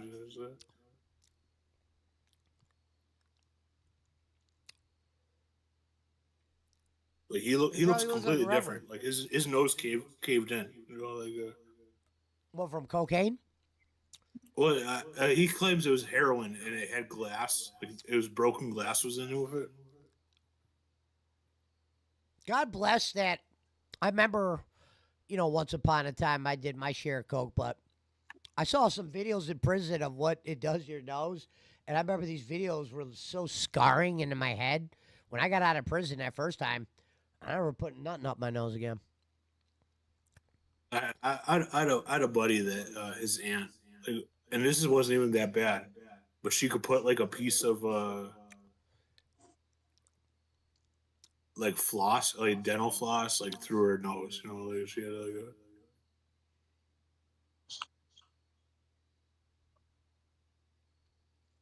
Rather smoke a Momo than do coke.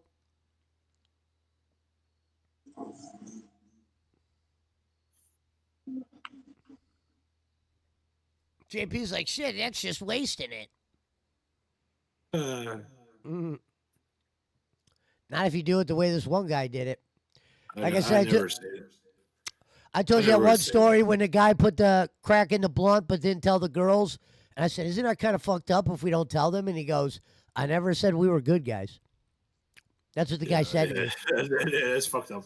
When you hear the guy across from you say that, that's when I was like, man, I'm officially in the criminal circle, man. This is a real life over here.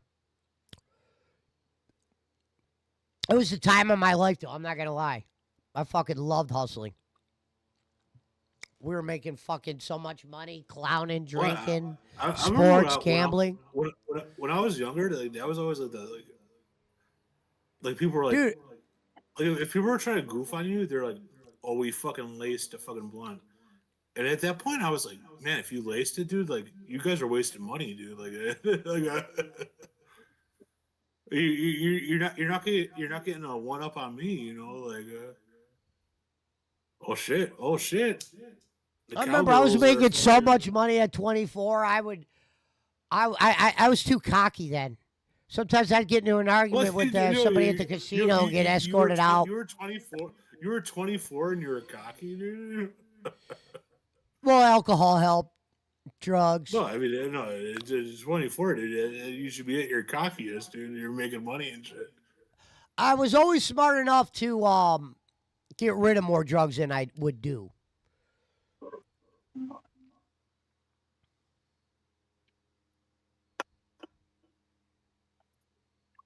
But my biggest addiction was gambling. So that's why I was more likely to get rid of the product because I like to have money in the pocket for dice and all that shit. And shooting dice was a daily occurrence back then because we knew house games that would do CeeLo games and we'd all open bank, poker nightly. Roman was there for that. I remember we got in a poker game, and I slammed a hand on the table and told these motherfuckers to pay me my money, and then it turned out I didn't win the hand, and I was so embarrassed. Oh. I slammed the hand down. I'm like, pay me, motherfucker. Pay me, motherfucker. And this guy goes, hey, man, you didn't win. This Jewish older guy. Like, these are some sophisticated guys. I was a drunk idiot. I slammed the cards on the ground, said, I'm not even going to tell you what I said. I said something along the lines like, I was talking ghetto. I said, pay me, yeah. Like I was a rapper, we'll put it that way. And these guys are like, you didn't win. And I'm like, oh, shit.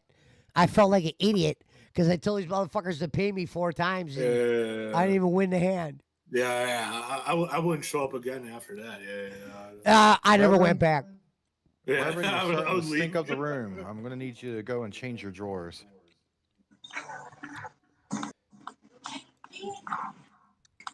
Huh? Wash your ass, Reverend. You're starting to stink up the room. What are you talking about? I don't know. I'm in the midst of a battle. How's that under, Brad? How's it going for you? Holy shit. Rick? Go Dallas! I had that Hutch uniform that they would sell when you were younger. I had a Dallas one and I had the Browns one. Do you guys remember those, JP? You could buy a Hutch football uniform. You get a helmet, shoulder pads, leg pads. You get basically a football uniform. Oh, like for like East Bay or whatever? I mean, it was for younger people. Like I was like probably like 7 years old. Yeah, I used to watch Browns game in my Hutch gear and pretend I was playing. I'd have my uncle tackle me. We used to play football all the time. Play it in the living room. You hear my grandma like, quit throwing that ball around. Oh, yeah. Sundays. When I was like that age, like my dad was already sick, but yeah, he'd always like toss, like we always had like some shit in the living room. He'd always like toss it at me, you know.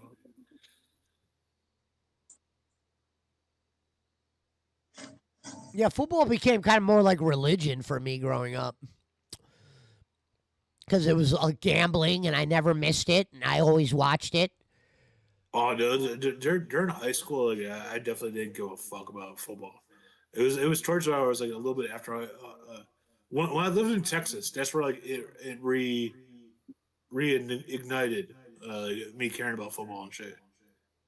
And basketball, we had LeBron, so that was the biggest show on turf. I was always a baseball fan, and then like I mean I'm still a baseball fan, but I mean like that was like as soon as they took the drugs out of baseball, I left. I've always loved since I was a kid. Well, you know, yeah, the best parts for me, yeah. I mean that was what made baseball entertaining, but.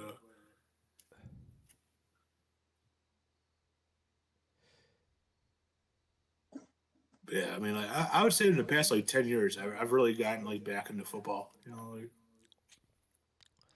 I've always been loyal to football. The one that I've kind of drifted away from was basketball, but I'm going to try to get back into it this year.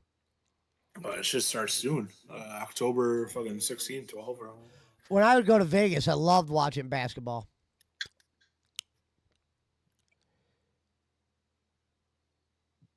Yeah, during March Madness is a great time to be down in Las Vegas. They got a lot of March Madness games. There's so much gambling.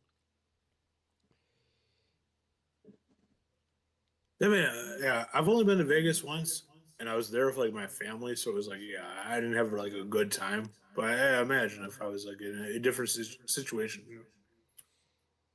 I wouldn't mind living down there.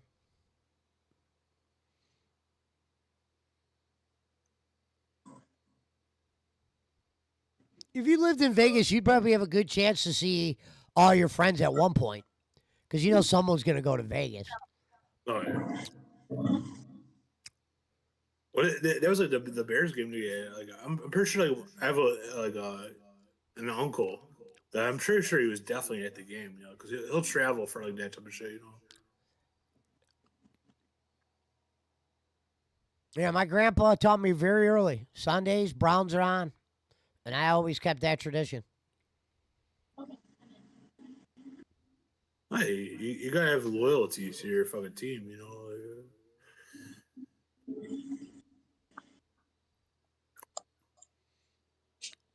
It's not like that one time when Boss Man said the draft is like the biggest thing in his household, or they never miss a draft, and then he missed the very next draft. We're like, did you watch the draft? And he goes, that was today? We're like, you just said it was like religion and you don't miss a draft or some shit. Well, How can he watch it? He doesn't have a TV. Well, and I imagine like the draft, like they didn't televise that shit up until probably pretty recently. No, football's No, always been. no, you- Football's been on TV for a minute. No, but where you could see like further than like the first round. Yeah. They No, I probably get that. They've every year they've added to the. But the NBA draft isn't like NFL. NFL draft, there's a lot more eyes on it. Now you want to talk about whoppers, like whoppers of freaking tall tales. I believed the tree story more than the I don't have a TV story. I always tell people this. Like when I would do business with them or whatever. I would much more rather do business with a guy that's a fuck up, but he would tell the truth rather than just deal with a liar, period. Meaning, if you're a fuck up, but you know how, like, for instance, when I fuck up at the car lot and everything, the reason why the guys that I work with trust me with so much shit they trust me with is when I screw up, I tell them word for word what happened. And recognize it. Yeah. I let them know what's going on. That's why I said, you value the truth. I want to be able to do what people could do to me. Like someone could come up to me and go, look, man, I need to know the truth about this. Tell me what happened. And when I say it, they're not even questioning it because they know if I want to be serious in that. I said, the problem is when you do that, when you lie, no one's ever going to take you serious ever again. No, I mean, Pesci, your honesty definitely carries over, and like, not to say I don't like. Obviously, there were times when I was younger that I had to hide what I did when I was younger. But I always tell people if I was telling a lie, it was because it was keeping, I was keeping shit secret or something. I was doing something I wasn't supposed to be doing, and I just didn't let them know I was doing it. But if you ask me what color a fucking rainbow is on fucking someone's, I'm not going to lie about a brisket. Girl that I might have met at the club back in the day, if she would have said, hey, do you work? I might have said, yeah, I work. Oh, no, that's different. Most girls I just told I sold weed to anyway. I didn't really hide it because I was trying to sell weed to them. There's different lies for you. Weed always gets you in places. You'd see women standing outside at places. You just walk up smoking. You're in that circle without even saying anything. They just go, yeah, let me. I just mean like you guys. I like you guys a lot, but like I feel like we still like don't really know each other. Where it's like there's no reason for me to lie. Like.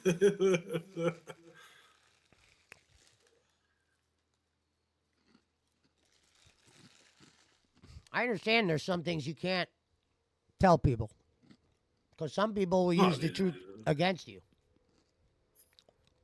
I'll give you an example, Kenny. If you tell Kenny you do fucking illegal shit, the day he's mad at you, he's going to throw that over your head and say he's going to send you to jail and he'll call the cops.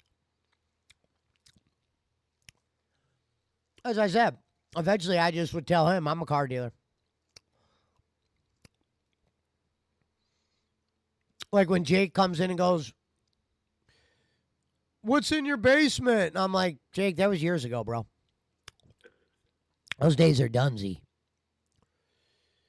That shit don't matter no more. Boss Man says, do you know how stupid you sound, Rev? If Boss Man was going to lie, Why would I lie about a TV? I gave my 65 inch to my daughter. No, I believe Boss Man when he says he doesn't have a television. Eric Roman don't have a television. He likes fucking using his phone and shit.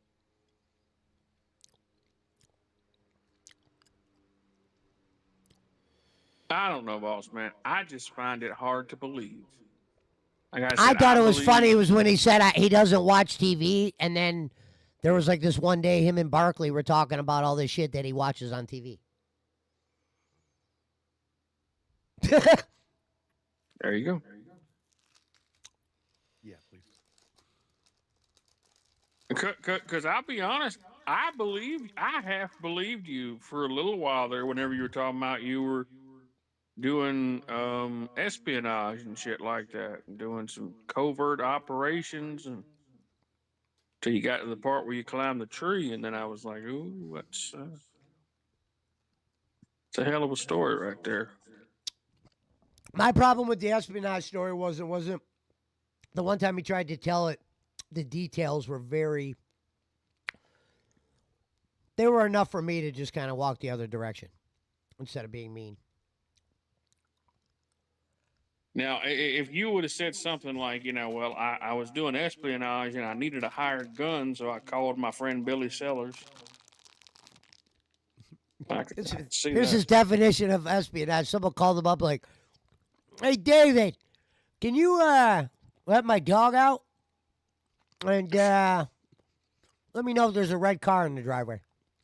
Thank you."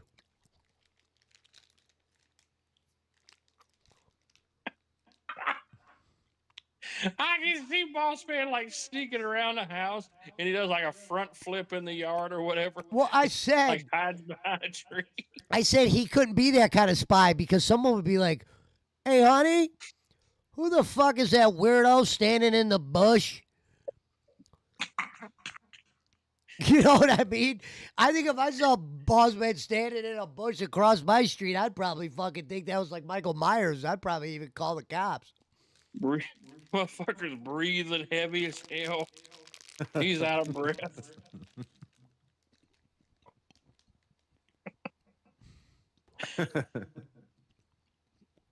I'm sorry. I love you, Boss Man. I really do. You know that. Oh, it's funny.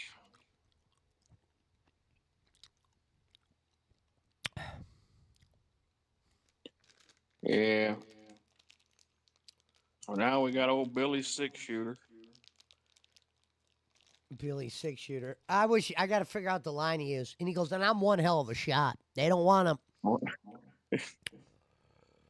He's the Incredible Hulk. He said, when I get angry, I get this. I'm an amazing shot. He's like, I'm a better shot the angrier I get. Like he's the Incredible Hulk, man. And I'm not saying people wouldn't cut through a yard, but he said they pulled up in a car and cut through the yard and then said for some reason they're not leaving when he asked them to leave. And then the odd part of the story is when I go, "What did your parents say?" And he goes, "They just started laughing." And I'm trying to put this scenario in my head where you got a son like Billy, all of a sudden you're in your bedroom, you hear 2 gunshots. And you hear him say, "Get out of here." And you just start laughing like, "Get him." We need to go. We gotta go back. It might be a different area of the country. Were outside. I thought the parents were outside when all this was happening. Were they not outside? No, he said they were in the house and they started laughing. Like, what did your parents say about this? They were. I didn't get on your case, and he goes. So Rev, I'm not comparing you. But what's funny is though, let's just say it did happen. If it did happen, holy shit, Billy's got the most entertaining house in the world. So he pulls guns out on random trespassers, shoots them. His parents just start laughing, right? They think it's hilarious. He's a great shot. I mean, if all this shit's real, we got one hell of a story. I know. But Rev, like you were like taught like how to use guns and stuff, right? I mean, like obviously. I was taught, and I went to classes. I went out when I went to go get my concealed carry permit. I went to the range for like a week or two because you have in North Carolina you have to be able to, you got to fire. It's 20 shots through whatever device you're using, whether it be a revolver or a semi-automatic pistol. You have to be able to fire 20 shots, and you got to hit the target at least. No, you got to hit the target for all of them. I think, yeah, from Well, from oh, 10 I mean, and 15 feet away. I wasn't even thinking like concealed carry or nothing. Like I figured Billy was talking about like he has like a rifle or something. No, he said he's got a 6-shooter pistol, an old Oh. 22 pistol, which I'm thinking like I had to look it up because I don't think I've seen a 22. No. I take that back. I think I owned a 22 pistol at one point. I mean, I'm just gonna say, like me personally, Wait a minute. I never learned about guns. Like I never had a gun. Like. Oh, I got. Yeah, I was never a gun guy. Plus, I'm a felon. I can't have one. Gun for me meant serious prison time. Yeah. But just like we're like for it would be like a goof that like or like not even a goof, but like that Billy has a gun is like nothing to wonder if like that's like where he lives is made part of it, like where it's like it's not out of the ordinary that Billy would have a gun, Like. In North Carolina, it's pretty easy to get a gun. You don't have How to much really. time is left in this game? In North Carolina, you pretty much just have to. You have to have a clean background. Right That's now, all Pesci. they do. Oh, okay. As long as you have a clean I'm background. like, what the hell? This game is never ending. You're good. No, I mean, in Reddit, I'm not even talking like legally, just like where like he'd have like access, like easy access to a gun, like. Yeah. Oh yeah. I understand like like having like a FOID card or a concealed carry, like. What's funny? No, I mean like he does FFL stuff for people. He's got FFL license where he could do gun transfers and stuff. Yeah, I got a friend of mine who's got one of those. You have to the drug tobacco people, online, they can by law stop at his house at any point, count his guns, make sure he's not. Or they can trace it back to you. Yeah, no, he's a Boy Scout. When it comes to that shit, he's not doing anything illegal. Because I mean, that's like a big thing, like where people like buy guns and like they like in Chicago, where they buy them in like Indiana and shit and sell them to the gang. I heard it's harder to get a suntan in Chicago than it is to get a goddamn gun. Well, it's not even that. Like, where like it's like those like people buying guns from Indiana or nothing. Now they got those like 3D printer shit. Like people are they call them ghost guns now. Where it's like. I'm sure they lock up and shit. Like they're not reliable fucking guns, but I'm sure for someone that wants to just go shoot people, it's probably it works good. My buddy used to carry around mace. I've seen him just pull out the can and just mace like 3 people to where that shit stinks so bad you'll get a chance to run. I've seen guys like, oh, what the fuck is that? Spray, Oh yeah. A small can of mace. Yeah, my wife carries a can of mace in her. Mace. If you need to get away for a couple minutes. My mom doesn't have a mace, but she has was it wasp spray? She keeps that by the door in case she has to spray some motherfucker. If you're wanting to retreat, mace is great. If you're like if somebody's messing with you want to retreat, mace is great. But if you're wanting to stand your ground like they have here in the great state of North Carolina, in God's country, dude. Castle doctrine, brother. You don't have to freaking worry about, if somebody, they encourage you. If what's crazy is I should reach out to my dad. I think my dad's somewhere in North Carolina. Yeah. You ought to. Come on down. I mean, I'll meet if you. I'll meet you somewhere if you want to meet somewhere. I'll meet you somewhere. We'll go. it's one of the regions I would like to move to, Carolinas or. Oh, they got good weather. I know that. I mean, it's nice. We have pretty good weather, yeah.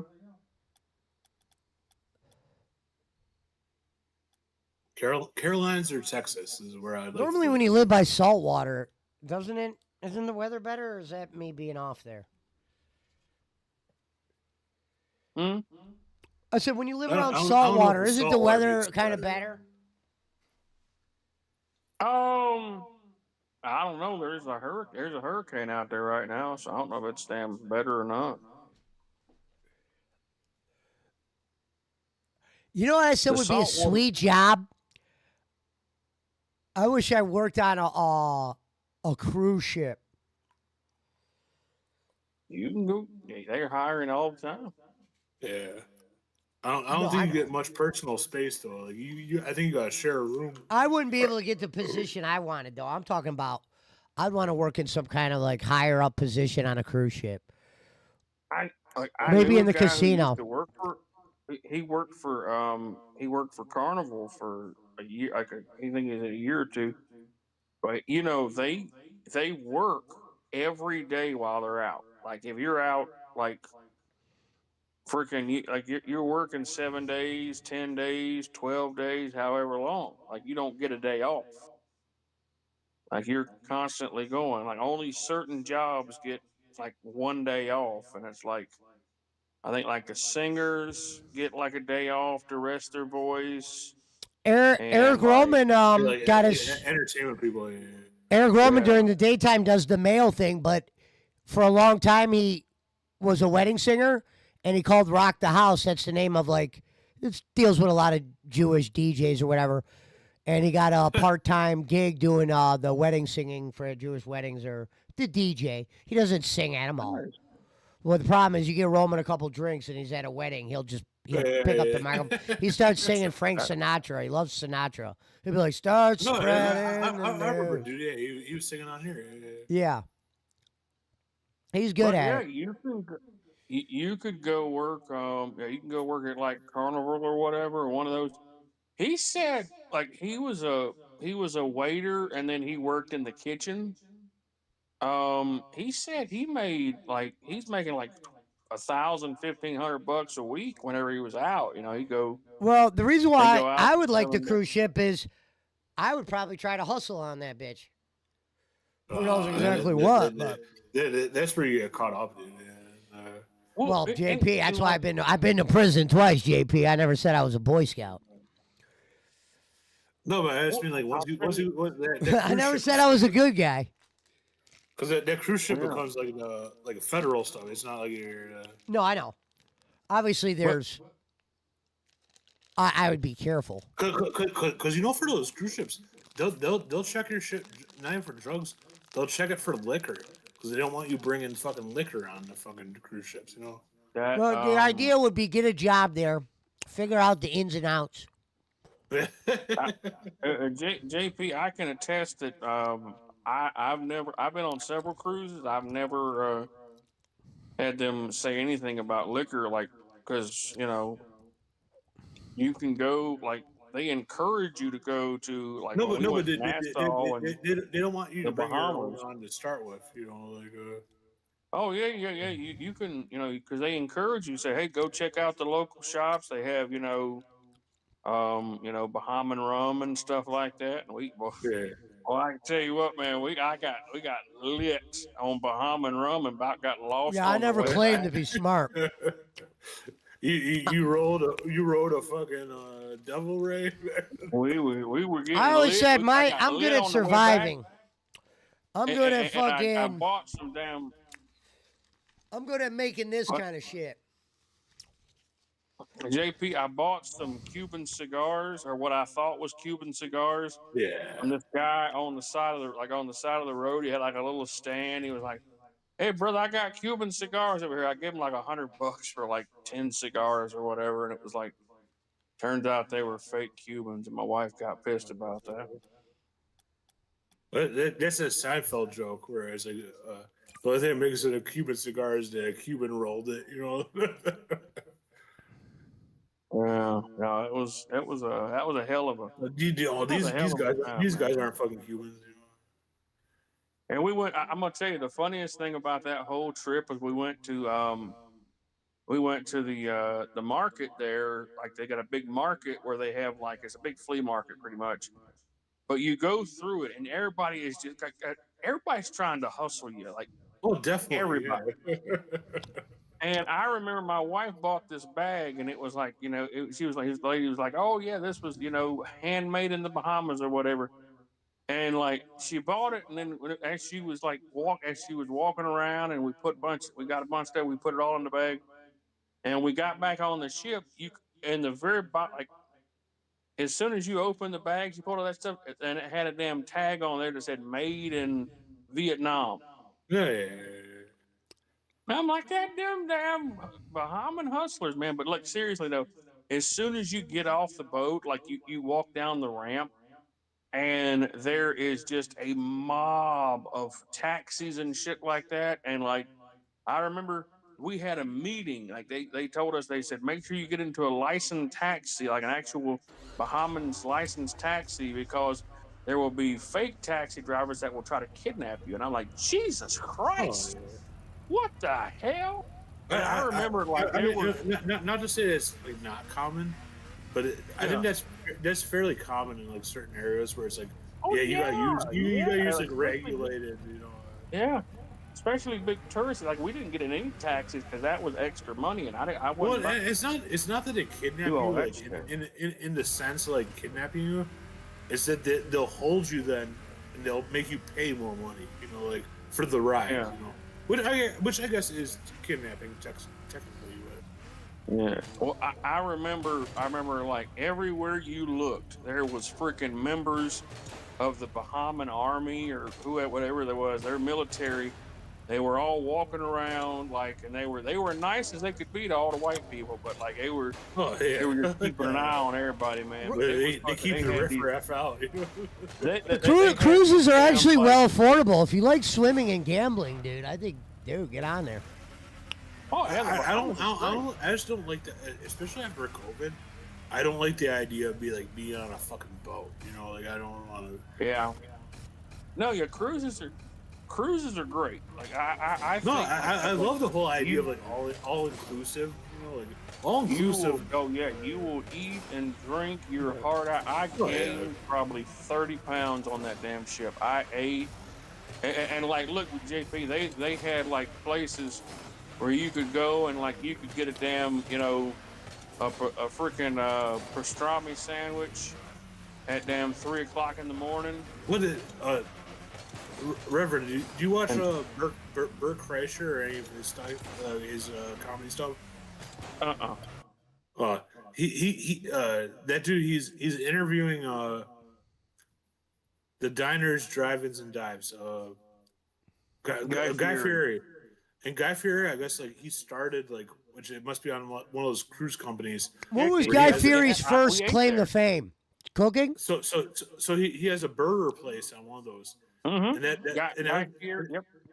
And that was part of Bert Kreischer's gimmick was it's the most American thing you can ever do. Mm-hmm. Where it's unlimited burgers, you pick any fucking topping you want. Oh, it's great. Do you want 3 burgers? Sure, you can get 3 burgers. Oh yeah, Guy Fieri's. We ate there. I ate there a couple of times. They had it. Dude, my controller's not working, BC. They had it on the Carnival Eclipse. That's the boat out of Charleston that went on. But they had it. They had the Guy Fieri's burgers on there, and it was good. I mean, it reminded me of Fuddruckers. No, that's what it reminded me of because they had a little topping bar. That's what I thought of. Yeah, it had the toppings bar that you could go and put all the unlimited. I get the Guy Fieri sauces that they sell at the grocery store. He's got his own sauces like barbecues and shit with his face on it. What a great life him and Gordon Ramsay live. I love Guy Fieri. I don't know Gordon Ramsay. But Guy Fieri, he You don't almost know who has, like, Gordon a Ramsay is? crap- The Hell's or no, Kitchen no, guy? No. Let me take it back. I know who they both are, but Guy Fieri, he has a contract with whatever, like the TV channel or whatever that broadcasts his shows. That is almost like it's bigger than like a Michael Jordan contract, like where like he's getting paid like Guy Fieri's making just money. being sponsored by that company, or you know, like, or just using that company's fucking shit, you know, like. So what's his claim to fame, though? He's a good cook, or he just opened up a good burger spot? I don't know exactly. I think he cashed in like on that big like boom of like TV cook like shows. I mean diners, drive-ins, and dives. If he gets residuals from that shit, he's making bank. Because like if you have cable and you turn the TV on, that show is on TV 24 fucking 7. You know? Which one? Diners, drive-ins, and dives. Okay. I used to be into the cooking shows. I used to watch a lot of the Gordon Ramsays. Well, A lot of those that competitive show's not- cooking shows. It's not really that much of a cooking show. It's just like a food show. You know, like- I love Restaurant Nightmares. So I'll give you the breakdown on Guy Fieri. He yeah, I love Guy Fieri. That's like my favorite cook, man. Him and Paula Deen, they're like my go-tos. And I love Guy Fieri, man. But he's so he's like a damn. Love you, Ann. What is he like a rocker, man? He's cool. He's like a cool rocker of cooking, you know. He's like fucking. When our teammate left already, BC?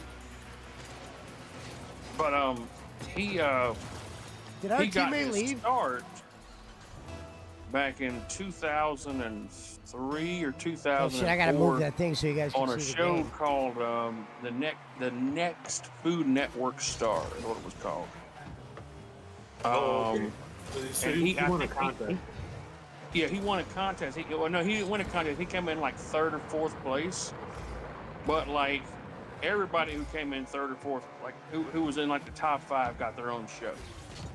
You know, it's just like America's Got Talent. Everybody who comes in the top 10 gets their My own fault, show. PC. You're still popular, regardless. But no, he was really popular.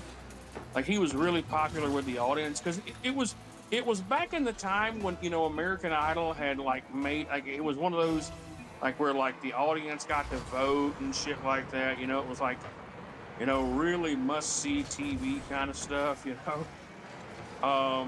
No, I mean, I guess you could. I used to think Rachel Ray was fucking sexy. She had like super fucking little titties. She had like really small tits. Oh man, no, what was that girl? No, that one girl, man. Oh my God, what was Gianna? Did you ever watch her?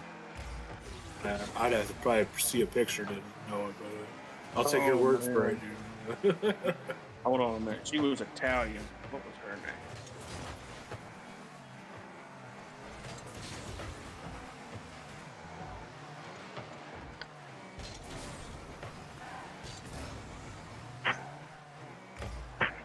Oh man.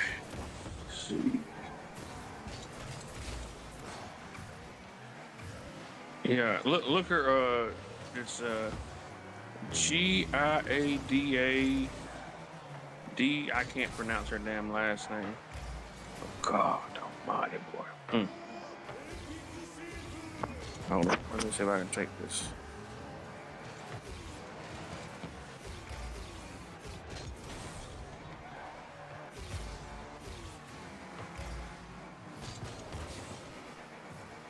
Hold on a minute, JP. I'm gonna put it in the chat. Put it in the in the Discord chat. Us motherfuckers. They'll show us a hot chick making food. We're fucking. Yeah. That's exactly what I'm gonna do. Good man. Yeah, Paul Dean, you know. Nope. I put it in. I put it in food pics and Pesci's chat. Damn, is the game gonna Yeah, end in she a was tie? on back in. She was on shit. back in like the early 2010s or whatever. But Yeah, I don't remember her at all, but yeah. Definitely got to. She reminds me of that chick from The Sopranos. yeah. Artie Bucco's wife. Boss man said, please ask Rev if he's ever had daydreams about night things in the middle of the afternoon. Hey, it was Ronnie Millsap.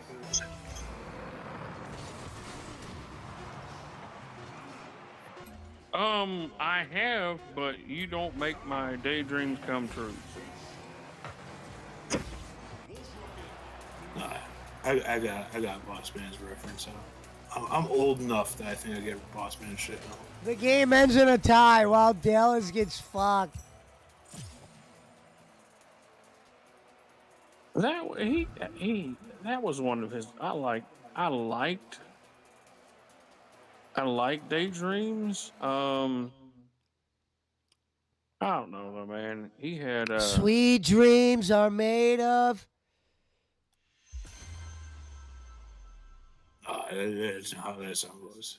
I think Ronnie Millsap had so many good songs, dude. Like one of my favorites was Schmidt said Ronnie Millsap looks like Bolin. That was not Ronnie Millsap. Who's that? That was Jesus. That was Kenichi. Oh God, who was that?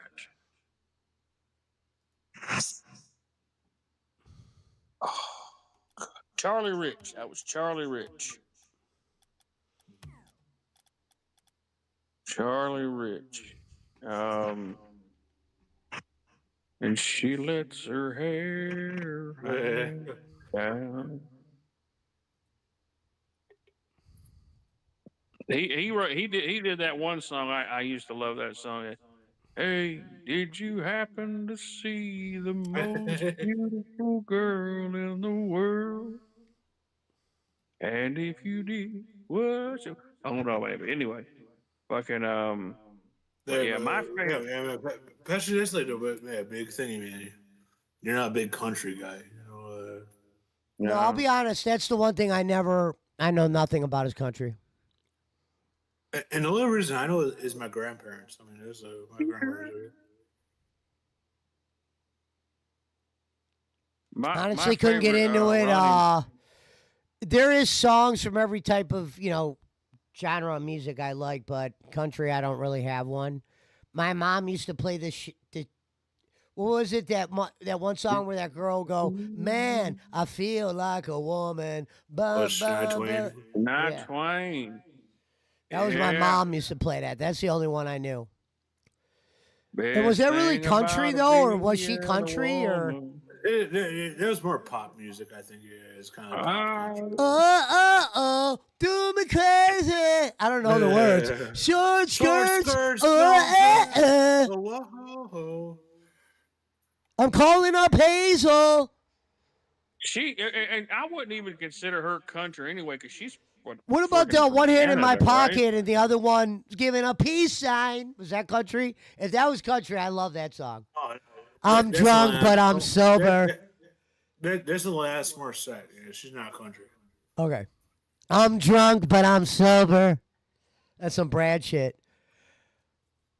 I'm high, yeah, baby. But when it comes down to, and everything's gonna be fine.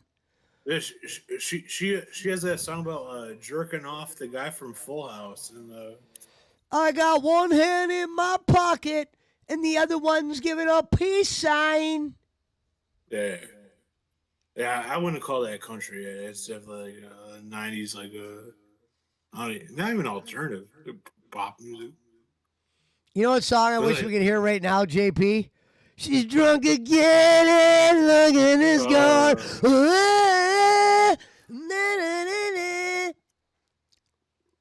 She's just something. I remember listening to that on the way to school.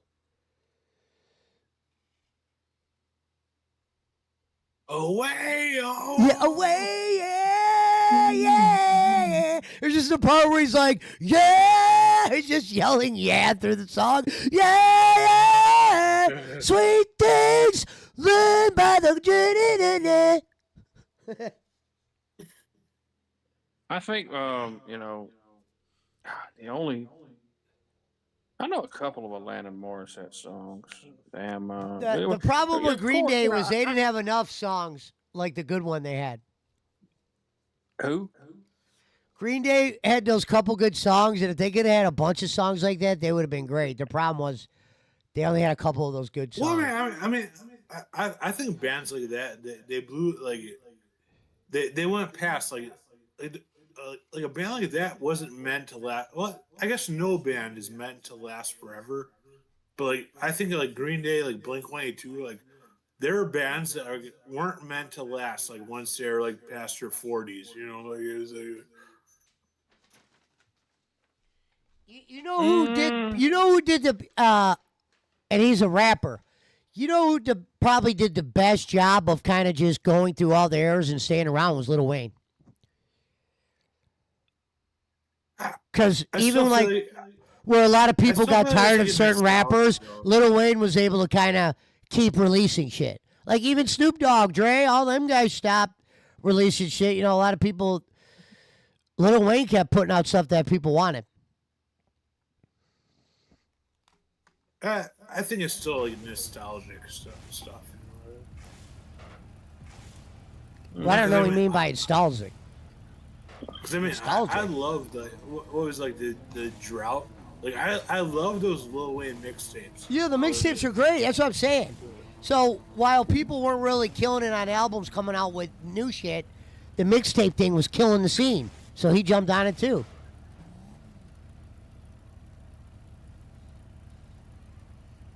Yeah, I like Lil Wayne. The Drought 3. Yeah. I don't know. I think Green Day had a lot of good songs. Yeah, maybe there's some other ones I got to listen to. I just remember that one album. There was only like 2 songs I could really get into. American Idiot, is that the one? Or you know, the one that has the blow up thing and it says Green Day. It looks like a. You know, it makes you think of the 90s. Yeah, Dookie is probably the album. Yeah, Dookie, yeah. Yeah. I mean, you know. I can't think of their songs by heart, but I know there were songs of theirs. Well, I mean, they got like the sad ass, like the fucking acoustic song. I hope you had time of your life. There is a couple like hardcore metal songs I like System of a Down. They have a lot of great songs that I mean like really like where I'm like whoa. Like I like System of a Down. Even their album Toxicity. Yeah, another prison system for me and you to live in. The toxicity of the city. It had Lonely Day on there. Such a lonely day, and it's mine.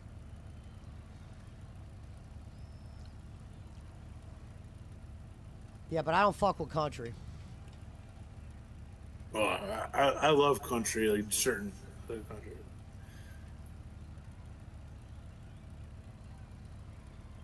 I like a lot of different techno beats, like the Blade techno beat. Some of the ones I use on my stream, I'm into that shit. I don't really fuck with that much. Well, I don't listen to it in the car, but on the stream. I tell you, JP, who I really love, man, because I've seen him once before. I want to go see him again. Is fucking Five Finger Death Punch. Now you're showing how country you are, fucking around. What are you talking about? No, that's a metal band. Yeah. Oh Lord, JP sounding like Rev over there. That damn tequila's kicking in now, ain't it, JP? Shit. Everything's kicking.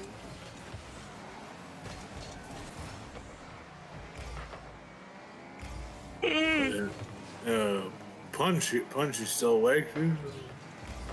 Yeah. Yeah, I'm about to crash out here. I'm not too far behind you, bro.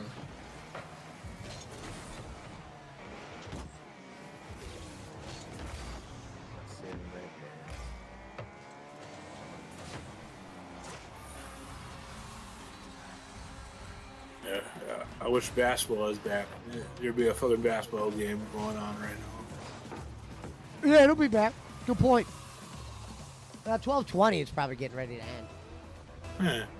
So we getting the end of a fucking West Coast game. Sure.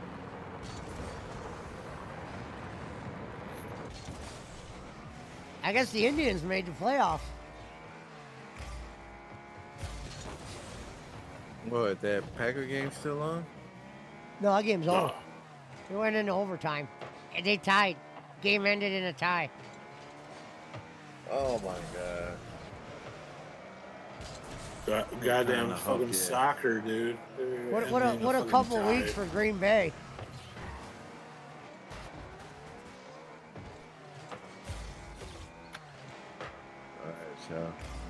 Wait a minute. So did Brad win or lose? Brad should have lost. I should have won that game. I'm happy. Later, Punch. All right, bro. All right. Later, brother. Later, Punch.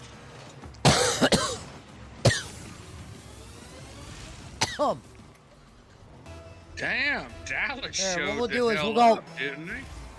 We'll go over in my Discord. Go. Hold on, let me finish playing this game real quick.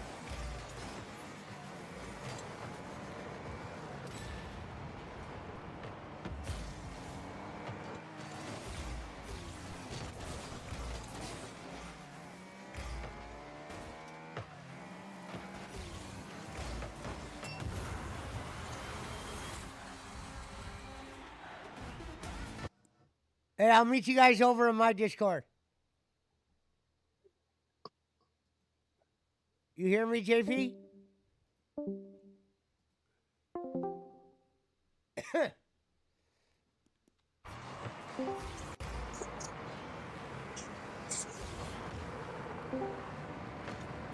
We're in my Discord now.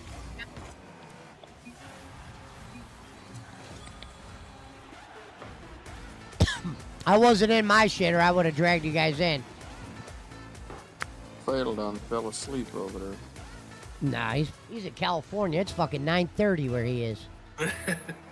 You know what I mean? That's what's crazy about the West Coast. It's midnight over here. Meanwhile, it's just starting over there.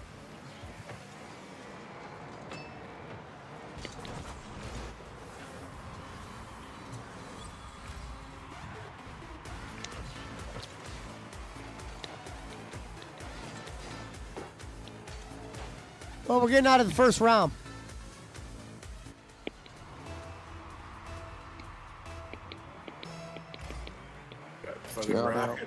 Got the rocket ball going, dude. Shout out to BC, dude. Oh!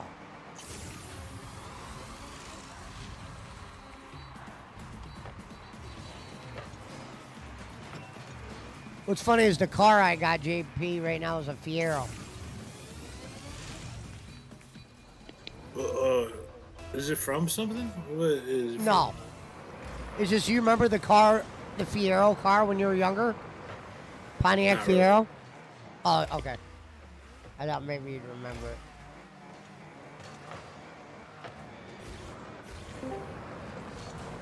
Oh! Now, Rev.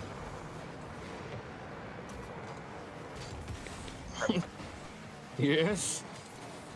Yes. First of all, Yes, yes. Hawkman gave his TV to his daughter. Okay, because I was going from We're a back. house to We're a back on that. living. We're doing callbacks. Hold on. I couldn't have a TV where I was going. Didn't have enough room. Not that. My landlord had a TV for me, but I told him to get rid of it. I don't watch. Then I never claimed to be in a tree. That was Pesci's thing. I just had to drive past. Nah, he this didn't house claim to be in a several tree. That was me I drove joking around. I drove past the house several times taking pictures. What was going on was one of my best friend's grandkids were getting abused by their mom's boyfriend. He was putting cigarettes out on their arms, hitting them, put them in their room and change the doorknob so that it would lock from the outside and they couldn't get out. They couldn't go to the bathroom or anything. So that's why I was doing the surveillance, because she said she didn't live there anymore, but we knew she did. And we had to catch her living there or being there at certain times throughout the day and night. So I would go really late at night, early in the morning, all kinds of time. But that's what it was for, and we're going to win that case now because of it. Well, that's good. I'm glad for you. I still like and am going to go with the idea that you are up in a tree. And I'll take 3 beanstalk beans as well. Well, we had fun. We had fun with that, Rev, because I don't know if I found it or Alvin found it. There was a picture of a guy in a tree with binoculars, and it was pretty funny. They said, "This is possible." We had fun with it.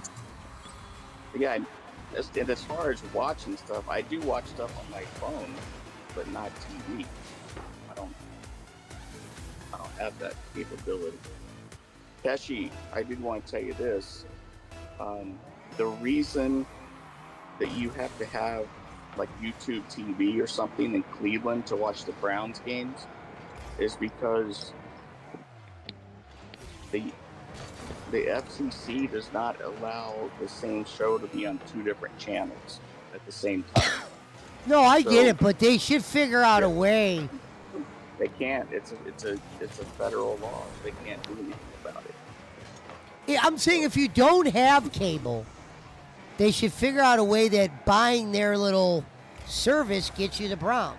Like, if I wanted to, I could do it on the NFL Network. But if you got like the antenna feature, you get those channels. Meaning, I got NFL Game Pass, so I can't get spoiled, but you can't watch the Browns game on it. And sometimes, and there's another game, usually another game too. So it's like, what am I paying for? No, because you can't put an antenna up and get the local channel. Fucking define antenna. Well, there's HD antennas that are really good. You just put them on next to your TV, you plug it into the TV, you can get the local channels. Yeah, I don't know how it works, but I have like. I mean, maybe if I had when I tried, dude, I haven't seen an antenna since '93.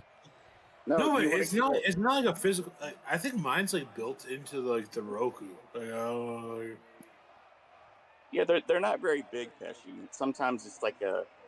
Well, what I did was I watched it on Zuz, but I'm like, why buy the NFL ticket if I'm watching on Zuz? Well, the NFL ticket is great. Like me, I'm a Dolphin fan, so for me to have the NFL ticket, you don't live by there. Yeah, I get that. I get that concept.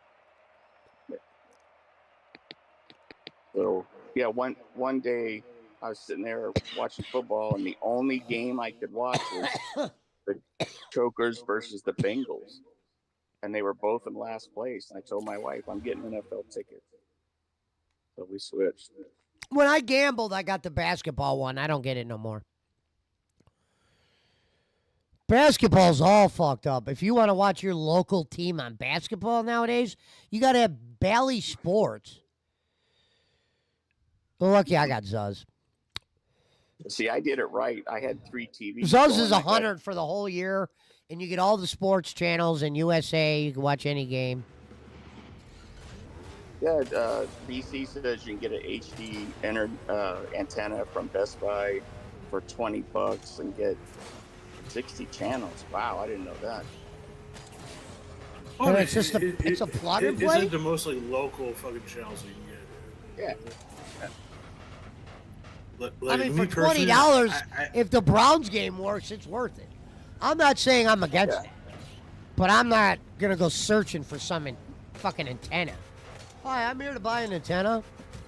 Oh, but Pesci, they're very small. It's not what you're thinking. Well, no, and I'm assuming where you live, you would get the Browns, like, for sure. You know. Oh, yeah, you would. Yeah, but it's not. Yeah, it's not what he's thinking. He's thinking big.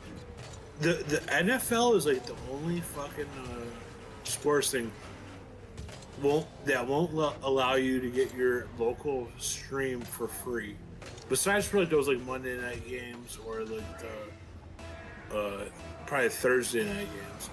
Anything that's on like Hulu or where you have to have a special.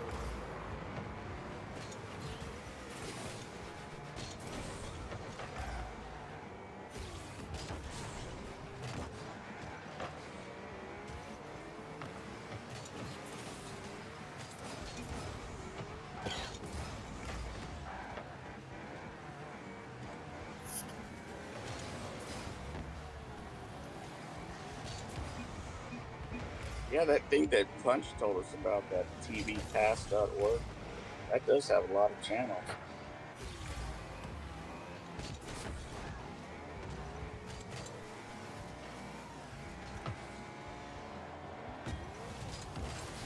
Check this out, JP.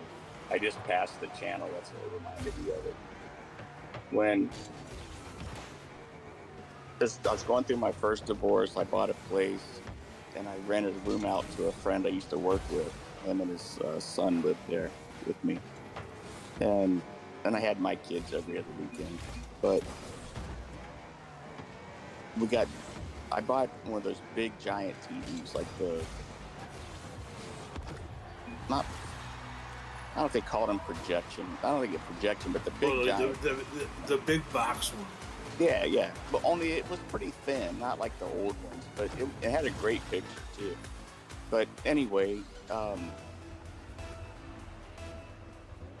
didn't watch it much. If I watched TV, it was usually in my room. And my friend, he was going through the channels, and that channel logo is on. Do you know what that is? Logo? Yeah, LOGO. It's a channel for those who like the same sex. So he doesn't want our kids to, come across that, so he blocks that channel. Well, come Sunday, we go to watch the stuff we wanted to watch, and we couldn't get the channels. So I called DirecTV. I'm like, hey man, I paid for this and I can't get anything. And he goes, oh, let me look. He goes, yeah, it looks like you blocked a channel, and if you block that channel, you can't watch football. What? I go, what if I blocked it? Like somehow connected or something? And I go, what if I blocked another channel? Like, yeah, most channels you can, but if you block that one, you can't watch the NFL ticket. Like, makes no sense. I go, I'm just trying to safeguard my kids from flipping through the channels and seeing two guys, and yeah. And I don't know. I mean, do what you want, but I don't have to see it on TV. That was a game changer for sports when the FCT, when they started offering ability to watch all the games in your home. That was a game changer. I know billions were made. Yeah, DirecTV to the bath. They never made money on the NFL ticket.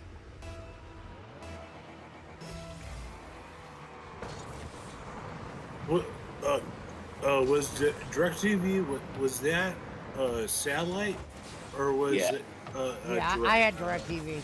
That was satellite. That was the last cable I had. It wasn't cable. That was satellite. Yeah, I never had satellite cable. I've only had got rid of cable. Yeah, I loved it. I loved DirecTV, but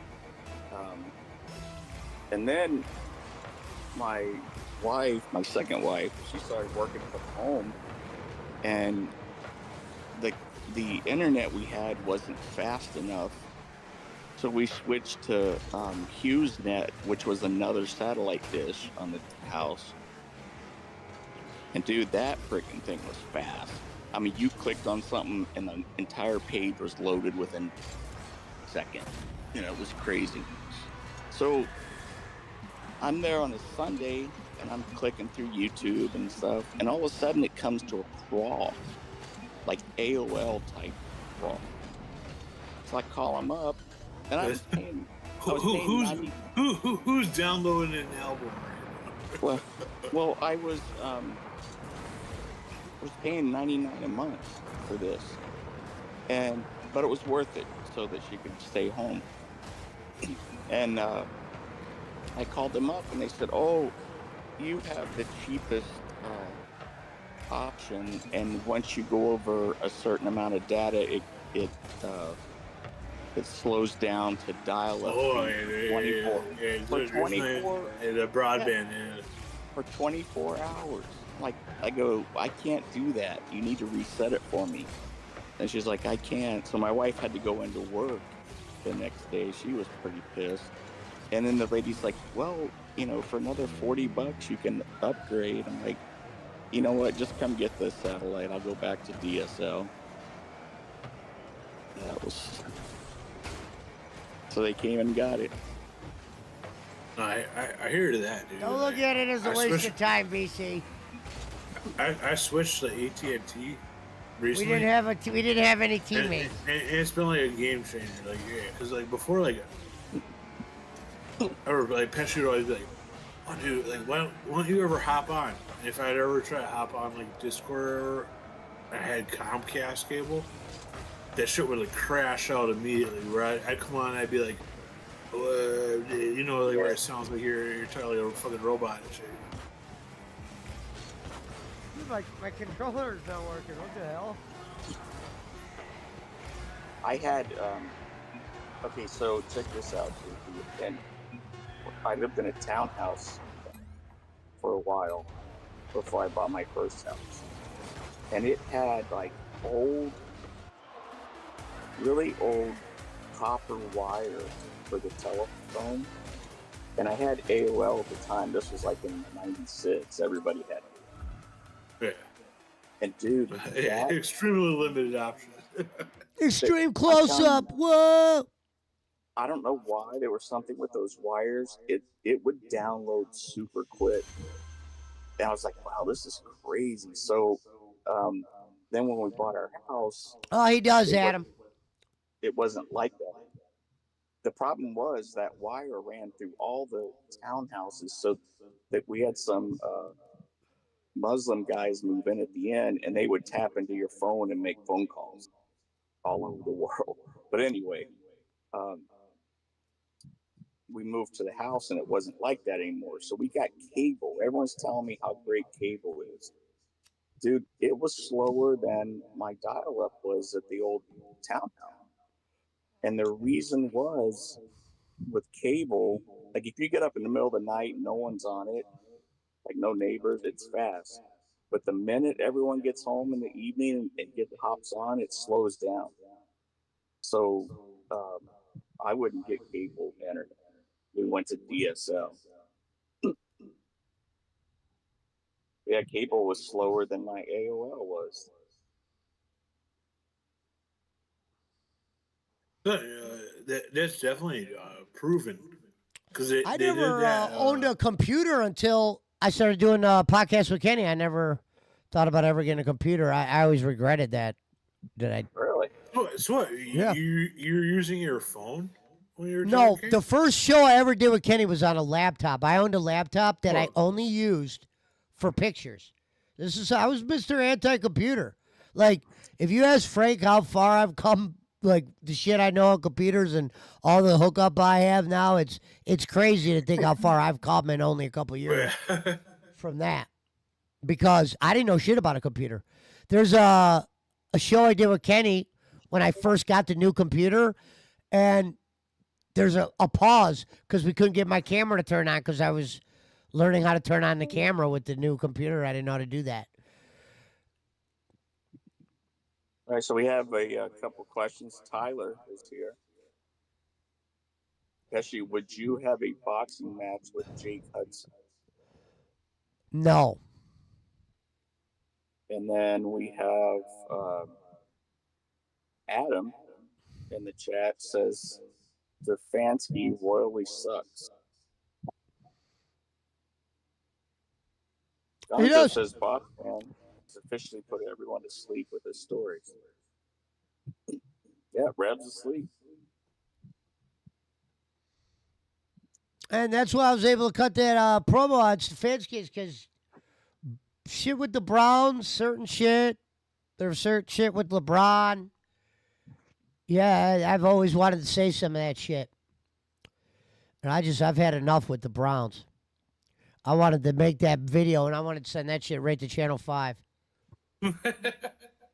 Or whatever the local sports talk is. Dude, if you had like a decent fake account and you like sent it to like the fucking like, I used to know this chick and she would like do like, and this is definitely sketchy, but where she'd be like, "Oh, I saw a shooting," and she like send this shit to like the news, but she'd send like Simpsons like pictures of like someone like Apu shooting off the roof of the Quickie Stop, you know, like.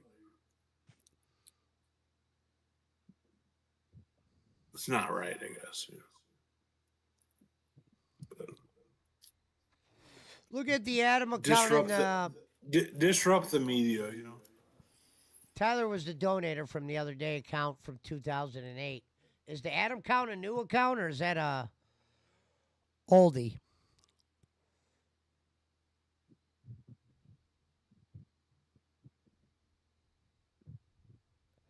So what's crazy is those people that came to my Twitch channel the night that we had the 300 people or whatever in there, I don't know how to find the guy that was coming over and raiding the channel. I don't know, and thank them.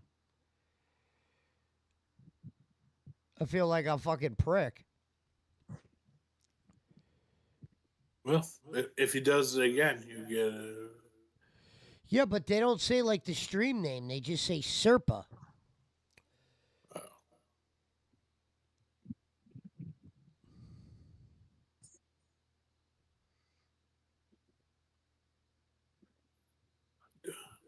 Do your due diligence to the Philippines. It's probably someone from there.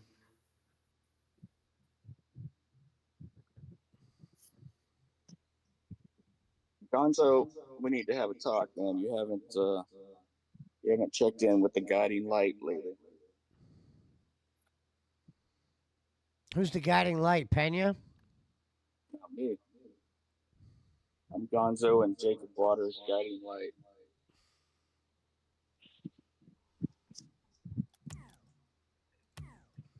And Herman. Mermaid should do a show called Light One Up, and she's just talking and reading chat in her bathroom, smoking a cigarette. Who does that? No, she should call her podcast "Smoke 'Em If You Got 'Em."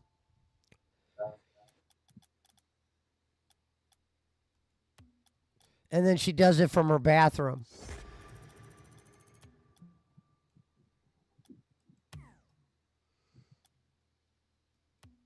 I haven't seen like any of that chick's fucking content in at least a year and a half, 2 years. Well, it's all Girth or whatever that is, Garth Brooks or whoever the fuck, Patriots. Well, I don't look it out either. I mean, I don't look out Kenny shit. I actually haven't seen Kenny either myself.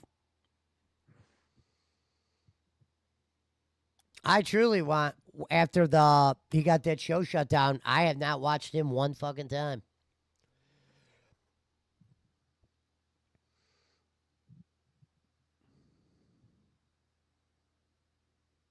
I mean, I can only imagine how goofy fucking. You would call Billy Sellers could do a segment.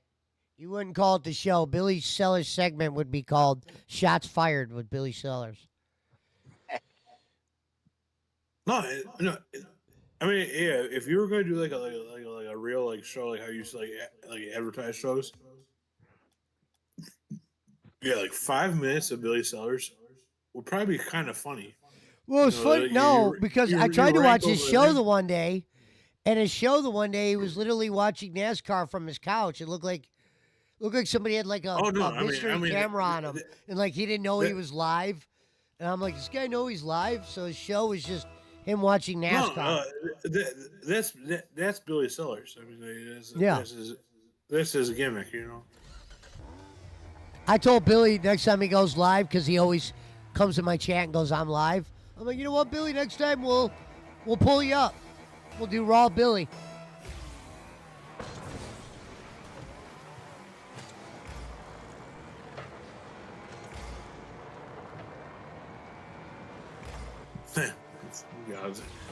Gonzo said retirement's our only option. Man, ain't no way retiring. She's not good at running the show. She needs to be someone given direction. You know, her and Pena running a fucking Garth Brooks fucking YouTube channel is disaster. Well, I mean, it's weird. The funny was when she put up the gas money post the one time, and the people of the Garth Brooks community were probably like, gas money? And then she erased it. If anybody could donate, I need gas money. I mean, the whole thing is like fucking kind of gross. You know, like, Toby Keith, which I guess I'm not gonna knock anybody for fucking we're making some money. That's what it was. But no, I don't think she's doing anything wrong. I think it's the best thing she's ever done. Gonzo's right. She doesn't have what it takes to be a YouTuber, but she's capable of being on shows. She's capable of doing one-offs. But also that guy is also like super unlikable. Yeah, sure, Pena's a jerk off. No, yeah. He got worse.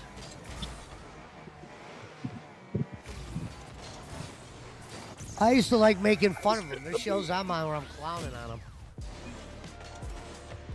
When I first started coming around, I just couldn't believe that she was hitting you up for money. It's like, you don't even know this guy. Who hit me up for money? Mermaid. Oh, I gave her money a couple times. I know. I just couldn't believe that she had the gall to do that. It's like, no, Bossman. And you know what's crazy is whenever she would say, I'll pay you back, I'd always say, don't worry about it. No. I was a nice guy. Now, at the time, me and Mermaid would do some content together at that time. That was when we were doing shows. She was a good person once upon a time for the chat. I asked you to hold money for me that time, but not to borrow. I mean, I don't think I know you well enough to borrow money. It's just weird. But if you ask Eric Roman, that's what I do. I usually loan people money. I thought a loan shark. I'm not a loan shark, not that high. But I'm able to give people money. People you know, not just somebody on. Yeah. There's some people. If Rev wanted me to loan him money, I'd loan him money. I loaned Brad money. Who? I loaned Brad money, and he paid me all of it. I think he forgot to pay me like the ending. But one of my favorite is before I got rid of Facebook, but I was still part of like the PWO like Facebook group. It was when someone shared like the mermaid, like the I don't know if she thought she was talking to the wrong person or something. But it was like the oh Michael. Oh, that was Punch. Punch had that. Yeah. Punch really liked that clip. Like, I was over it in one day. That motherfucker kept that clip, re-edited it, fucking has 19 versions of it, loves it.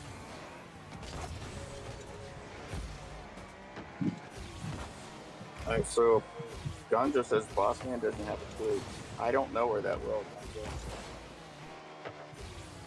Did some shows with Lemmy and Mermaid before on the same show, and Ashley. And if anyone needs the guiding light, Bossman, it's Mermaid. I don't think I could handle that one.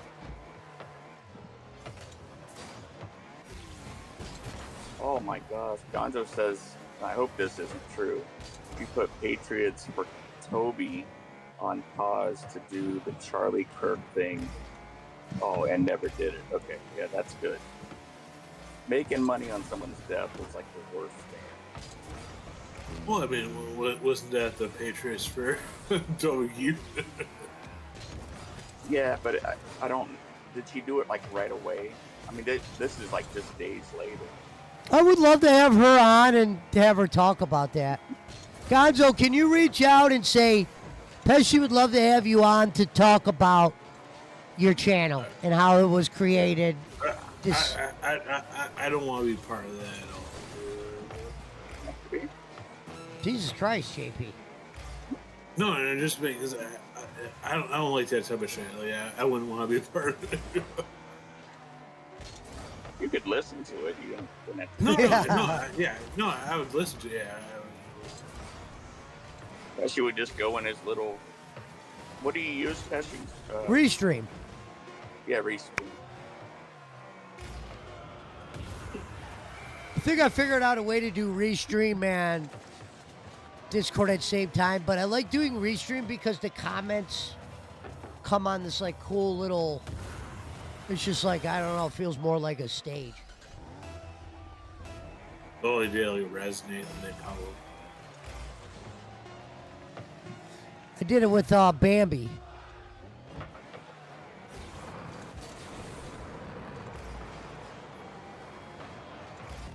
I told Bambi said she wanted to do something again. I just don't have any ideas right now. Bambi's pretty cool. I like her. Yeah, I thought she looked good.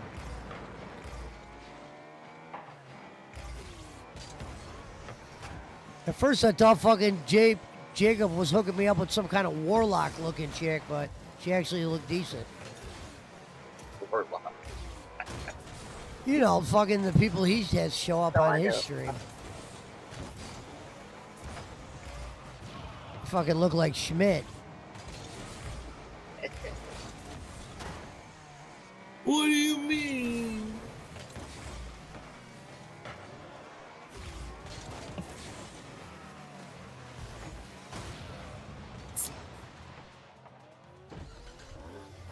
It's either too late or too early for fucking Schmidt. So. Oh, he was in here earlier and he just disappears. He fucking goes and cooks and slamming shots. No, he don't want to be live either. You can tell. I guess his piss must have cleared up. And I guess because of, not that I even give a shit, but I guess Bolin blocked me again because of him and Barkley's feud.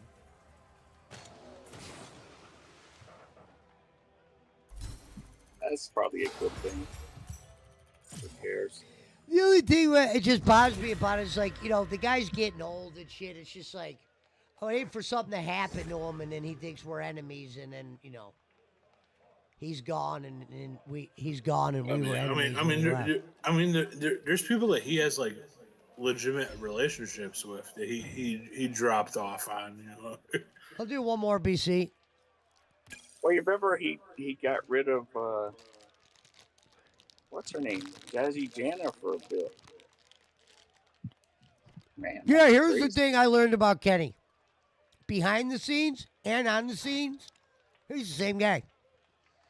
It's not like the camera shuts off and we're back there and he goes, "Now you guys know I was just joking, right?" And no, he becomes more dickish off camera. No, yeah. I would never have thought that. You know? I love when I told him the day that I re-signed up for a food card, which I've always gotten my whole life. But I signed up for a food card, and then he sent me and Schmidt job applications. Thinking like I was gonna go work and donate again, because I did lie to Kenny when Kenny goes, "How come you're not donating?" I'm like, "The government took my life away, Ken."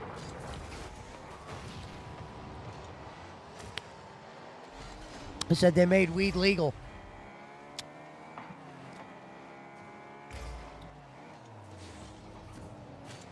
And he never asked me for money again after that.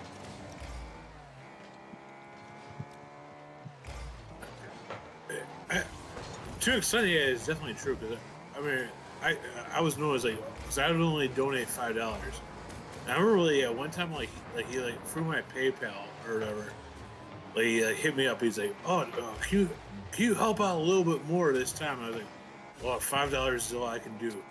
And he's like, "Oh," and he kind of like let it go then. He does a lot of behind the scenes. Can you help me out with 20, 30? Hello, April Lynn. Love you, sweetheart. He does a lot of behind the scenes asking for money. I never like contacted him like outside of like YouTube.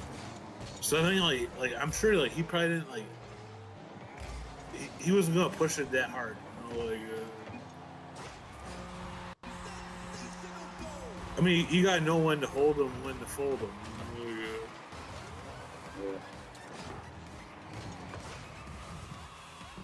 Like, he was making money off a very small, I mean, not, like, you know, it was a decent-sized audience, but he was doing some good figures for an audience that small. Oh, during COVID, like, probably when I met all you guys, you know, like. Yeah. Yeah, I mean, I would give, like. Because we counted it up. I have actually a show I did. I made a video counting the money up. Not He called it like, blowing like, myself. Like a thing, but yeah, like I'd give $5, but like back then, like people would like donate like $25 at a time, $50 at a time. You know? Eric Roman donated. Alvin donated 100 before. Yeah, I did too. And Boss, I didn't even think about it. Boss, man. He made some good money. He asked me to come on and start donating so other people will donate. It's like, dude, Thank you, April Lynn. Love you, sweetheart. The very beautiful April Lynn. Smoking hot. I know when I dropped off, because like even like when I was a fan, I was like, I joked that he had like a Filipino fetish, and he hated that fucking shit, you know. Like, yeah. And to me, it was like, well, it kind of started. It kind of really started to get weird to where I was like, "Whoa, wait! One day people are gonna fucking make fun of me because I was fucking with this guy." You got fetish. I'm gonna go on Local Live. They're like, "So you did a show with this guy Bolin who liked all these young people, huh?" Well, not even young people, young Filipino people. Well, in the beginning, he was going after adults. It made sense then, because the Filipino girls he was talking to were older.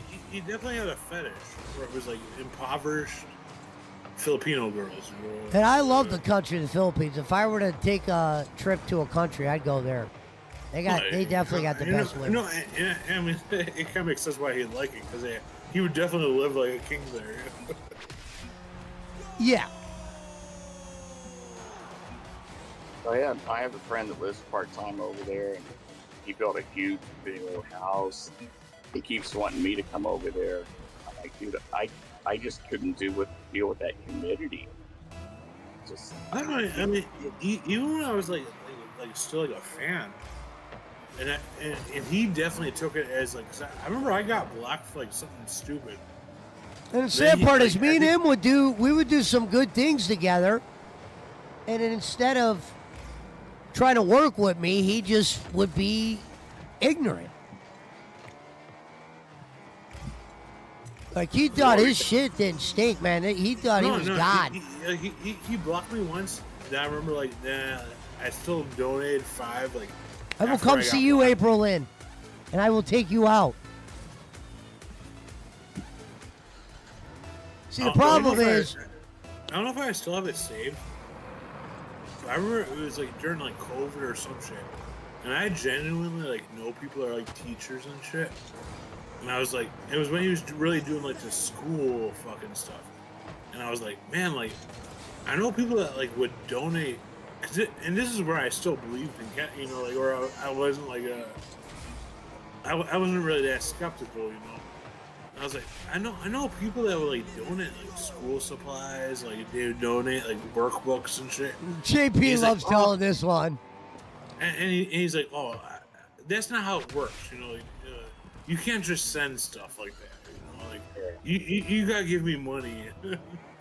Thank you for being here, April. You are very beautiful. Well, you remember, Pesci, who was that guy? I can't remember the name. Who sent money and on his own? And yeah, Pizza Mike. So Pizza Mike, Kenny said a girl in the Philippines needed help. Pizza Mike, being a nice guy, sent her the money directly, and did do it through Kenny. Comment, which we have the clip because we played it many times. Yeah. Kenny goes, Pizza Mike, can you reach out to her and see if she'll send you the money back so we can feed 10 families? And he just randomly says 10 families. Like, come on, Ken. Talk about exposing yourself. 10 families? You really were only bringing up Ice Cream Jennifer.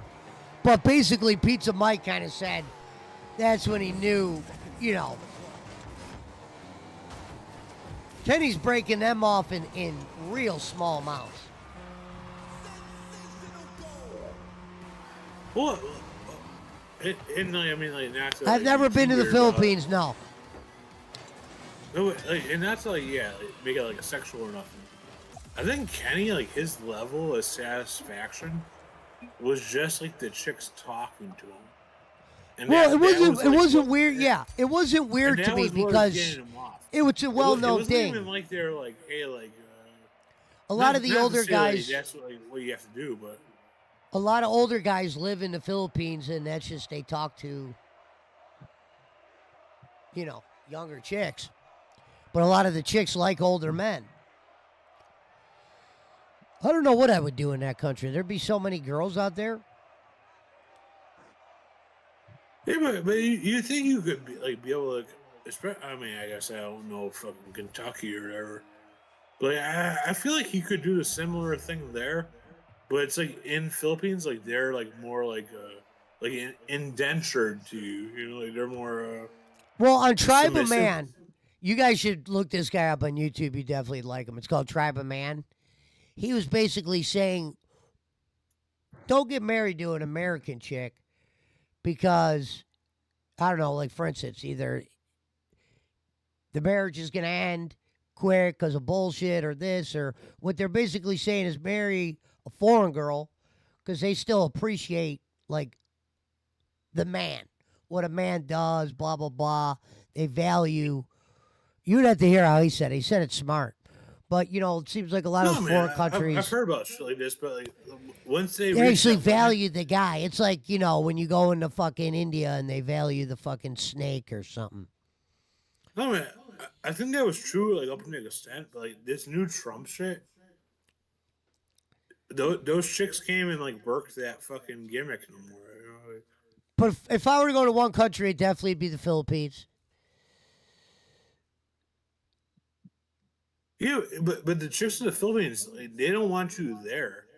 They want you to bring them to America. That was the funny thing I always thought about Bolin. Where Bolin's I'm going to retire and live in the Philippines. They don't want your old ass to go live there. He would never survive the fucking flight. He ain't living out there where no one speaks English. They speak English. No, they do. No. They're all Catholics. He don't like that shit, Thank you, April Lynn.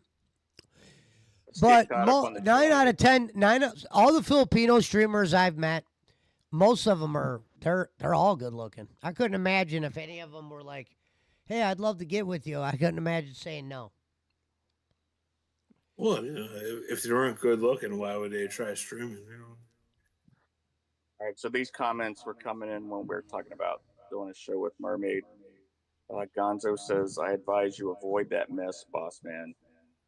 Pesci, you asked him if he could set up a show. He said, nope, you're wasting your time, Pesci. She's not allowed here. Who was that? Serbat, Mermaid. Wait, you said Mermaid's not allowed here? That's what Gonzo said. Who said Mermaid's not allowed here? Probably Pina or... Oh, yeah, maybe on that end. Oh, Pena? So, Servat said, he's talking about Bolin here. Someone sent Bolin a video of you, Pesci, apparently saying he buys bots and subscribers. That's what made him mad. Oh, Kenny? Oh, yeah, that's right. So someone sent him a clip of me saying he, botted the thing, but it was the most obvious botting of all time. Like, hey, Ken? Which is funny, because, Bolin, boss wouldn't even matter to him. He just needs people to give him money. Shout out to the beautiful April Lynn. Servap says he, meaning Bolin, played a professional liar and con man on television, and plays a professional liar. Mermaid and is she's a American Cornet. female streamer. Used to do live streams with us. Just another live streamer. Servap says Bolin's got him blocked too. Bolin's got Servap blocked? Yeah, Bolin claims I said I'd give him $1,000. Same with Jacob Waters. The Jacob Waters thing Bolin did was really corny. Servap says you can't smoke weed over in the Philippines. So the humidity is nothing like you have ever experienced. Oh, I'm sure. Oh yeah, the Philippines probably do have like harsh ass, like what they consider drug shit. And then April Lynn's life says, yeah, it's illegal. Oh, it's illegal here. And then Servap says, also the Philippines sound like they kind of fucking suck, regardless. Let me get caught up here, dude. I'm sorry. Servap says Kenny wants Bob Hazelwood and Coltrane, people that agree and believe everything he says. You pressed him too much. He can't handle it. Well, I would turn it into a joke. Like, we would call it the show about donations. I called him a glorified sugar daddy, and he never said I was wrong with that. April Lynn's life is asking Servap, have you been to the Philippines before? Am I not getting comments? Servap said, Bob sat there and said nothing.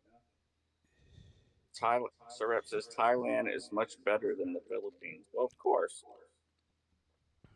A lot more money there. I'd be cool with the Philippines. People in Thailand, the Thai people, they think they are the upper rung in the Asian world. The woman that's in the chat right now, April Lynn, I think she's super pretty. She's got a good channel. Give her a follow. But she's my type of girl. But I also love Auntie Grace. I also love Van Man, Nicole Ames, R.A. Garcia, Queen Bee,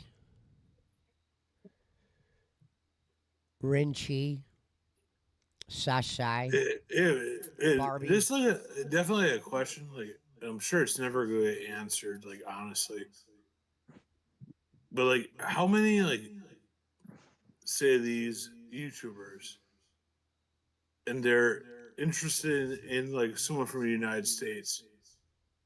Like, how much of it is like honest interest, or like?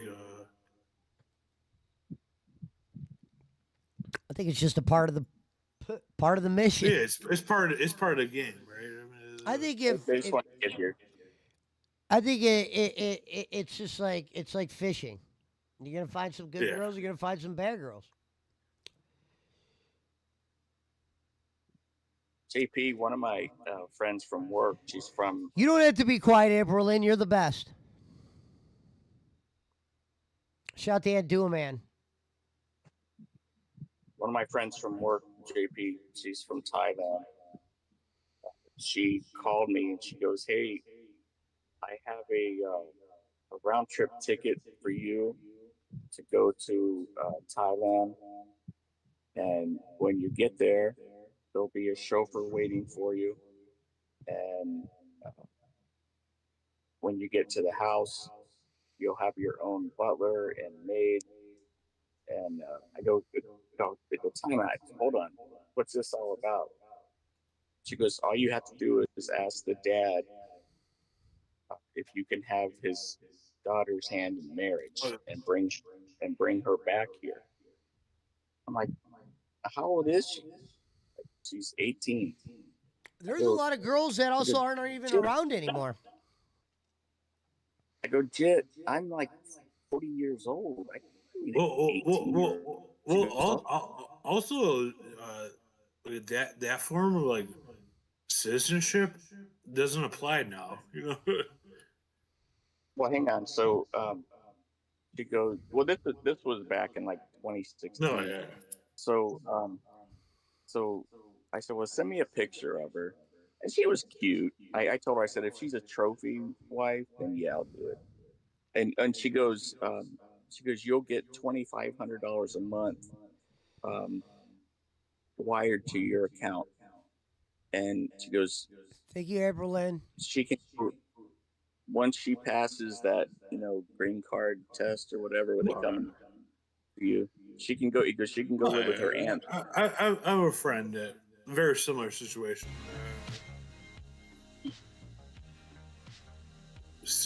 Still collects a paycheck,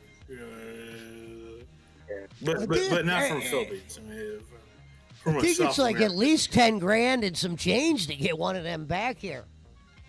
This was Thailand. No, Pesci, the family was very wealthy, and they were going to pay for everything, and they were going to give me $2,500 a month to do nothing. You know what Eric Roman wanted to do? He wanted to do that thing where they marry you, like the Russian lady will marry you or whatever, and just to get citizenship, and they pay you money to marry them. He was trying to do some shit like that. No, they got rid of that. Shit like And then that. at one point, it was like you had to knock the chick up, and they've even gotten rid of that now. Pesci, this is no freaking lie. My brother-in-law was over in the Ukraine back. No,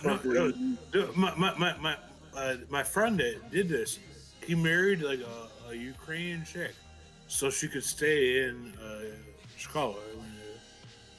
Okay, so my brother-in-law went to Ukraine. He met this beautiful girl. I mean, she really was pretty, and they started talking, over the internet, and she wants to come to the U.S. and get married. So they do. He goes and gets her, brings her home, and they had a really hard time with language because she didn't know any English at all. Yeah, man. But they're talking over the internet, dude. Yeah. So one day they're sitting in the living room, and there's a knock at the door, and he goes and opens the door, and there's two guys in black suits, sunglasses. They're like, "Where's Natalia?" He goes, "She's in here, but who are you?" And they're like, "Don't ask questions. Let us in." So he opens the door, and they tell her to get her suitcase packed, and they're leaving. They were the Russian mob. They came and got her, and they told my brother-in-law, "Do not attempt to contact her. Don't ever contact her family. Nothing." Oh man. Yeah, I'm a big fan of Filipino women now, though. I think they got the prettiest women. My homie, it was like the complete opposite. She already lived in Chicago.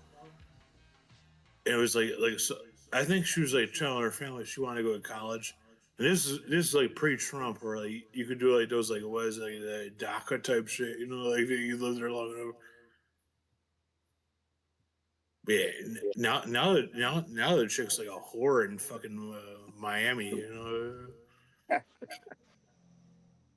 No, and the dude, I'm pretty sure he's still getting a fucking paycheck. I mean, Yeah. All right, let's get caught up again.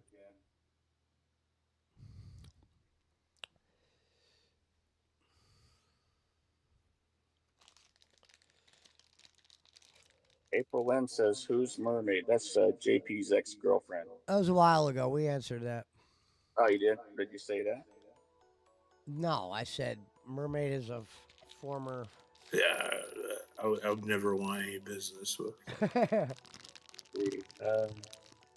Serbat says, like Kenny was claiming he was moving to the Philippines. No way, it's badass. She said, for And me, the bad American. humidity. What's for you, American? You want to come to America? Coming to America today. Serbat says your audio is cutting out. I haven't heard that. But... Maybe it's because my mic was short or close. On my end, it shows fine. That's going to be YouTube. Oh, April Lynn said Americans are the prettiest women. No, I like you guys. Colombian. Yeah, I mean, of course there's pretty Americans, but I would definitely pick Filipino right now. I like them Puerto Rican chicks. You know, I like that dirty fucking Puerto Rican dude.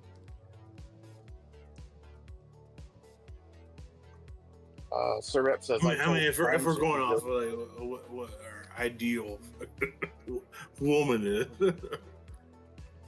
Sir Rep says, I told Punch if he goes to Thailand, he will never leave. I agree. Sir Rep says, why didn't some call Bolin about this offer? I don't know. Or Bob. He should have put her on to Billy. I didn't know Billy back then. Don't put him on to Billy, dude. Talk about abuse, dude. Like, Billy don't. Sir Rep says, I've heard this story before. It's definitely not made up. Okay. Sir Rep says, Boss Man, why didn't you go rescue her then? Dude, the last thing I wanted was a woman living with me. I've just gotten divorced for the second time. Well, and also most of them Filipino women have fucking kids too. You know, like, yeah, a lot of them. Yeah, because if you have a kid in the Philippines, you usually have that kid. No, man, that's like a Bolin thing, man. Like he wants to be a dad to all his fucking kids and shit. Yeah. Which is cool, yeah, when you're a fucking old fucking fat guy. But I mean, I don't want to be a dad to a bunch of fucking kids. April Lynn said, in Thailand, men loves men. Yeah, that's why I like the Filipinos better. Lady boy. Thai too many lady boy, yep. Exactly. Shit like that. Ho, ho, ho. Green Giant. Oh my God. Was it Andrew Dice Clay reach down and grab a tree trunk? You know? Tree trunk bigger than yours. I thought that was outlawed, so it's not outlawed in Thailand? Thank you for the follow. That happened to my uncle in TJ. He went upstairs and his friend said he came running down the stairs. All he had on was underwear and his clothes and his arms. But he told me because she was the most beautiful blonde I'd ever seen. I saw a video. It said "Welcome to the Philippines," and it was like older guys that looked like they were older guys that had money, and they're just walking around with the hottest chicks that are like in their 20s, like some Trump and Bianca shit or whatever his wife's name is. No, but the joke from the thing before was like some of them chicks could have fucking dicks, you know. Like, super hot girls in the Philippines, man. Shout out to the Philippines. The problem, Pesci, my friend was telling me that lived in the Philippines. He goes, a lot of times those people get abducted because they know they have money. You shouldn't flaunt it. It's crazy that Boss Man said that because Bolin said when he won AMC he was going to go over there. And I go, Bolin, you go over there with that kind of money, they're going to tie you up. No, and you know what I mean? They're going to put a torch to your ass and say, where's your money, American? Especially his gimmick.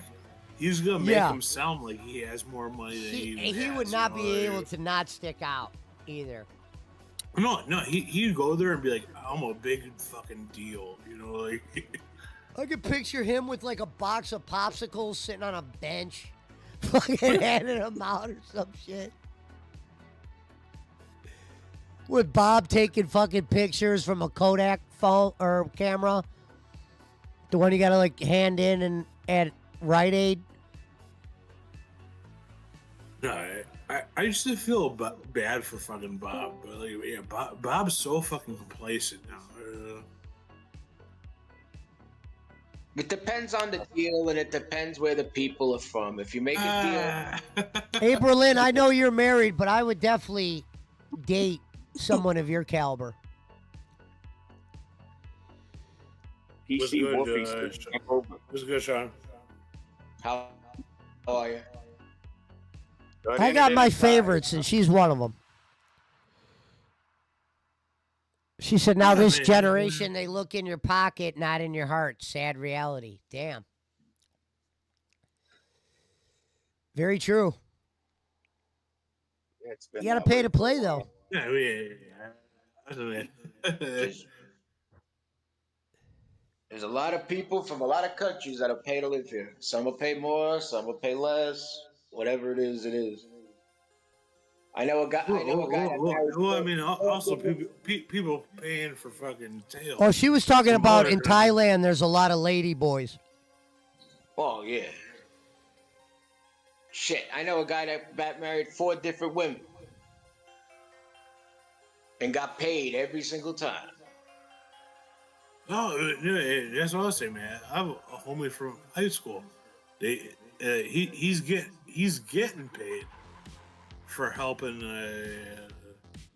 Yeah, I never heard of that stuff. What you're saying and what Bossman's saying, I mean, I'm not saying it's not possible. Anything that I've ever heard of, you get paid in the beginning, all up front. None of this every month stuff. Oh, you talking about the marriages that they pay for? But Sean, the reason I would get a stipend is because I would have to marry her. Yeah, no kidding. Well, you got What I'm saying is, I never heard of that type of deal. Let me finish. And Yeah, I would okay. I'd have to knock her up, and she'd have to live with me for a certain amount of time, and then she could go live with me. But yeah, that's how it works. You marry somebody, you don't have to necessarily knock them up, but you have to marry them, and you have to stay with them for a certain amount of time, and then you got to go to all the fucking appointments with fucking immigration, and then you got to answer the you got to answer the questions. Are you intimate with them? Do you know where their birthmarks are? Blah, April blah, Lynn blah, says blah, blah. Muslim marry 4 different women. Well, I mean, I think at that point it's more like politics. No, but yeah, Sean, like my buddy lucked out. This was like his like high school girlfriend, and she was a immigrant, you know. So he was already hitting it, and then they got married. And now they're not together no more. Like she lives in a different fucking state, you know. But yeah, he did all the fucking rigmarole, and I know one person that lives down in Houston. Houston, baby. I assume the guy's still getting a paycheck because he don't really work too much, and he still has some money, you know. Yeah, like I said, I know somebody down in Houston who was dating somebody. She was from here. He wasn't. They got married. They didn't tell anybody. They just wanted to. What their original plan was to just go through the process and, get him his citizenship, or at least his green card or whatever. That was a big thing in Chicago for like Mexican chicks. But yeah, Trump. Are the Muslims the ones that make the women cover their faces up? Muslim.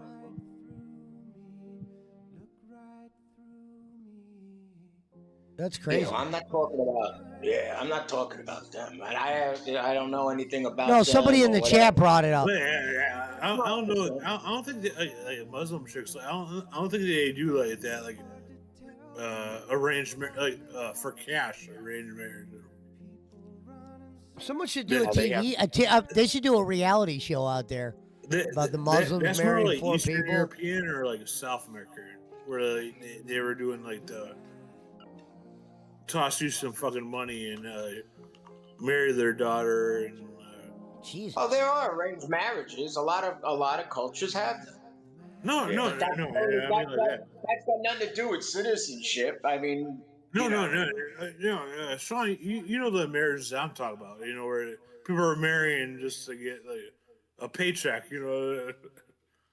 Well, there ain't no, like I said, there are arranged marriages that happen when the kids are small sometimes. That Roman shit's almost did it. He was gonna. It's weird. I'm not gonna say it's gross, but it's fucking weird. You know? The Russian women. He said the Russian woman. He was gonna get this Russian woman. She was gonna pay him to marry him. You know, some kind of citizenship shit, and they were gonna pay him a certain amount of money to get married to this chick. Yeah, that's what they do too. Not no more, man. Currently, you can't do none of that shit. You know. Why not? Why not? Explain that to me. Makes no fucking sense. Under Trump, dude, the marriage. I know. I don't know what paper you're reading, but there's nothing wrong with. I don't know. There's nothing wrong with. As far as I know, that's still alive and well. And like I said, certain nationalities will pay a lot of money to stay here or whatever the case. You're probably right. It's the children thing where the mother doesn't get a different story. The mother doesn't get birthright citizenship or some shit. Birthright citizenship or some shit. Yeah. I get it. No, exactly. That's what I was talking about. I'm sorry. No, I understand. New subscriber, Pesci. New subscriber, PC Woofy. Thank you, PC Wolfie. Welcome back to J Block. There's women that get foreign women that get pregnant in wherever they're from or whatever, then come here to give birth. Now, once they give birth, the kid is a citizen, basically. But they do that here. They cross the border and do that here all the time. No, that might not be true no more. No, that's still on the books. That's a constitutional thing. He'll never get that overturned. It's the Constitution. There's right over here by Newark Airport. There's 10 different hotels, and each one of them got X amount of foreign people that are just sitting here, fucking waiting to give birth. Now, the kid becomes a citizen, but I was always under the impression that the mother becomes a citizen also, and that's not the case. That is not the case. It's the kid. But it's a lot easier then for them to become a citizen. Yeah, but we already had this conversation. If Jake Waters got him. I'm saying if Jake Waters hears this conversation, we had this conversation with Jake Waters a while ago. The Waters. The Waters. And even I told him. Instead of the papers. Get the papers. It's in the car. I got the Waters. JP, did I tell you? Oh, go ahead, Sean. I'll wait till you're done. No. Go ahead. No, JP, I know I've told this before, but I just don't know if JP was there. I went on a show, like one of Granny's friends or whatever, and they had the Joe Pesci impersonator on there. And the Joe Pesci impersonator said I sounded more like Joe Pesci than he did. I thought he sounded bad more than I did. And they had like a vote or whatever, and somehow I won. I swear to God, I thought this guy sounded like Joe Pesci more than I did. That's your claim to fame. I've watched some Granny stuff, and I don't know. Granny stuff is hard to watch sometimes. Yeah, no, he's an acquired taste. Yeah, that's what I said. I think he's a good guy here and there. He could say some things. His content's not really mine.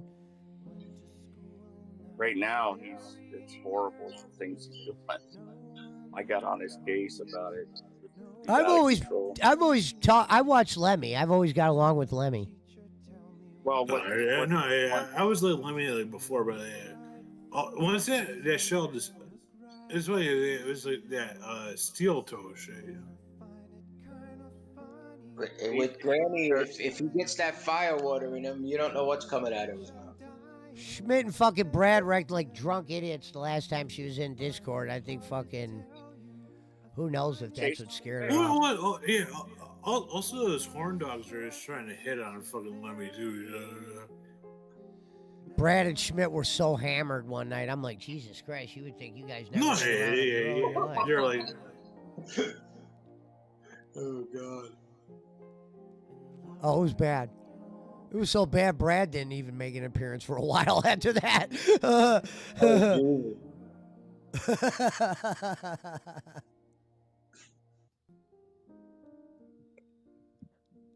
The game actually ended in a tie tonight? Yeah, 40-40. Yeah. I was watching. You know what I was doing? I hate that. I was coming into Discord and I was I hitting love the it. button to see the score. I made money. would look at the screen. I would look at the whole thing. Yeah, I'll give Servap that. Granny knows shit about football, sure. It's like bullshit But he doesn't. soccer. He doesn't do a football show. He's cool to bullshit around with football. Maybe do that. I just never was really into his jokes. I'm not really into the No. the gay I shit. get that. It's like I get Granny's humor, but I get where like no one around here gets it. You know,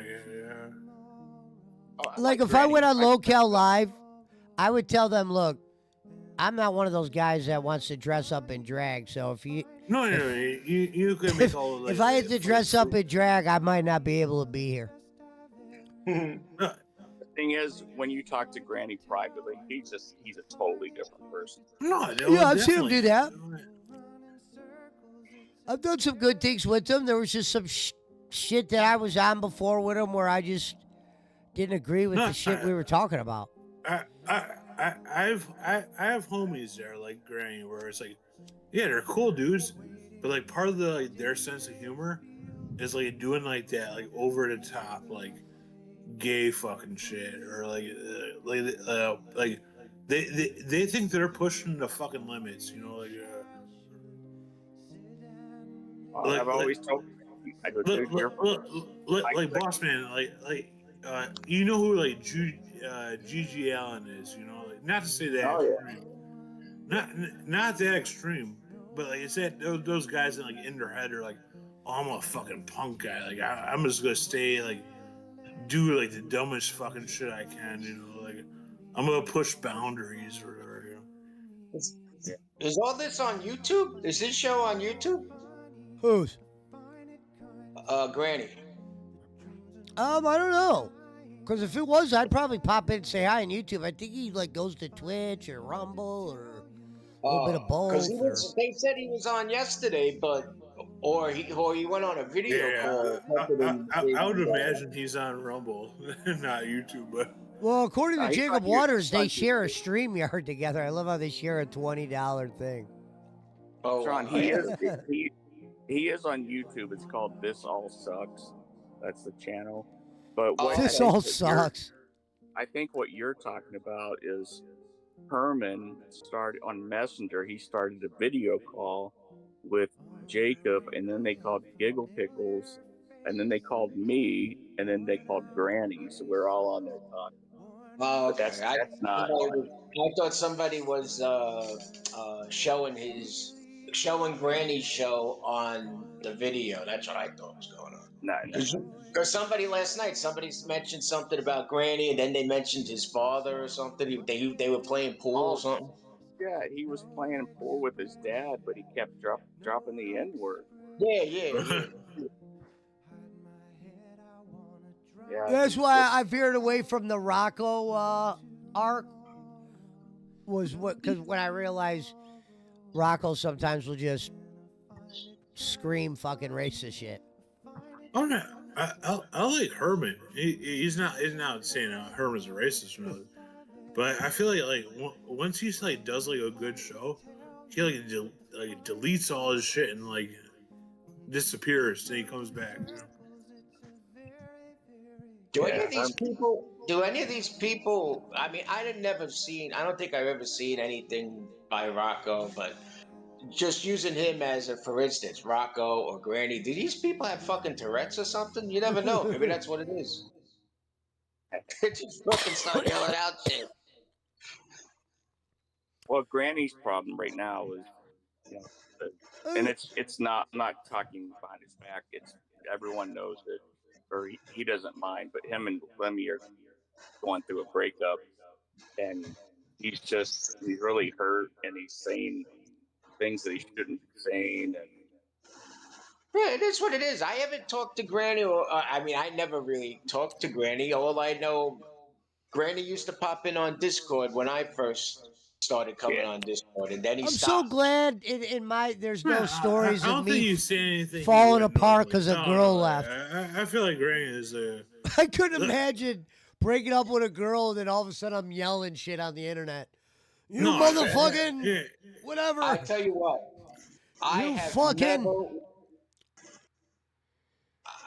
I had never washed my dirty laundry on the internet, and hopefully I never will. I don't care if I get drunk as a son of a bitch one night. and you know, I don't. Even if I got drunk, I still don't think I would turn on the internet and start going on, whether coming on here or whatever. Just start fucking ranting and raving.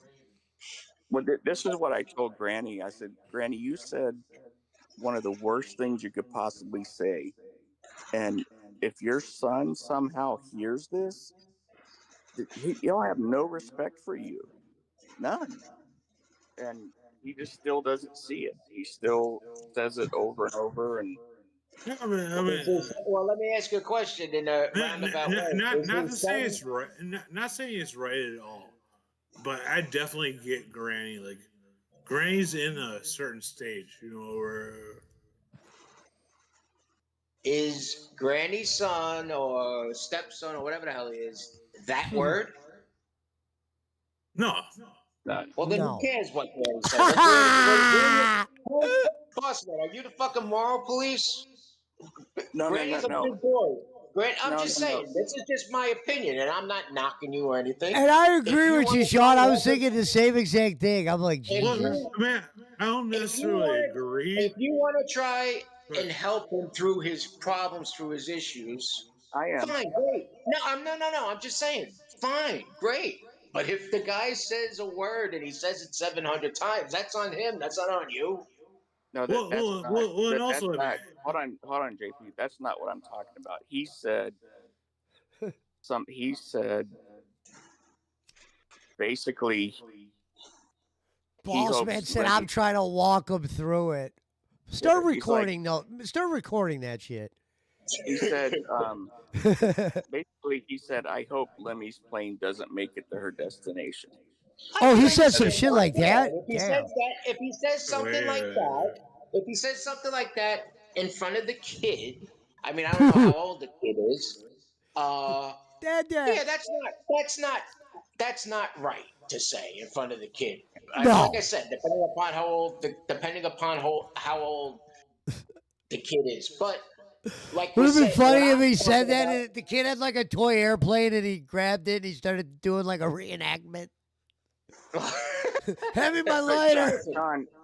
Sean, I understand what you're saying about it not being my business, but dude, everybody in the chat was so pissed off and saying the exact same thing that they're like, Granny, that's over the line.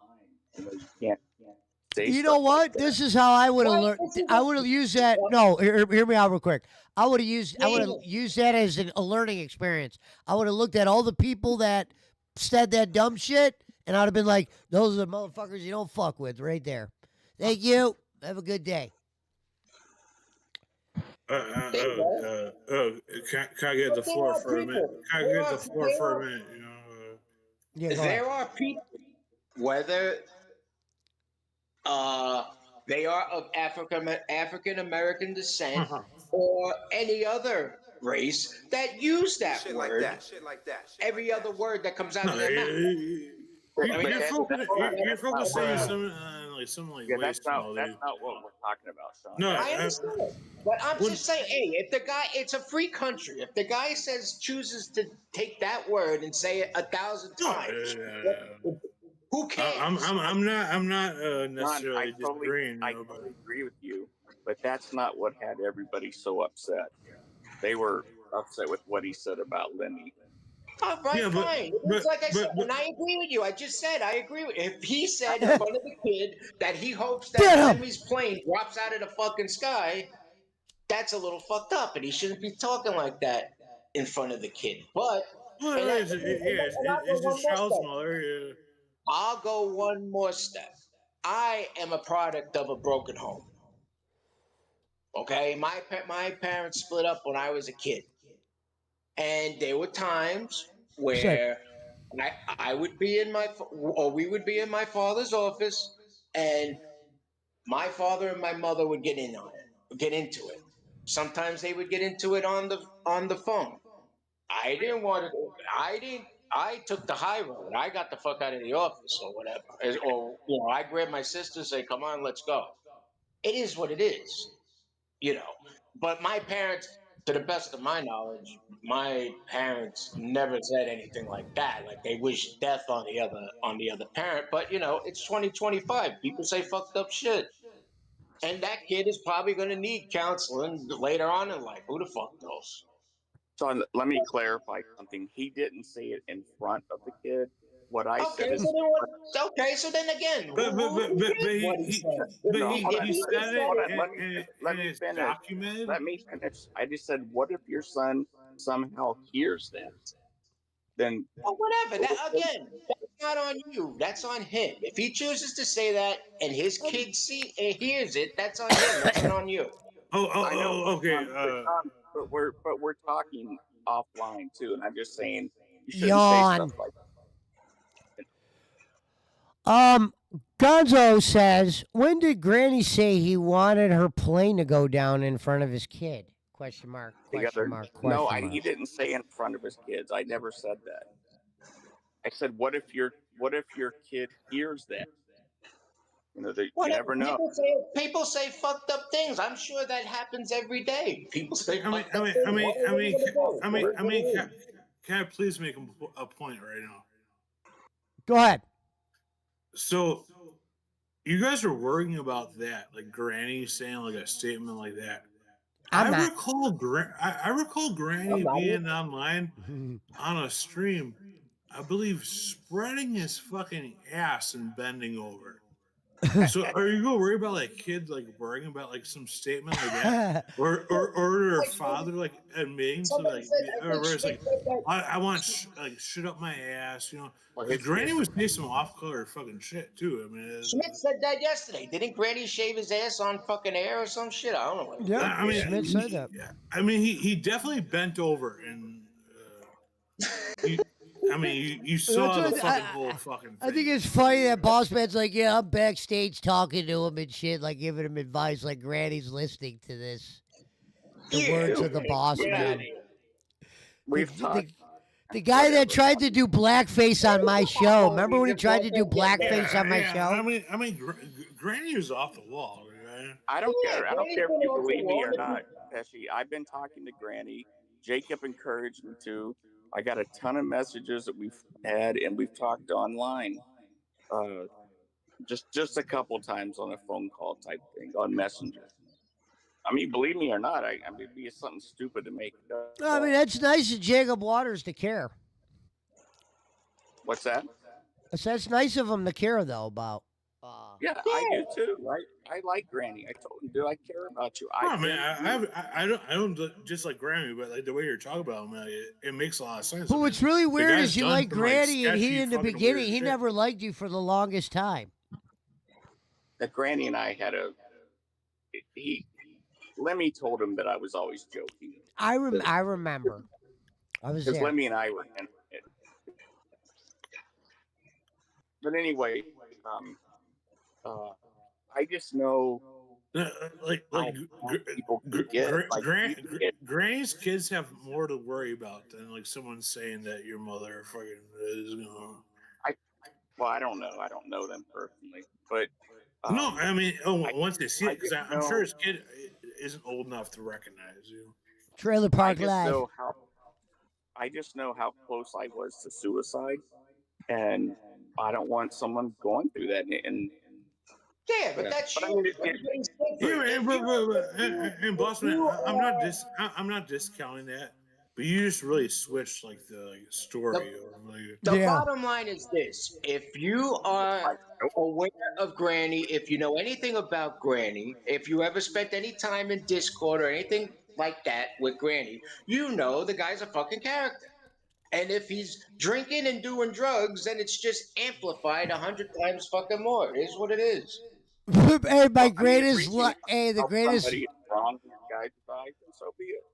hey, the I greatest don't- thing I ever said to Boss Man was Boss Man says, I'll pray for you. And I go, I don't want you praying for me in that fucking crazy ass church you go to. Because he said he was Jewish and fucking Catholic. And I was like, don't pray for me in that silly ass church of voodoo and I am witchcraft or whatever the fuck. definitely not a Catholic. There is never no be such thing as a Christian Jew. That is. Well, I'm saying that's what he was saying. He was saying he was going to two different churches. And he goes, I'll pray for you, Pesci. And I go, I don't want you praying for me in that sick ass fucking. Yeah, they're messianic The Jews. Church They of believe that- Voodoo. Boss Man means well, and he's got a good heart and everything else. And Boss Man has been through his trials and tribulations, just like anything else. It's whether it doesn't matter if he's had problems, mental issues. We all have them, or drugs and alcohol issues, any kind of issues. Sure. That's how it works. If you've gone through some sort of issue and you feel that you're capable and capable of helping somebody else, then that's what you're supposed to do. That's what we're supposed to do as people.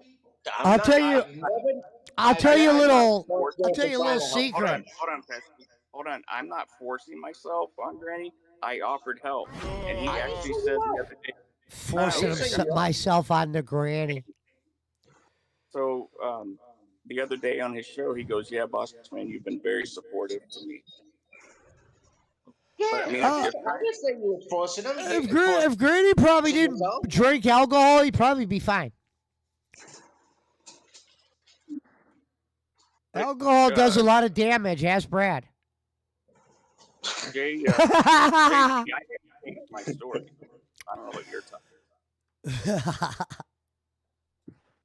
I ain't laughing about that, man. Yeah, I mean, Sorry. No, I'm just saying.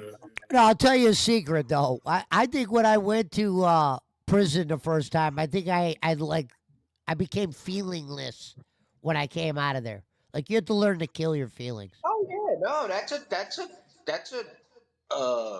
whatever. Where you I wanna got call out, it. I just That's a never. traumatic You don't feel experience. much. You might even have PTSD because of that shit. Yeah. Going to prison, whether it's jail, prison, whatever, anytime you're locked up against your will and you're in a situation where you're living with a bunch of people that have probably done things that are a million times worse than what you've done, that's a bad fucking situation.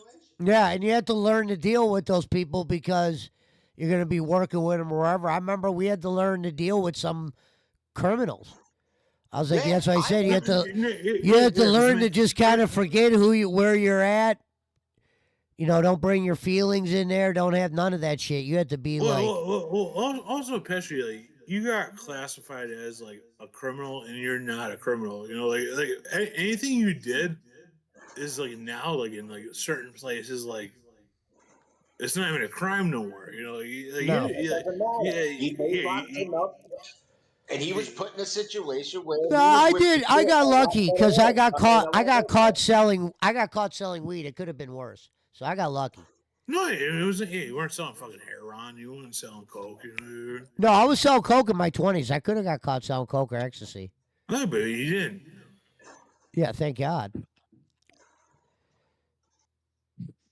I mean, take it from where it's coming from or whatever. I saw an interview with It was just a clip. It wasn't even a full interview. There's a clip by Sammy the Bull Gravano where the guy asked him, "You went to prison. This is probably the last time. I'm assuming this was after he got locked up for the ecstasy or whatever." Yeah. And I guess the guy said to him, "How did you adjust yourself to prison? You know, did you walk around like a tough guy? What did you do?" He goes, "I made it known that if somebody wants to fight, we'll fight. But if I lose, I lose. If I win, I win. But if you want to go do some extra shit, kick me while I'm down or beat my face in or whatever, you better kill me because when I get better, I'm coming to kill you." And then he goes, "That's what he used to go around telling everybody." But there is certain etiquette in jail or in prison that you could use to try and make life easier. You say I you remember say it's easy, you say, "Oh my God." I cut all contact out with the real world. I told people I'm not making phone calls unless it's an emergency or I need something. I think I only made maybe one phone call a month. I didn't want no distractions. I had a homie. I had a homie that I grew up with. This wasn't a single guy. This was a guy with a he's got a wife and kids at the time. Yeah. Good man. Yeah, I had a homie that was a young fucking dude. The dude flipped fucking Latin King just so like he wouldn't get fucked with in the county. He got caught. This kid was in a minimum security fucking prison, and he got caught with a cell phone and drugs. He was selling drugs. He would go outside every day to the stash spot, and more than likely somebody probably ratted him out or whatever. But he got caught with his hand in a cookie jar, and like I said, they threw him in the fucking hole for a fucking year. Fuck that.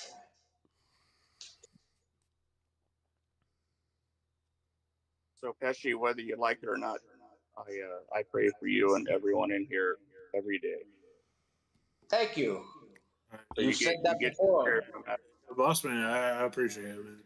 I need all the help I can get. Trust me. JP appreciates. Boss man, I've told you before, and I'm definitely not living it yet. But your story always resonates with me. Which one is that?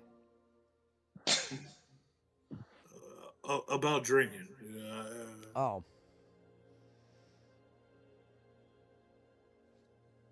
I mean, I don't want to repeat stuff. At some point in our lives, and sometimes it happens more than once, but at some point in our lives, it seems, and this is just my opinion, everyone has a come to Jesus moment. Now, whatever they do with that moment, after that moment, is on them. If they want to help people or they want to help themselves or they try to better themselves or whatever. It is what it is.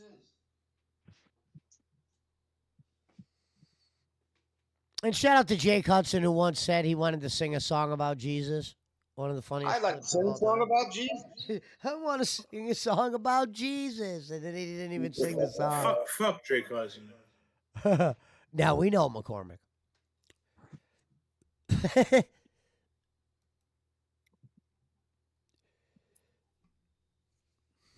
What's that? Was it Schmidt? Was it Schmidt? He was like, "Oh, you don't really like that guy, do you?" I'm like, "No, I don't like him." What's that one guy's name that really gets Jake fired up? He doesn't come in very often. Marshall Haynes. Jake he's like, Jake, I hate you. And Jake's like, Pesci, get him out of here. You know what's sad is about the whole Raw Bowling show was when I was doing that show, we were getting everybody back from doing that show. And then Bolin had to fucking ruin the fun, and then, yeah, we're back to square one.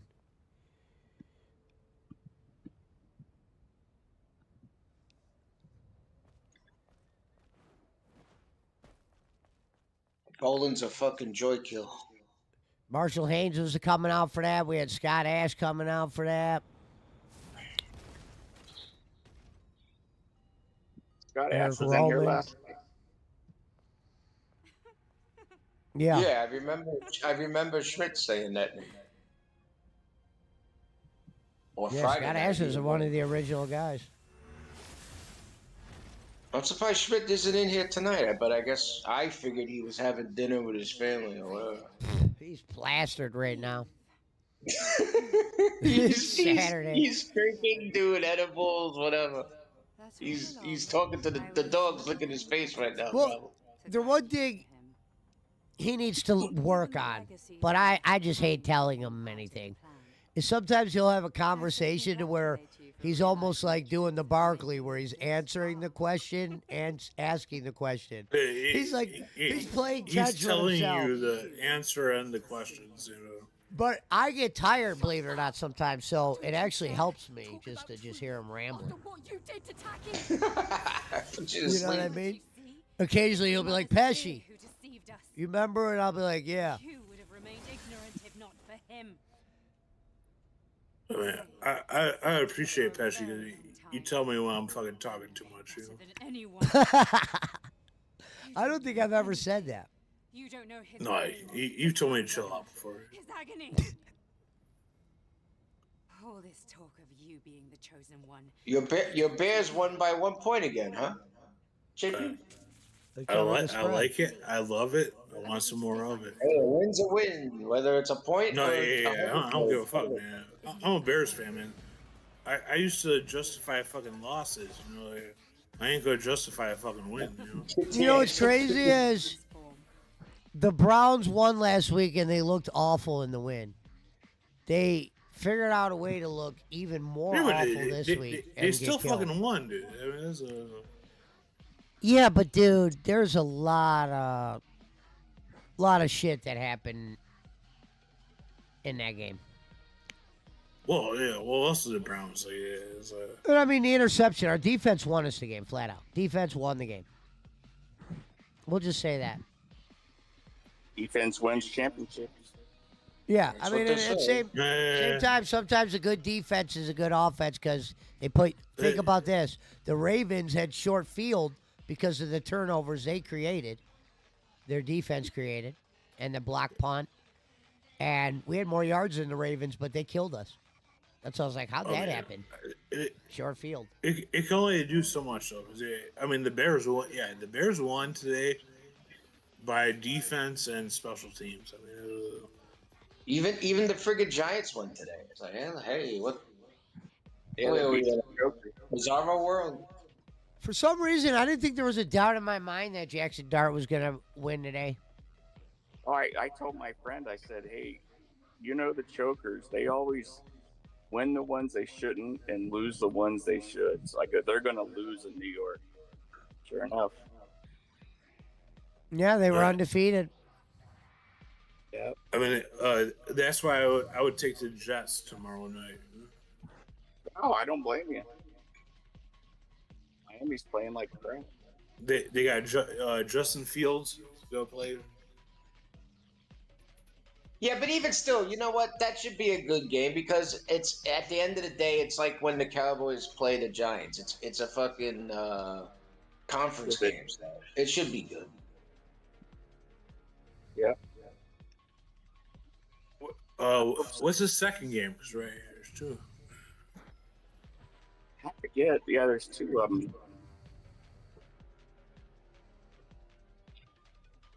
Can't remember.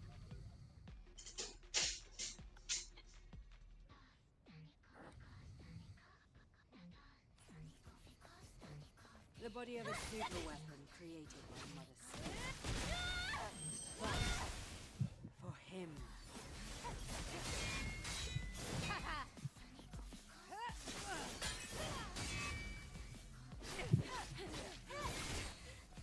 Oh, Cincinnati at Den. I'll be up early for the Browns London game. When is that? Next week. Sunday, right? Yep, that's first time we played in London since they started doing this London shit. Pesci, are you allowed to travel outside the country or no?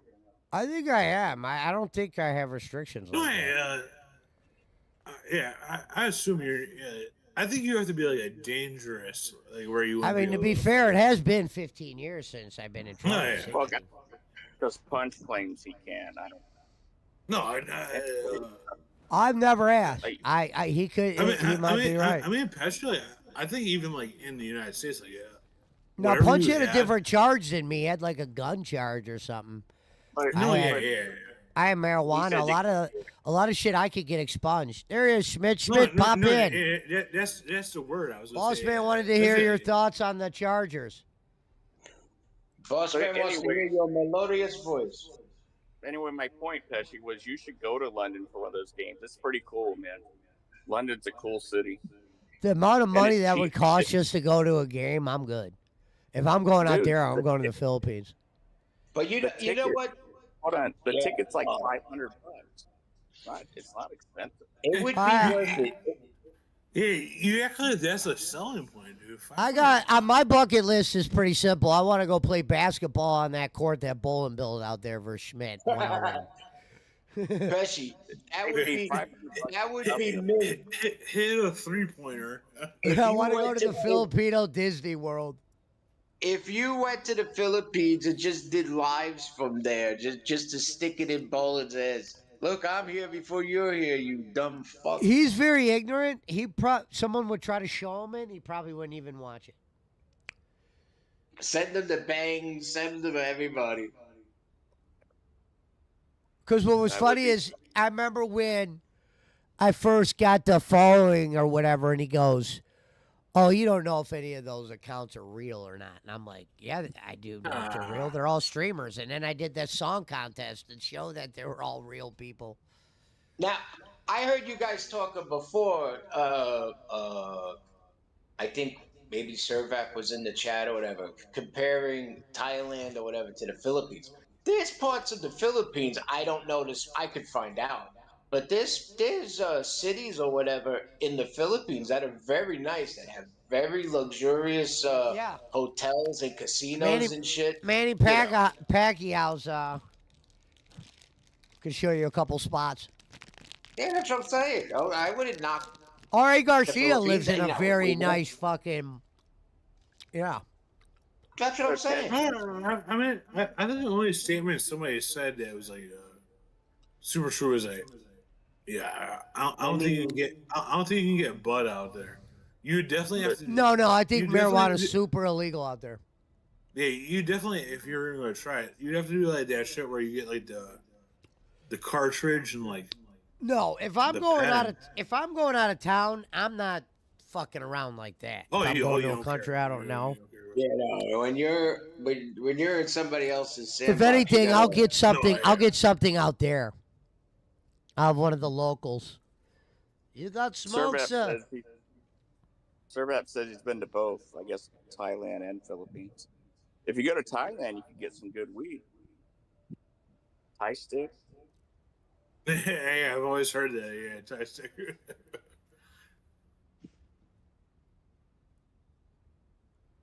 I want to, dude. I saw those state. If you go on YouTube, YouTube Shorts, the ones that Filipino, it shows these older guys like Bob Hazelwood's age walking around with like hot 28, 30-year-olds. Who knows all yeah, that? definitely. I'm like, damn, I need to get out there. All you got to do is be a fucking white dude and have a couple bucks, and you're in. That's all that you. Yeah, and you're in no matter what. It was like Roman. Roman used to go to what's it called, the Dominican Republic, because he feels like he fits in there because he's darker. But he would get these lofts for like $200 for the night, and he'd get a couple girls, and he's like, "Man, you get all this for $500." Well, in Dominican, I think you get that all you can drink and stuff. You get like all inclusive. You know? You're thinking about the resorts. Yeah, there's resorts there. Yeah. But there's also you can get Airbnbs. You could do all kinds of stuff there because Yeah, a yeah, lot yeah. of That's what he's saying. a lot of Dominicans. I mean, they're all over the place, but a lot of them live and work here in the New York area. And like everybody else, like all the other foreigners, they send the fucking money home. And they build fucking, nice houses and shit, and they rent them out or whatever. Well, and also it's right next to Haiti, which is like One the of Roman's shittiest, greatest, the shittiest funniest place in things the he world. does is he's American as fuck, but he'll go into Arab stores and he'll pretend to speak Arabic to the Arabs, and when they like talk back to him, like, "Are you blah blah blah" or whatever, he'll be like, "No, man, I'm American." He'll No, I come do in that too, acting but like he'll come in like talking Arabic or something and like fucking around, and the guys They will should start tell like him that looking he's at the Jewish. counter. I speak in an accent, and when if my sister's with me or whatever, she looks at me. What the fuck are you talking with an accent for? Stop fucking around. Leave me alone. Wait, bro, you don't have an accent, dude? We were in a place where there No, was I mean Indians, talking about. and I Roman mean was talking pretending to about. speak No, Arabic. And the saying guy Arabic goes to as- Roman, I'm not Arabic. And he said it in the language, though, to Roman. And Roman goes, either am I, I'm American. But he'll come into a spot and he'll go, watch this. He'll start like making these like noises where he almost sounds like he's Arabic as fuck. He does a good job of it. And then it pisses off the store owners. I tell you what though about the Dominican Republic, if you're a male and have blue eyes, you could go down there and write your own fucking ticket. You do whatever you want down there. Them fucking girls He just throw loves it themselves down at you. there. He said, man, he could have the time of your life with $1,000. Thank you, B. Love you. I want to go to Japan. I know it's like a bunch of money, and I know I can't handle the flight unless I get like a good ticket because again, that's a long ass flight. You'd have to go first class. I do hate being on a plane too, man. Fucking hate it. I remember my lawyer used to take fucking Xanax to be on the airplane, and he'd be walking like a zombie.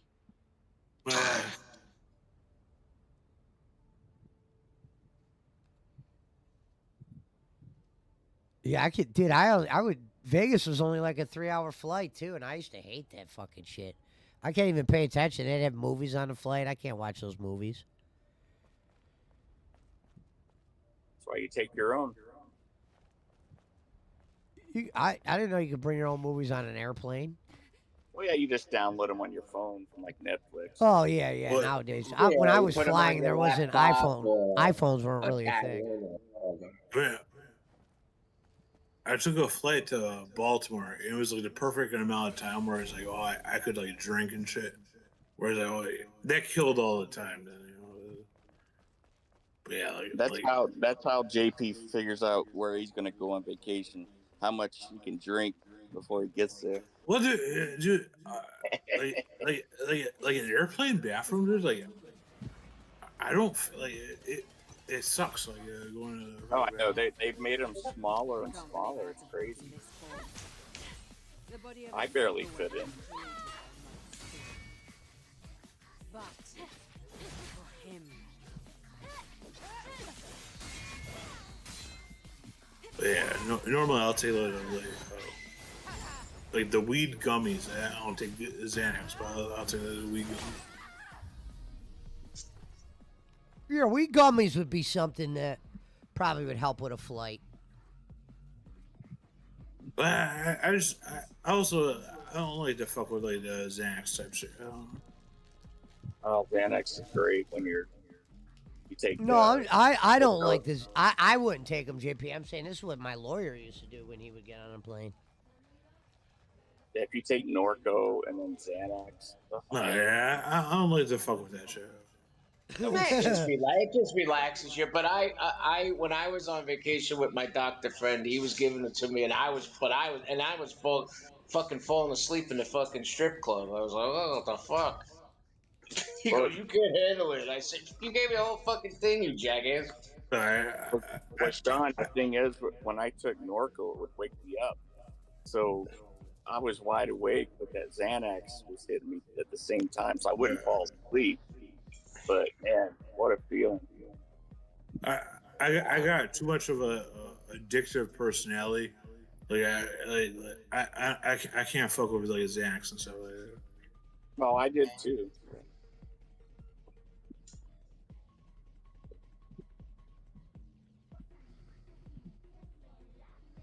Well, Rev If I claims did he that shit, maybe you guys would hear from me like Rev like claims 5 he months worked later, I'm at that Hardee's that one day, so maybe he was being honest. What's that? We'll take his word on the Hardee's. Oh, I believe I'm on the Hardee's.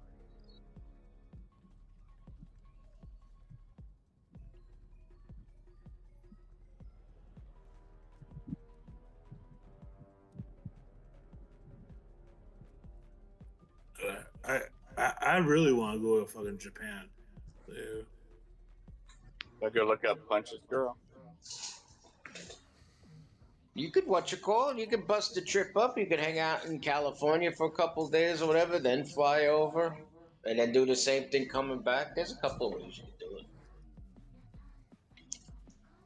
I couldn't imagine going out there without a translator. That's my whole thing, man. I need a translator. No, Japan's pretty. I need to know where the tacos are at, flat out. They know English in Japan. Yeah, they want to talk English to practice. Oh, good. Japan was owned by the fucking British for who knows how long. And not to sound like a mark, too. Like, I want to go like see Japanese wrestling. I want to go see it. Yeah, that would be cool. Yeah, we know that, Schmidt. definitely He wanna see admitted the I definitely wanna forklift see operator Sumo. never happened. He admitted that. What never happened? The forklift operator. Oh yeah. Well, man, that's an obvious. It says Rev would get stuck in an airplane bathroom after dropping a Hudson, and they would have to make an emergency landing for bio. To be honest, if Reverend lived up here by me, I would have good jobs for him. I don't know.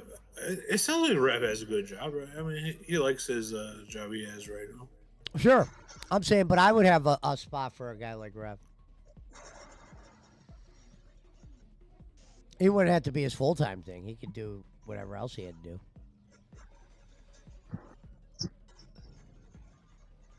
Just have to make sure he doesn't go in a customer's bathroom. Take a steamer, but What's funny is he always talked about traveling. That's how, if he keeps good at Orkin, that's how he could travel. Is maybe one day he could go to work at another Orkin in another state for like a month or two. I mean, You know. he got a family. Like, you can't do that type of shit. No, he said he wanted to travel. Maybe he takes him with him. She might like that. Jason, why don't you go ahead and go for a while? The bottom line is most marriages end in failure. Like the guy I work with, him and his wife are fucking. They were ready to get divorced. They've been together like 20 years. Yeah, but you went hard, dude. That's why you better marry one of them foreign girls. Those are the ones that you'll at least. I'm not saying you can't get a bad egg, but they're not loyal either. oh, you can find a couple. Bowen wasn't lying when he said 60 goes a long way. That was probably his most honest statement he ever made. Once those chicks can leave, they're gonna leave. Yeah, a lot of them. Yeah, a guy I worked with, his son married a chick from China. And they had a kid, and after that, she was screwing around on him all the time. Yeah, I'm not saying that doesn't happen.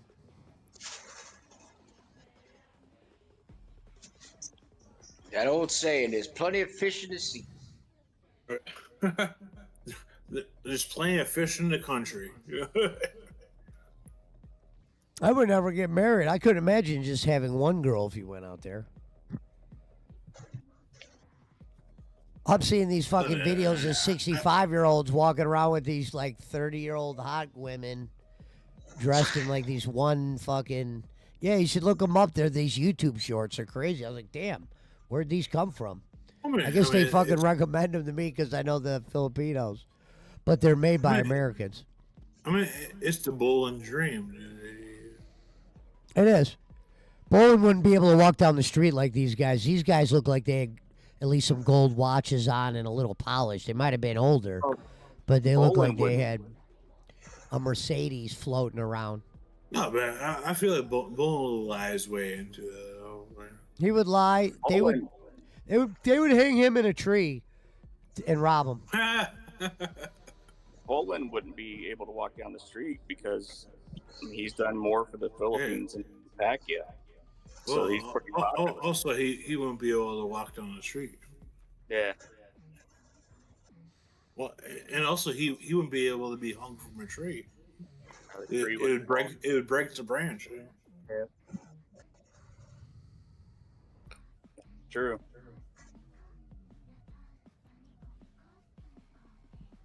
I told Schmidt to get in here. He did. Pesci's still alive. So. Oh, okay. Well, he comes in sometimes. No, he pops in when I'm live. He reads the chat. Kenny knows I don't watch his show anymore, so he's cool with that. So, Schmidt says, would Rev be your new toilet floor scrubber / dog shit picker upper, Pesci? No. But if I had him do chores like that, I would pay him to where it wouldn't bother him. I got a dog shit guy. A new one. Sir, if Boland goes to the Philippines, he'll donate $1,000. He says those North Carolina boys have some good stories. Boland's cheap. He's not going to want to pay airfare and then stay. Boland can't walk wrestling. What was Boland's AMC? Right? It should cover it. Right? Biggest live all time. Schmidt, pop in here. I have some questions for you. Which like, I'm surprised like it never really like made sense. Like it wasn't like he was like trying to get people like to use like his like code to like use those like bullshit fucking like small trading fucking apps, you know, like.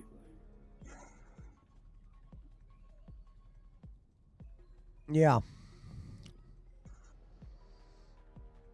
Which I mean, I'm not discounting. I'm sure his son fucking did make money. You know?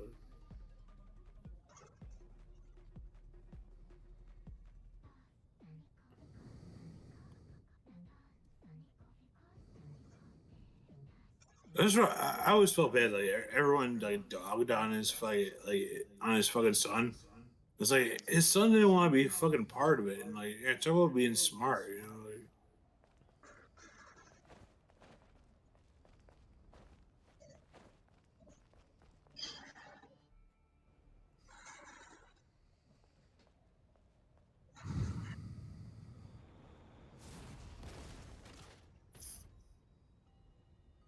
I wouldn't want to be a part of like my dad's like weird fucking business.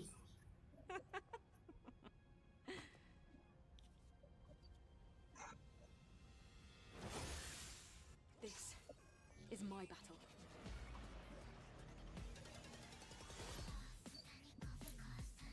I can't believe I have to fight in this form.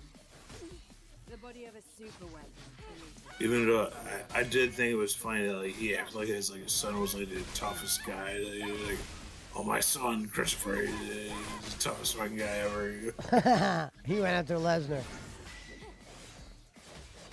I always thought that shit was funny. But... Fucking.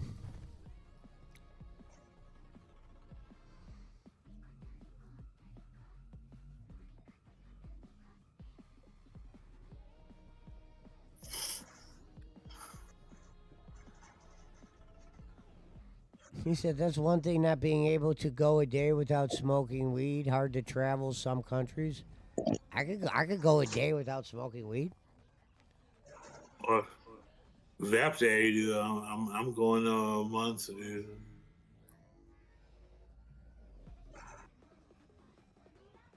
Remember when I go on fucking Becky show? I wouldn't even smoke.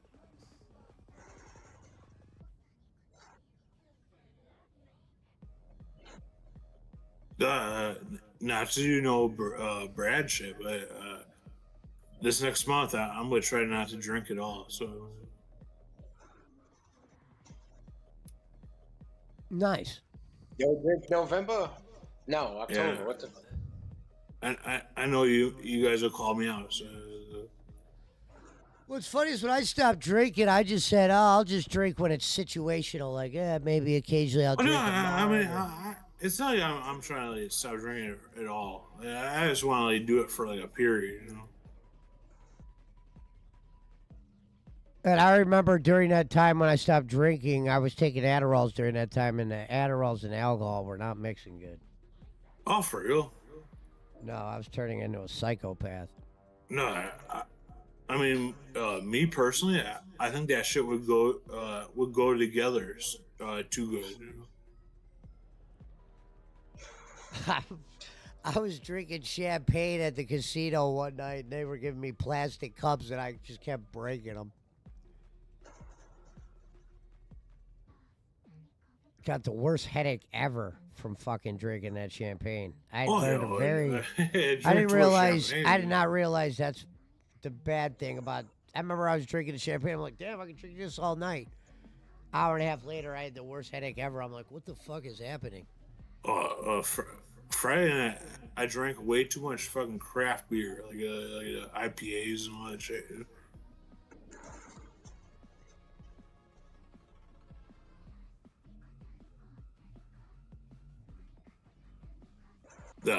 I'm just trying to chill out for like a little bit. What the fuck? Someone in the chat said, like I said, if you go to the Philippines, I'll give you 500. Huh? The one knock on the Philippines, according to some of the ladies out there, is the internet service is kind of bad.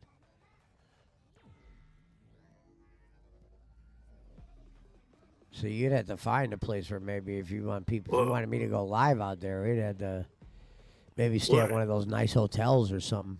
I don't know if you could just. I don't think you could just walk around with a. You know, I don't think you get signal like that because I've seen those girls struggle with shit. Also, I think like, the food isn't that good. You know, like I think like people always say like Filipino food. Like I've had Filipino food in Chicago, but it's like the good fucking Filipino food. I think like the shit they eat like every day kind of fucking sucks, dude. It's like rice and like fish and shit. You know.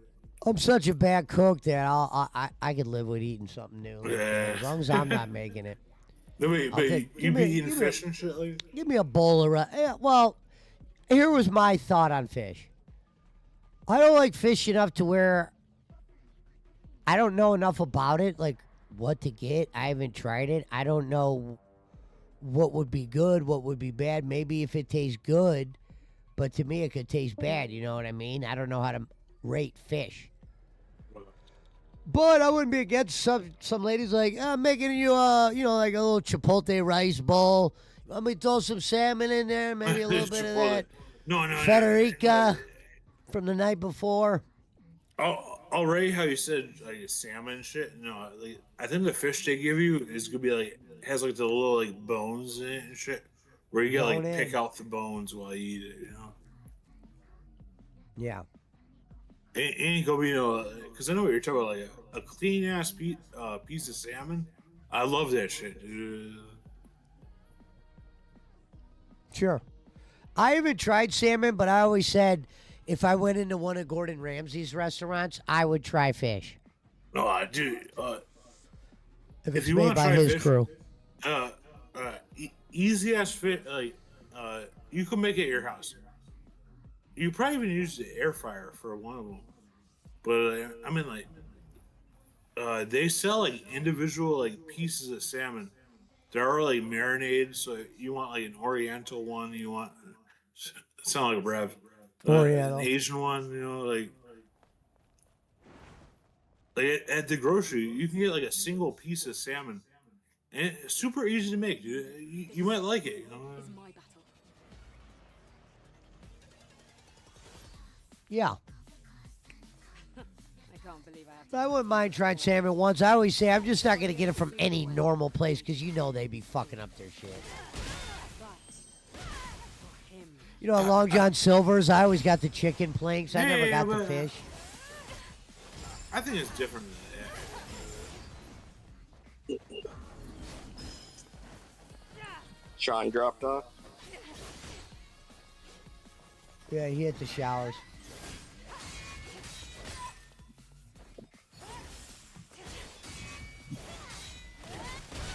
Seraph says Poland can barely waddle around.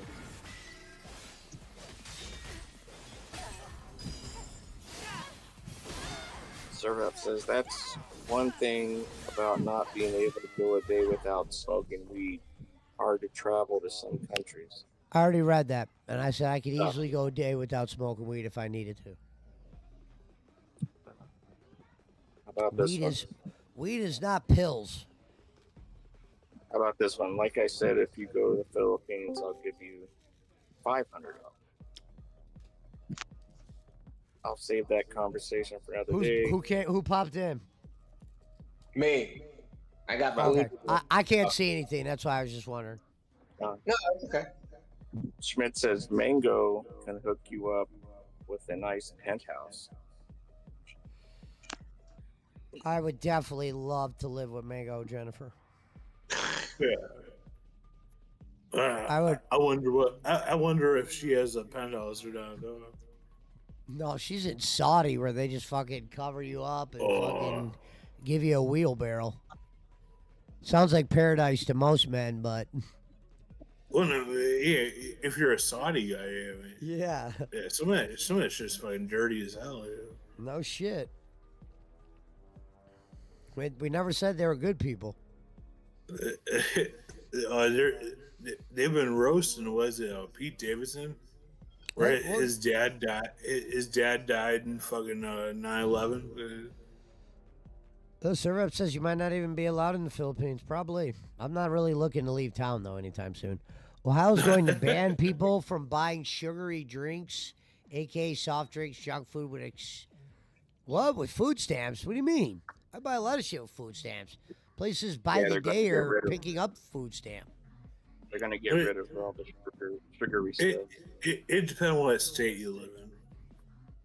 Define sugar. Wait, you're not gonna be able to go to the grocery store and buy some with sugar in it? No sodas, no candy, that kind of stuff. Yeah, you go to that Arab place you go to, you'll be able to. Yeah. Oh yeah, no, they call me America in there. They love me. To a chain grocery store, but you go into like a private place like that. Yeah, no, that Ford store at the end of the street, the guy at the cashier refers to me as America because I used to walk in and say, "Can I get American cones?"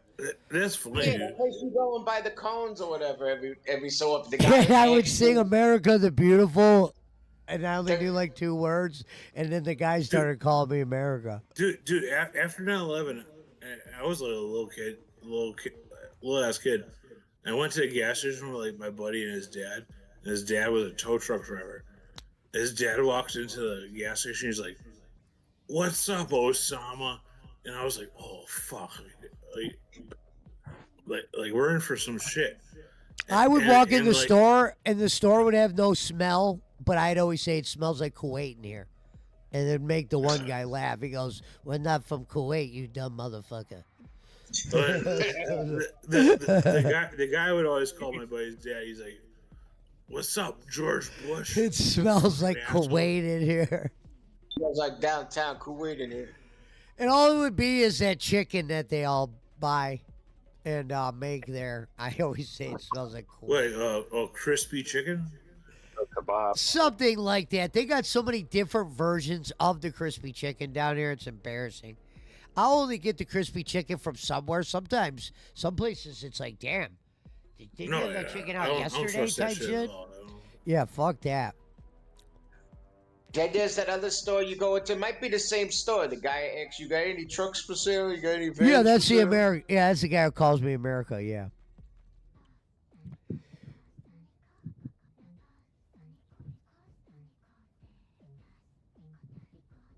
Well, I told him I'd buy a car off him, but I go, bro, I'm only gonna buy a car off you if I can make money on it. I'm not collecting cars. I'm looking to sell. Gas station fried chicken can be quite delicious from certain places, Schmidt.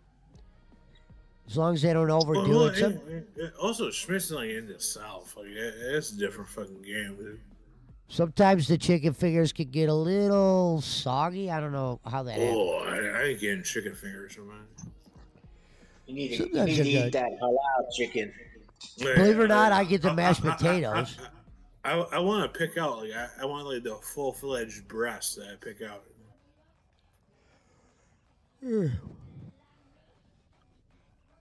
I definitely got to get a new air fryer. I think it's time to upgrade.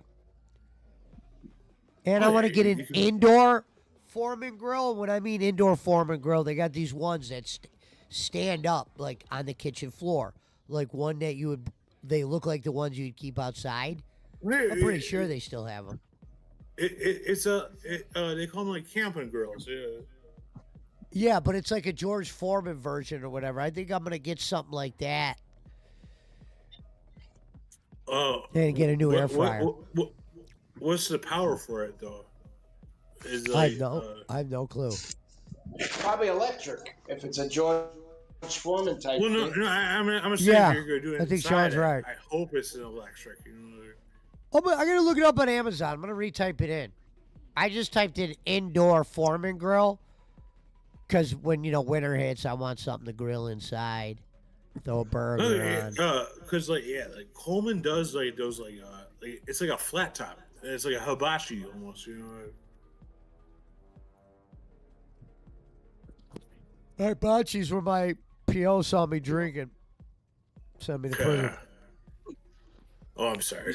I'm sorry to laugh. He saw you like drinking that Sapporo beer. Like this motherfucker.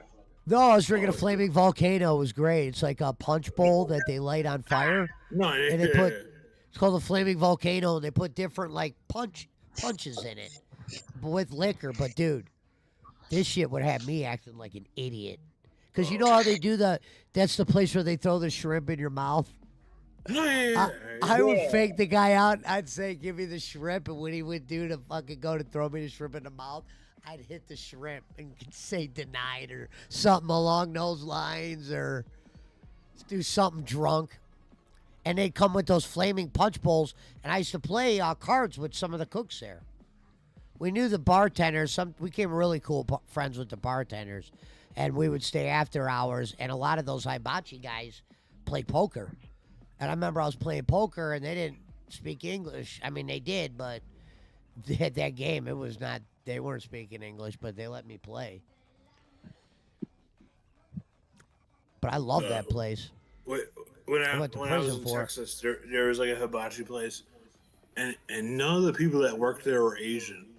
All the people that did like the hibachi. Yeah, they had a white guy at the one too. I always thought he was kind of a nerd. I was selling weed to him, but he was pretty good at it. Yeah, those guys I got along with, man. Those were some good times hanging out at. It was called Hibachi Steakhouse.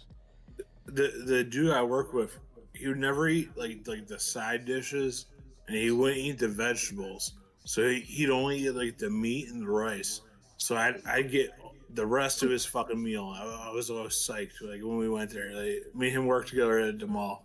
I was like, oh, let's go to fucking hibachi, just because I knew he'd give me the rest of his food, you know.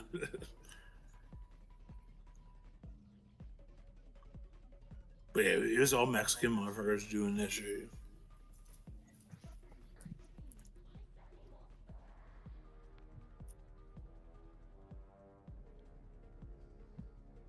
But I know you're talking about those volcano bowls. They'd like the shit at the top. DSP Gaming. Chill with Phil. Impromptu Q&A. September 28th, 2025. Interesting. Tell him to suck my ass. Well, if he says Q&A, that means he didn't play a game. So I wonder why he canceled the game. Oh, he had a disaster. You know what's crazy is he considered his marathon a disaster yesterday, but he made 500. This dude was begging at an all-time level. He goes, guys, are you going to give me the 400 so I can take another shot, or am I going to drink coffee? Which one is it? I need to know. Am I drinking coffee or am I drinking the liquor? And I'm like, Jesus Christ, dude. Holy shit. Tell me to eat a Dorito taco and suck his own ass. I forgot which meal he was getting ready to do.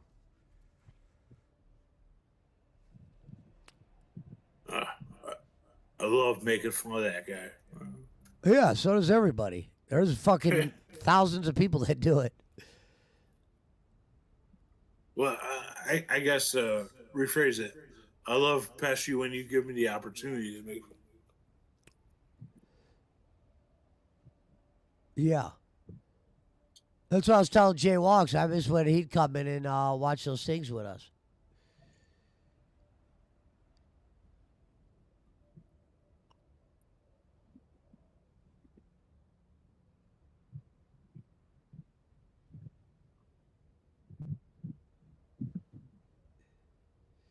Interesting, BC. I don't know if you're out there, but Shady J changed his channel to the Shady J Show and 8-Bit Eric. I'm gonna have to link up with them.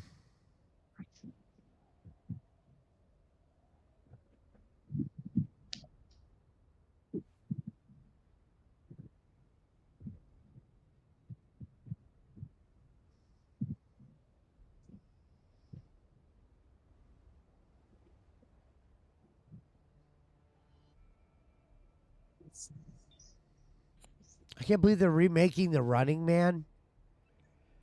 Oh God. I mean, the concept of the movie was a good movie. You know what I mean? It had a... I was just about to watch that the other day, like the Arnold It's Schwarzenegger. enjoyable. It's an enjoyable movie. I don't know why they didn't make it. Well, if you remade it, it would have to have some real strong characters. Yeah, I don't understand how they would almost even do it now. And not, I mean, I don't know the show, just like watching like the description for the show.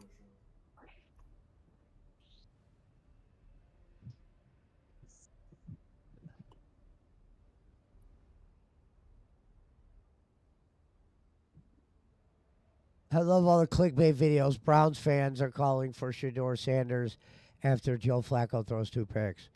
No, we've been calling for Shador. I'm sure they've been doing it the past couple weeks. They've been calling for Shador. Yeah.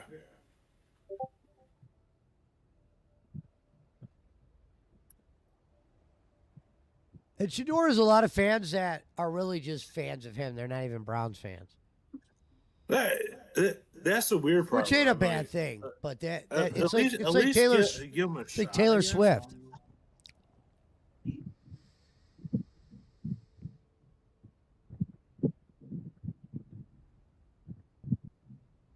Well, I mean, I think Taylor Swift, the fucking Chiefs, I think they finally won today, but I was hoping they were going to be drinks for the rest of the fucking season. Yeah, a lot of people were. Well, it would work out perfectly. You know?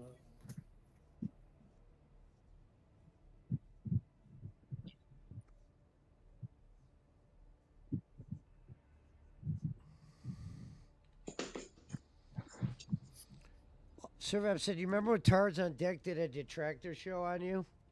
Yeah, that was fun, but they didn't know who I was. Like it's one thing to do a detractor show, but like when I do a detractor show, I know who I'm talking about.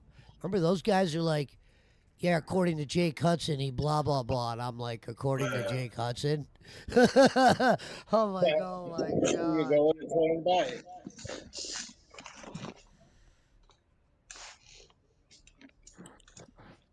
It was obvious they didn't. They knew who Jake Hudson was in Giggle Pickles. They didn't know who we were.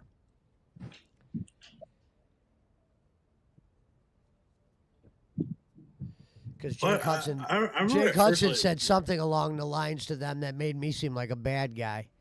And they're like, "Yeah, this is the guy that did something to Jake or fucking something. He hates kids. He's a weed idiot."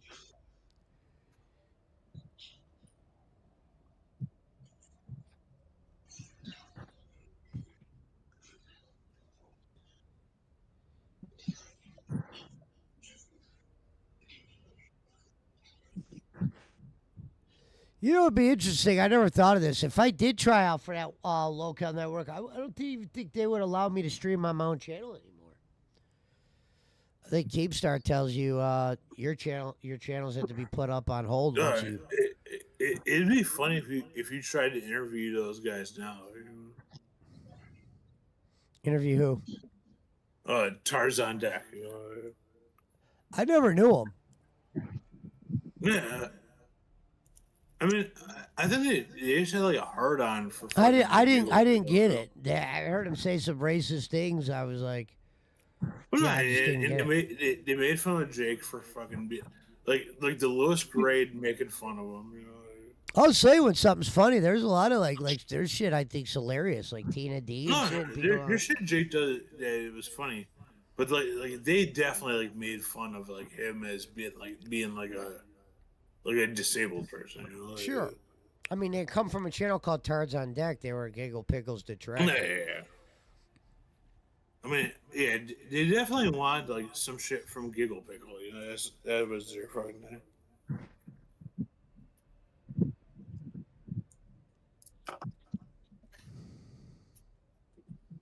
The worst thing they did is when they called Rome the N-word. Yeah. And I could never do business with them after they did that too. Oh, I forgot about that. I know you guys are.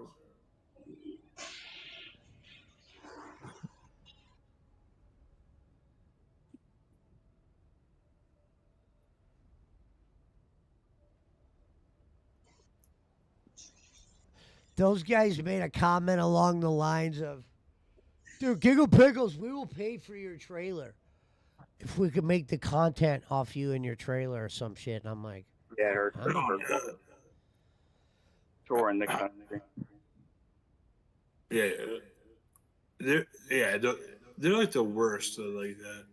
Like especially like I used to talk about like that King Cobra, that guy, you know, Yeah. the guy died, but like Sure. it's very similar guys like that would do content like that, or that would like sell or would send that guy like Everclear and shit. Like they'd send him like hard alcohol, like they'd send him, you know, and they're like, "Oh, we're creating content." It's like, no, man, you're helping kill this fucking guy. You know, See, I didn't follow Cobra like so I knew he was, but I didn't know his shit. No, I mean the guy's definitely a complex fucking guy.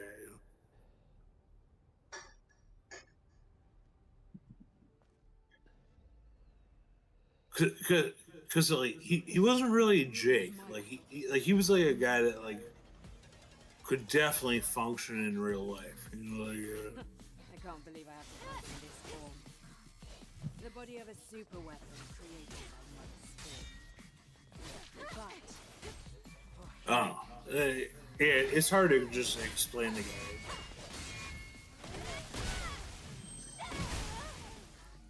But it's like unfortunate. Like the guy's like his health downfall was definitely like, besides for his own choices, which the guy was probably like mentally unstable, where he shouldn't have been living by himself. But also, yeah, people were like sending him like bottles of Everclear. They're sending him like bottles of liquor. At one point, people were sending him like a computer duster, where the guy was like huffing duster and shit. Like, I've seen a girl do that in a library once. No, there's a girl when I was a freshman in high school that she used to fuck with that shit. She wrecked her car at the mall.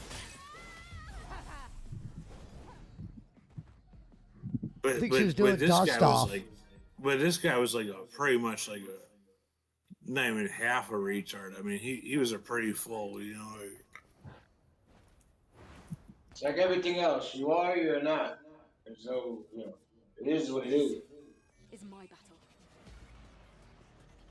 There is no in between. I mean, the alcohol shit made me uncomfortable. Yeah, the incident like Everclear and like you could tell like the guy like didn't know what to do. Like he was just like drinking that shit. Like where it's like he definitely needed some sort of fucking supervision or some shit. The fuck is happening?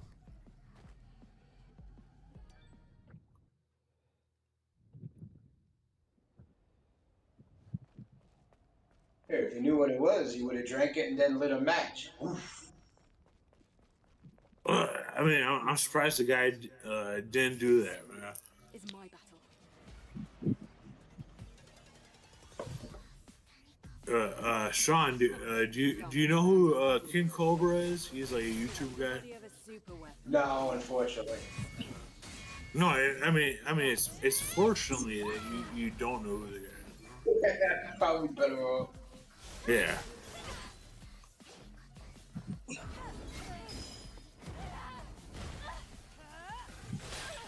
Dude, I'm getting fucking robbed. What the fuck is going on right there?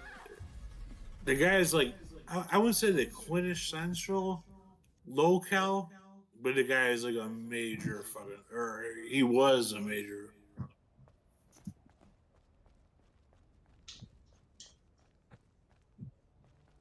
I smoke 2 joints when I wake up.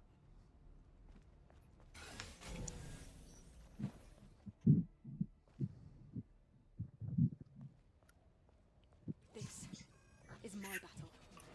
Sing that sublime music.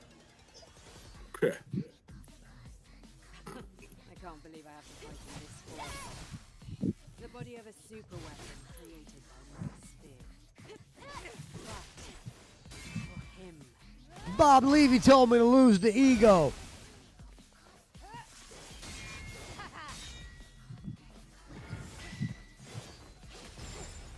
Every time I think like it's just gonna like pop off in Chicago, I always think of that.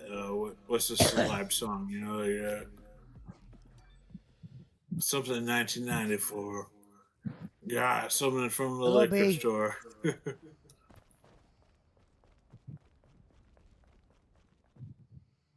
When I was driving Uber the other day, I picked up, or not even pick up, but it was 2 stops, and one of them was the liquor store. And I realized, man, these liquor stores are making a shitload of money. Oh, hell yeah. I mean, they are busy at all hours when they're open. I mean, by me, and like the worst the neighborhood gets. Yeah, same here. They got those like Arabs inside. And those motherfuckers are fearless.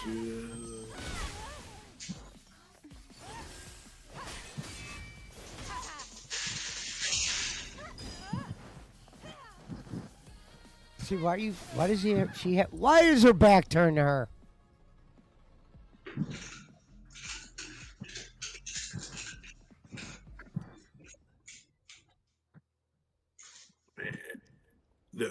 The only spot I go to nowadays is 7-Eleven, and I know all the motherfuckers there, but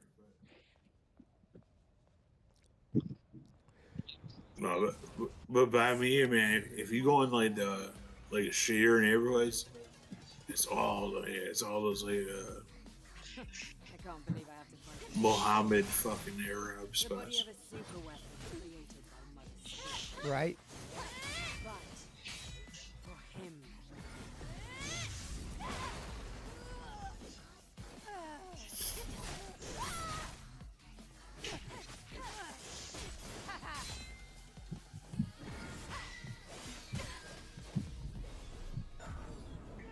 This girl's whooping my ass.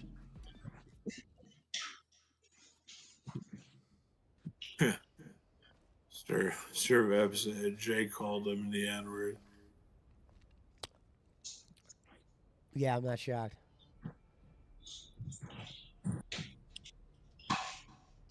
Hold on, let me get some provolone real quick. That's one of my favorite fucking Schmidt fucking. I was on a stream with fucking Jake and Schmidt, and Jake just started saying fucking N-word to about his cousin, and I was like, "Oh man, you can't do that." And Schmidt's like, "Jake, you probably shouldn't be doing that, right?" You know.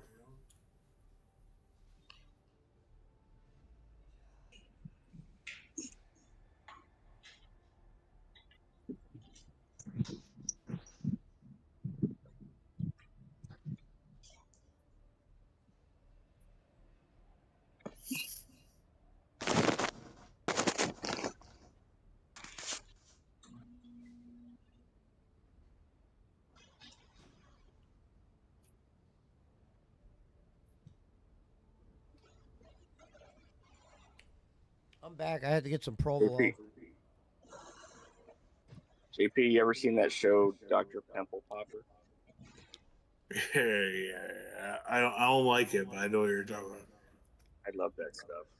Wow, this shit grosses me out so much. I worked in the medical field for 27 years. Nothing bothers me. Oh.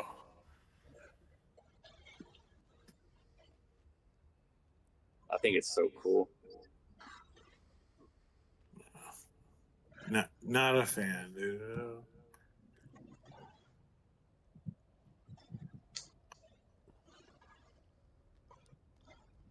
McCormick, did you ever go parachuting? Did I ever go bear shooting? Parachuting. Parachuting, you know, you could pay to jump out of a plane. Look, like skydiving? No, I've never. Well, no, they got not all of them are skydiving. They got like different versions. No, I've never done something like that. Yeah, I don't know if I'd have the balls to that one either. I'd have to do the one where you jump out with the person. What? I don't understand what you mean the difference by it. There's parachuting. There's one where I think like you're attached to like someone else and they do the shoot, the professional or something. I think the first time you do it, regardless, you're always attached to somebody. That's called tandem. No, but right, like the first time you do it, you always have to do it with them. You don't get to do it by yourself. Like no, but you're like when you're standing up, you're in the front, so you still pull everything. But well, not. I don't know about that, but I know that like you're the one that's facing the ground first, you know, and you get the thrill. Because I know like base jumping, that's where you have like the cord, I think, like around your ankle. Yeah, bungee. Base jumping is you jump off a bridge or you jump off a building or whatever. No, you're right. Yeah, base jumping, you don't have no cord. No, Yeah, I've never done any of that. That shit would freak me out. I think I would fuck it up or something. Dude, how about the guys that have those suits with like the wings on it? Yeah, that's what I said. They got a whole bunch of Flying shit. through the air. Yeah. Oh yeah, they look like those. What are those pocket I think they're called wingsuits. Yeah, something like that. No, but there's an animal that looks like that. Was flying squirrel. Flying squirrel. Yeah, flying squirrel. Yeah. Oh yeah, flying squirrel.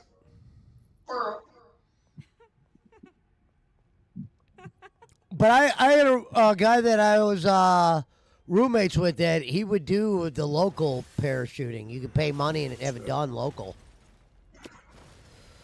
This is my battle. Yeah, I don't know, man. I remember bungee jumping. I never wanted to do that one. The body of a super weapon. It's funny because like I don't really care that much, but yeah, it's just like the weird. I think it's a weird feeling of like going out of a plane. it's got to be a weird feeling at all, jumping out of a perfectly good airplane or helicopter. No, yeah.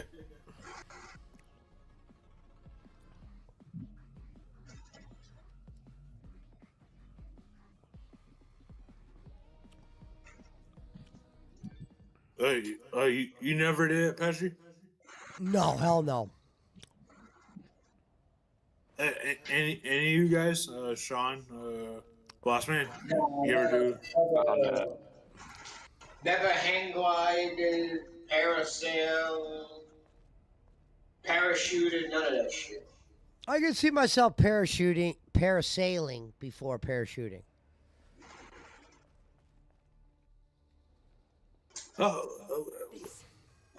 Was it Brutus the Barber Beefcake? He got fucked up parasailing. Yeah, parasailing. Got his face crushed in. Oh wow. Yeah, he went across. He went across somebody that was getting pulled and they weren't high enough. So he basically got kneed in the fucking face at 100 miles an hour or whatever. Yeah, also yeah, he was probably fucking high as fuck and shit.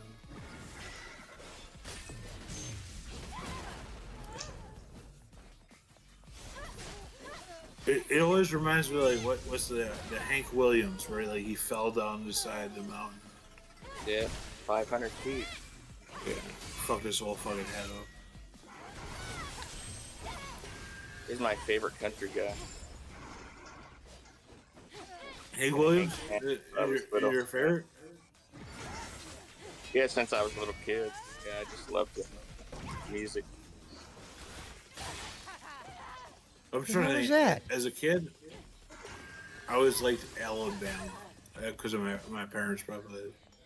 Yeah, they had some good stuff. Especially their early stuff was really good. They played in Myrtle Beach for years before they made it big. They were actually they were a lot older than most people thought because they've been performing for so long. Well, yeah, their big hit is the University of Alabama. Hey, best part of Weekend at Bernie's too was when Bernie was on the parasail and he flew out of the sky and fucking Richie and they were like, Bernie? Parasailing? Remember that when he came flying out of the sky? I fucking love that movie. Part 1 and 2. Weekend at Bernie's 2. I definitely watched the first one like pretty recently. Oh wow, yeah, I love part 1 and 2. Because like the past because I started watching the other movie I started watching. I guess they're getting rid of off of Netflix was Fletch with Chevy Chase. Never heard of it. Well, there's actually two. There's the original Fletch with Chevy Chase, and I think there's a Fletch Lives or some shit, but I don't think Chevy Chase is in that one. I heard a monk. It was definitely the one with Chevy Chase.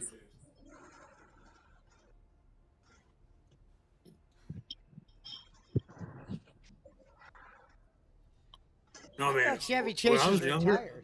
When I was younger, I used to watch like the same fucking movies like over and over again. And it was like, what's it? Rookie of the Year, that baseball movie. I used to watch that. That Biodome with Pauly Shore and. I used to watch that movie. Rookie of the Year was good too. Right, Rookie of the Year. He had the guy from American Pie, yeah. But Biodome, I remember I watched that like where I feel like if I saw it now, like I could almost like repeat it like word for word. Yeah, I watched a fucking giant amount of Biodome. It had what's it called? Tenacious D. It had them in it. Tenacious D got fucked because of something they said about Trump.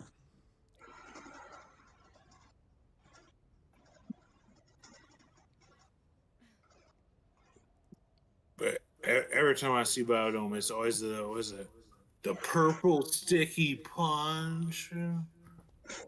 I like the girls that were in that film.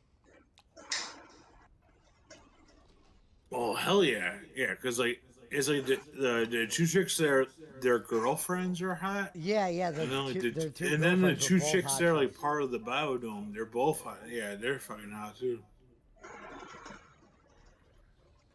Oh yeah, I forgot they met two different girls in there. Yeah, I forgot about that.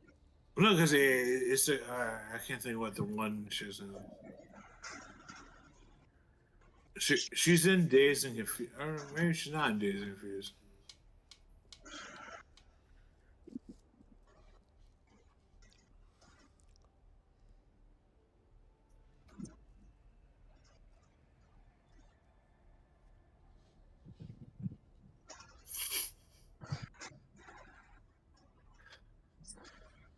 I do like the guys like it's like the one chick's like stepdad is the guy delivers the pizza in Biodome is the same guy that delivers the pizza Yeah. in Fast Times at Ridgemont High.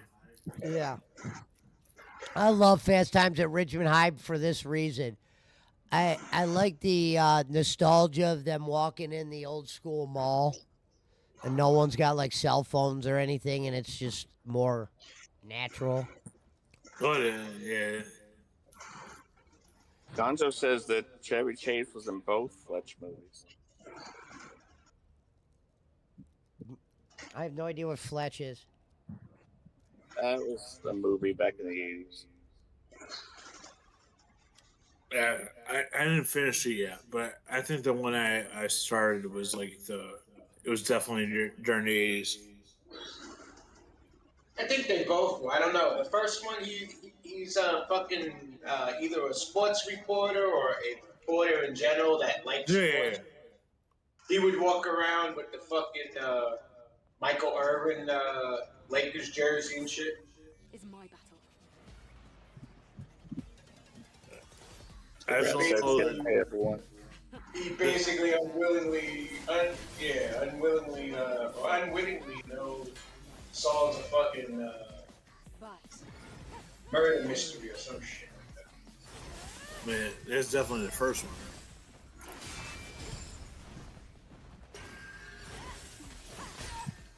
Fucking slut. I'm trying to fucking beat this before I go to sleep. Chevy Chase is like a weird one where like some people are like, oh, he was like a super cool guy to me, and then some people are like, oh, that guy fucking sucked. You know? Who's that, JP? Chevy Chase. You know, like people are like, oh, like he was cool. Like they've met him, but then there's people like where it's like, I've heard the same thing about Bill Murray though too. You know? Well, I know Chevy and Howard Stern had a long-going feud, but I guess they finally patched it up. I can't believe I have to fight in this. Well, Chevy Chase and Bill Murray were the first two to leave Saturday Night Live out of that first group of, they were like competitors to who's gonna blow up. Well, and none of them at the time. They both wanted to be Belushi. Well, they were both funny, but in their different ways. Like I said, Chevy Chase, I think, was the first. He might have been the first one when he made that movie with Goldie Hawn or whatever. I like the movie Overboard with Kurt Russell and his wife Goldie Hawn or whatever. I think it was Goldie Hawn. Who's Kurt Russell's wife? Oh, it was Goldie Hawn. Right. But I know they didn't get each other's names or whatever. I forget the name of the movie that. It was Overboard. No. I'm talking about Chevy Chase and Goldie Hawn. I think that was his first movie when he left. I know what you're talking about too. I remember that one. It's not coming to mind. Yeah. And he was good in Caddyshack too. Well, I mean, the first Vacation and the Christmas. I mean, I have to watch Christmas Vacation every Christmas. Like I have to watch that movie.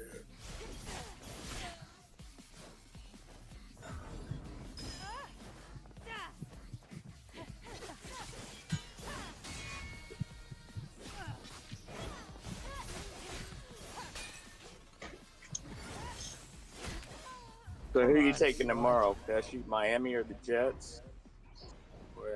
And Cincinnati and Denver. They're the ones that bet, not me. No, I'm just asking who do you think? Well, I don't want to pick anyone until I want to personally, make sure I'm no taking one the Jets. bet. Justin Fields is back. Let's see who they bet. Oh, I'm trying to look. No, I'm just asking who you think was going to win. It's bad luck for me to do that, and then I had to root for 25 on the Jets versus Dolphins. So I had to bet on the. I'm going to be rooting for the under in that game. Who are the Broncos playing? Oh, so it looks like I'm going to be rooting for Cincy. They have no quarterback, so I'll be rooting for the Bengals, and I'll be rooting for the. Oh, I need it to go over. Is that the first game? The Cincy? Yeah, it's crazy that they're doing 2 games for Monday Night Football now, consistent. It's not every week, but it's every other week or something. Well, I think next week is the first week that's gonna have a bye. Yeah.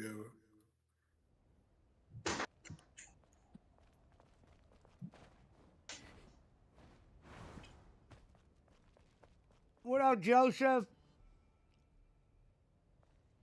Trying to beat this boss before I hang it up. I think it's the end of the game. I would love to have this completed by right now and just be done with it. This is my battle. What's crazy is I had to go to work in a couple hours. I can't believe I have Nice. the body of a super weapon created by You doing truck or? No, I gotta go to the car lot to take some pictures of some cars. It's nothing hard. What the fuck?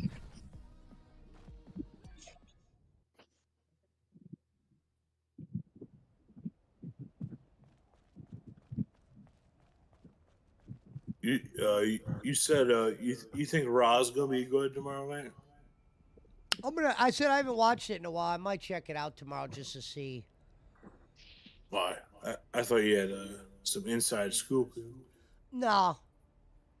I'll probably be concentrated on the football more.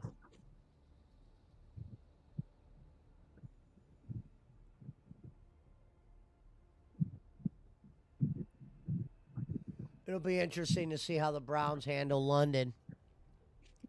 Werewolves in London. I mean, that's next week, right? Yeah. First time the Browns ever played in London, and Minnesota's staying out there. They played out there today, and they're staying out there for next week too. Oh, for real? That's yeah, right. they're playing. Yeah, that's what I said. I wonder how much that actually not funny. was an incentive. Yeah, that's They probably cool for a brought fucking those players probably brought their families out there. Yeah. I mean, it's kind of like a short vacation, but yeah, I'm sure if they start fucking up, they're just gonna be like, oh, they were out there too long, you know. Right.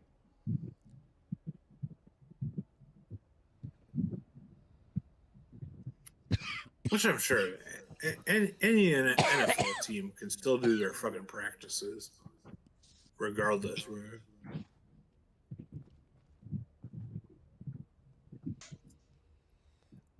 And Minnesota just lost today, so they're going to be looking to win. Well, I think Carson Wentz is he's kind of like a older Baker Mayfield, you know, where very unpredictable. You know? You got to imagine if Flacco doesn't play well in London, it might be that time because technically he'll be 1-4 or whatever it'll be. Yeah, I mean, I wonder if they'll give Shador a fucking I don't know if it'll be a Shador. chance. It'll be Gabriel first.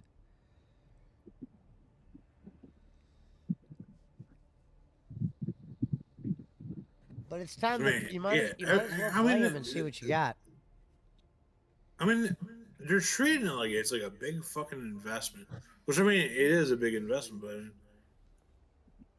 They put Jackson Dart out there against the undefeated Chargers, and he won.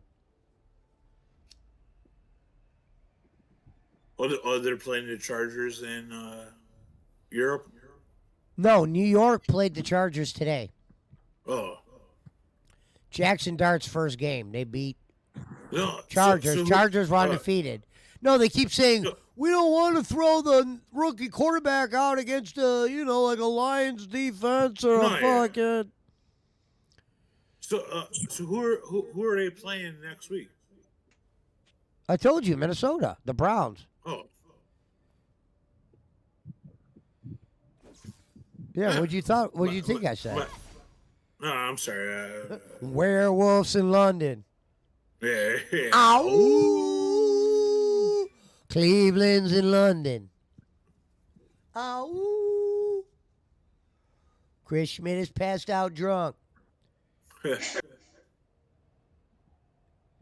No, Gonzo, that's not true. Said Shador's only here for name recognition and tickets sold. Haslam don't need that shit, bro. He don't give a fuck about jerseys. They'd have him playing if that was the case. The Browns probably want to see what they have with them two guys. They probably looked at it like this. Look, if Flacco sucks, he's gone. He could retire. Those are the two quarterbacks. You know what I mean? And I don't really understand how Watson's contract works. I don't get if this is the last year for it or technically he has another year. I don't under. Yeah. I'm like lost on that, on how contracts work. Okay, I mean, at this point, I think they should definitely give him a fucking shot. Unless they're waiting for like a no, if Watson gets cleared medically, his paycheck's way too big not to play him. No, I mean Shador. Unless they're waiting for like a big moment where they think they're gonna like sell even more tickets. We have a.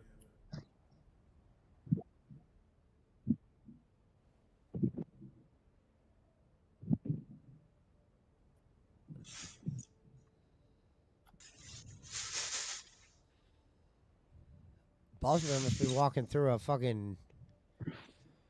That's not me. Oh. Is Sean still here? Billy Seller says, hello, guys, I'm back. And I'm better than bowling.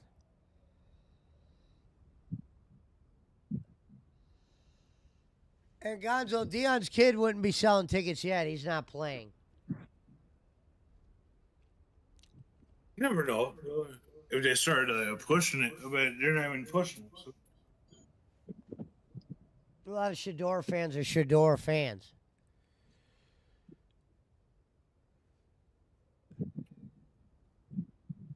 I don't know what they're going to do with Watson if he gets cleared. But look how long he's been hurt. They're already on game 5 and shit. He would have been out 5 games for sure. And probably more. And don't worry, he's getting nicely paid. Nicely.